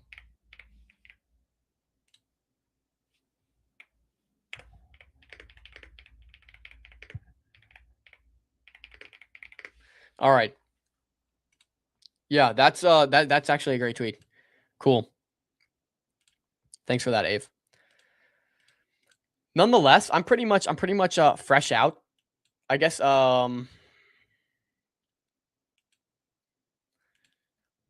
trying to look through, see, guys, what else should I talk about here? We covered a lot. I think maybe I call it that. Maybe we'll look at PMX because PMX had an exploit. Let's do that. I just talked about PMX. They're making good revenue on one side of it, but they had a big exploit. And we know PMX is just severely underperformed expectations. It's a shame. We saw PMX at high hope. They had big backing from Meteor. They had huge capital sideline willing to fund their LP pools. And it just didn't work. It needed refinement. It frankly failed. Right? That's just us being real. But although their prediction market side failed, their actual core business of allowing people to do prediction markets via Telegram has gone on a tear. Like it's huge right now. It's bigger than ever. They've actually been making solid revenue from that. And so they're paying back, from what I've heard, they're paying back the $250K that was lost to users. Which is a shame that exploit happened, came at bad timing after they were already beaten and battered. Could this present a buying opportunity at 2.14 million? Probably not. Probably not. Until we either see revenue coming back into the chart and they can like verify that for us, or until we see the product that got people excited really working. So that's PMX. I covered Orgo briefly already, Kings. I'll cover it again though. Basically, we talked about Orgo leaning towards an equity model, street or SOAR. And what does that put their fair value at, right? Let's say they do 10%. 10%, 1/10 of their equity goes on chain. Well, that would put the market cap valuation at almost 40 million. Could they go out and raise a 40 million right now today if they wanted to? Spencer has put out some really good updates. And they have really good traction. And this product is really like digging into what we're going to be doing in the future. And Spencer's so directionally correct. Like I would bet on Spencer. But I'm trying to be completely unbiased here. maybe let me go to Spencer's account here because he's been tweeting a little bit more. Oh, shoot. Spencer reposted the street article, the street thing. We saw he responded to SOAR the other day. Now he's reposting the street thing. Again, we're speculating now that they use equity anchorage of some sort via street or via SOAR. And that's like where this thesis kind of comes from. So interesting that he reposted that. I think this is a very valid thesis, guys, that he goes down the equity route. Over 1,500 developers have tried Orgo. Since we launched it, we've gotten tremendous feedback. So again, numbers are good. 1,500 developers have tried Orgo. We closed our first B2B customer, and it's been super exciting helping them. Several more in the pipeline. Yeah, they got deals. Yeah. They would need to come, I think, to make this valuable, to make this value fair here at a 4 million valuation. They would need to release closer to 20% of equity via the SOAR street model, I think. 10% equity would value this at 40 million. I think they probably, I don't know, it'd be tough to raise at 40 million, I think. But I don't know the internal numbers and metrics. Although they're doing very well, like their growth is promising. If they did 20%, that would value them at 20 million. I think that's something I can get behind.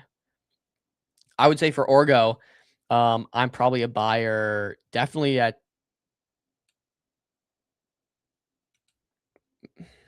again, and this is a big assumption, if they do 10 to 20%, right? Lots of ifs.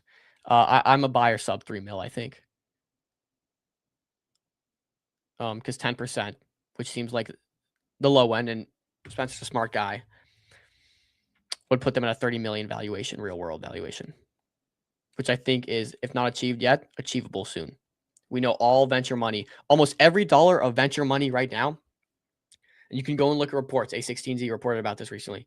Almost every single dollar of venture money right now is going towards AI. That's important, guys. It's important to understand. If you're going to be participating in private equity, especially if it comes on chain, you have to know where the money is. There are trends, and the trend is AI. So when you have other options, so when you have other projects come and they're building outside of frontier tech, like AI, like robotics, maybe like blockchain, it's probably not a good investment just because that's not where the market is. Orgo lands right in that bucket. And we even see overvaluations of a lot of these AI companies for this reason. So just like we get excited and things get frothy in our market, private equity functions the same way. So interesting piece on Orgo there. But yeah, I mean, if we continue to trend down, I probably, add some. But let's see what they do. If they do 20% equity, I think this is ultimately bullish. 10% or below, even or bearish. Got Bobby going. He reposted. My guy. That's good. So that's Orgo, King's mentality. But right now it is seeming like he's leaning towards the equity model, which is very interesting. And I think it's a great path. Great path. So hopefully we covered everything, guys. We did a pretty rounded thing. I think we got some good value. We talked about Solo. Seems that I got to talk with the team, get more info on this, but it seems like they've got a floor here at that ICO price. I wonder if they have buybacks activated automatically there. So Solo looks like maybe a good buy. ALG looks like maybe a good buy. We talked about CLED fundamentally. It looks like CLED is probably in a pretty good space. And these are all things that are downside protected. Notice my thesis today was downside protection rather than upside, like extremely massive blow off gains. We talked about Orgo and how maybe that could be good at certain levels. Talked about ICM, talked about Dupe, talked about Bitcoin. All right, guys. I think that's good. I'll maybe check out CPT because that's another one. We talked about a big talking point today was the discount or premium that things trade at because the model is unproven yet. In this case, it's a SOAR model. They have 6% circulating. I'm going to do 10% for easy math. That puts them at 1.64 million market cap, which puts them at a 16.4 million fully diluted value. I could bet a lot of money right now that they could go raise a 50 to 100 million if they wanted to right now, pretty easily. 50 to 100 million. Seriously, I think CPT could go raise at that valuation right now. They don't need money. That's the thing Patrick has mentioned. They don't need money. They're not looking to fundraise. But that brings into the factor we were talking about is because these are new primitive technologies and people haven't fully proved out this model, you have something like CPT, which in my opinion, and this is as unbiased as it gets, I'm trying to be as unbiased as it gets, trading way below fair value, what it could raise at on the public market or on the private markets right now. I think venture would throw money at this at 50 million or 100 million valuation. So why is this trading at like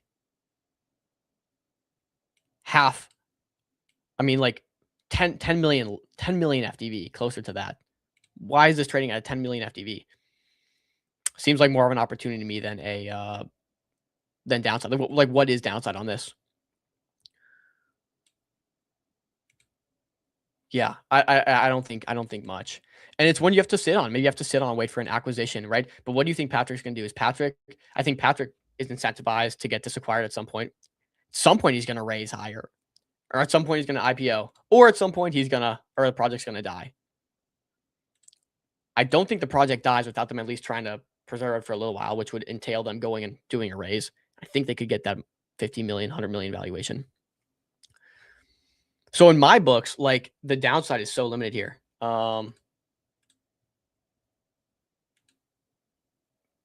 Regarding CPT, I got a video for you guys to play as per Josh's request.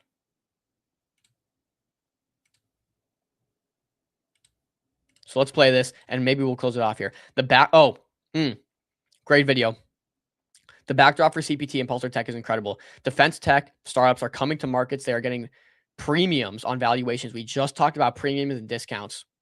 Right now, it seems like there's a discount in models because they're not proven out. But defense tech startups are getting premiums and valuations across the board. And they're seeing huge pent-up demand for the public. People want to get the Andurils. People want to get these opportunities. Oh, man. Sorry, guys. Pulling this up. Shout out MCG for the post. I'll restart this for sake if we do want to do a clip here. But we just talked about premiums and discounts that tokens are trading at, equities are trading at because the models aren't proven out. But here's the backdrop for CPT and Pulsar Tech is incredible. Defense tech startups are coming to the market. They're getting premiums on valuations and are seeing huge pent-up demand from the public. People want access to the Andurils. People want access to these private defense companies for obvious reasons. Launch on Store can carve out a beautiful niche for ownership by simply finding a handful of early-stage potential home run defense tech companies based in the United States. Easier said than done. But CPT fits in that bucket. And again, it seems to be trading at a valuation maybe not quite fair due to the model not being proved out. Let's watch this video, though. I think that you're going to have a big set of IPOs. I mean, everybody sort of knows the names off the tip of their tongue, but probably 6 to 10 companies, I think, this year have such high demand. They've so far been rewarded by basically saying no and waiting and having ever higher rounds and lower cost of capital. I do think when you even look at Palantir and the valuation of Palantir, and Alex and the team are amazing. But to me, it is less about Palantir and more about huge amount of pent-up demand for next generation defense tech. I think if and when you ever do see a debut from Anduril, no idea on the timing, size, all that kind of stuff, but the demand is going to be really high, you know, and you see it in the private markets now. Just as a proxy, we used to get bids on the secondary market for a lot of our companies, either sort of at last round price or maybe at a discount to NAV, you know, to the discount to last round price. Most of the bids we get for our companies now, particularly the ones that could be or will be going public, are at premiums. And so I think the demand is really high. It will usher in a next generation of companies, and it will happen in AI, compute. You'll see it in some of the big foundation labs. You'll see it in biotech. I think you're going to see a window over the next 6 months where you see a ton of really interesting biotech IPOs.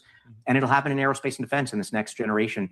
And this whole confluence will just make a ton of sense. This arc from Google having its employees protest, you know, working on Project Maven, to seeing the rise of Anduril, to seeing Trump's, you know, lashing the existing bureaucratic crimes. And then you see mega IPOs and these next gen companies that didn't exist 10 years ago being worth more than some of the existing primes. I think it is going to be a bellwether for the industry.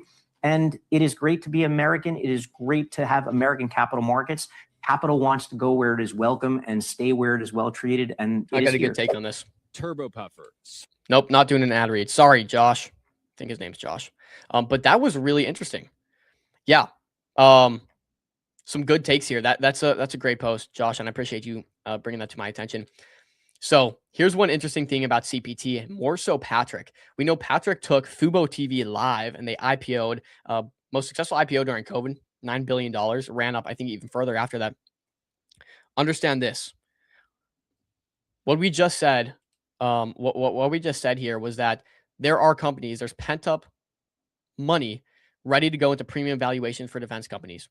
What was perfect about Fubo TV and them IPOing during COVID was their timing. That was the most important, actually, not the product. It was the timing.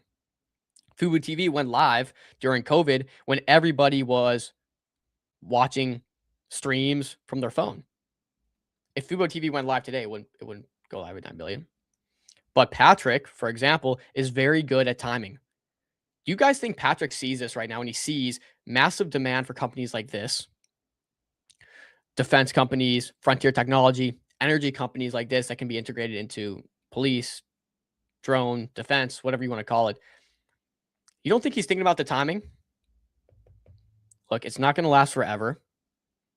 These companies have been successful for a while. They've been going up, and I think demand continues to rise. But at some point, it gets frothy. Do you think Patrick's unaware of this? I don't think so. I think he knows that if there's a time to IPO, there's a time to sell. If there's a time to prove out this SOAR model with CPT, he'll do it at a right time, at a good time, or a relatively good time. He's not just going to wait till no one's looking at defense companies anymore.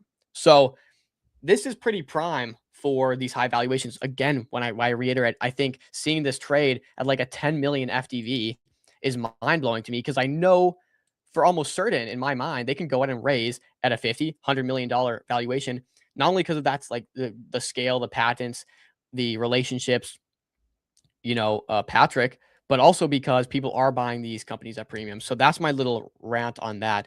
But really great post. I love that Josh highlighted that. So yeah, Josh W post for sure. Talking in the third person from the MCG account is not slick, buddy. But nonetheless, guys, I think it's been a good stream today. I think I had a lot of fun. We got to go through a lot. Yeah, so keep eyes on it. We did a great update. I got to cover this on MCG, guys. And we'll be getting out hopefully next week's schedule. Markets are pretty slow again, guys. So trying to keep it high quality for you, but it could be difficult sometimes. But let's show you this tweet, guys. We're going to try to up our game in terms of just in general with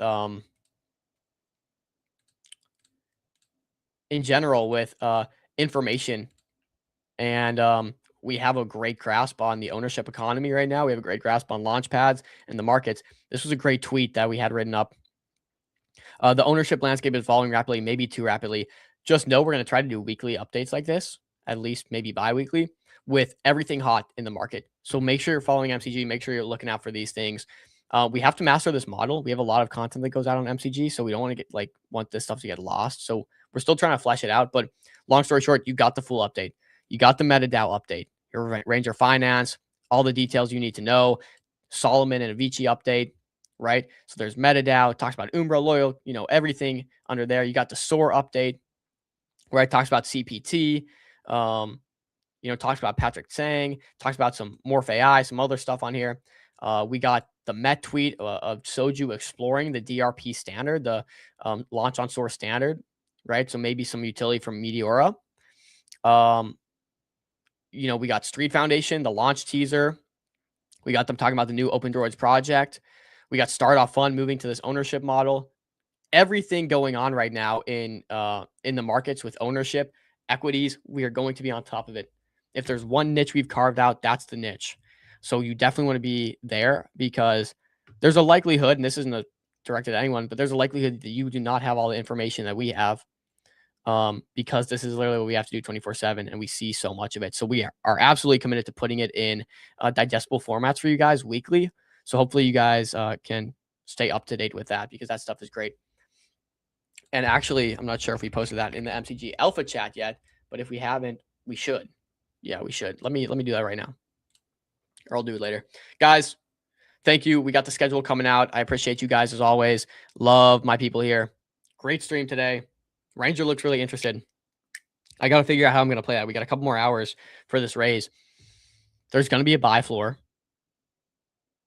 on the IPO price. So I think the simple answer is mean, I guess there will be a slight discount based on the allowance and some stuff like that. So understand that model, and you can probably get as close to floor as possible by either going via ICO.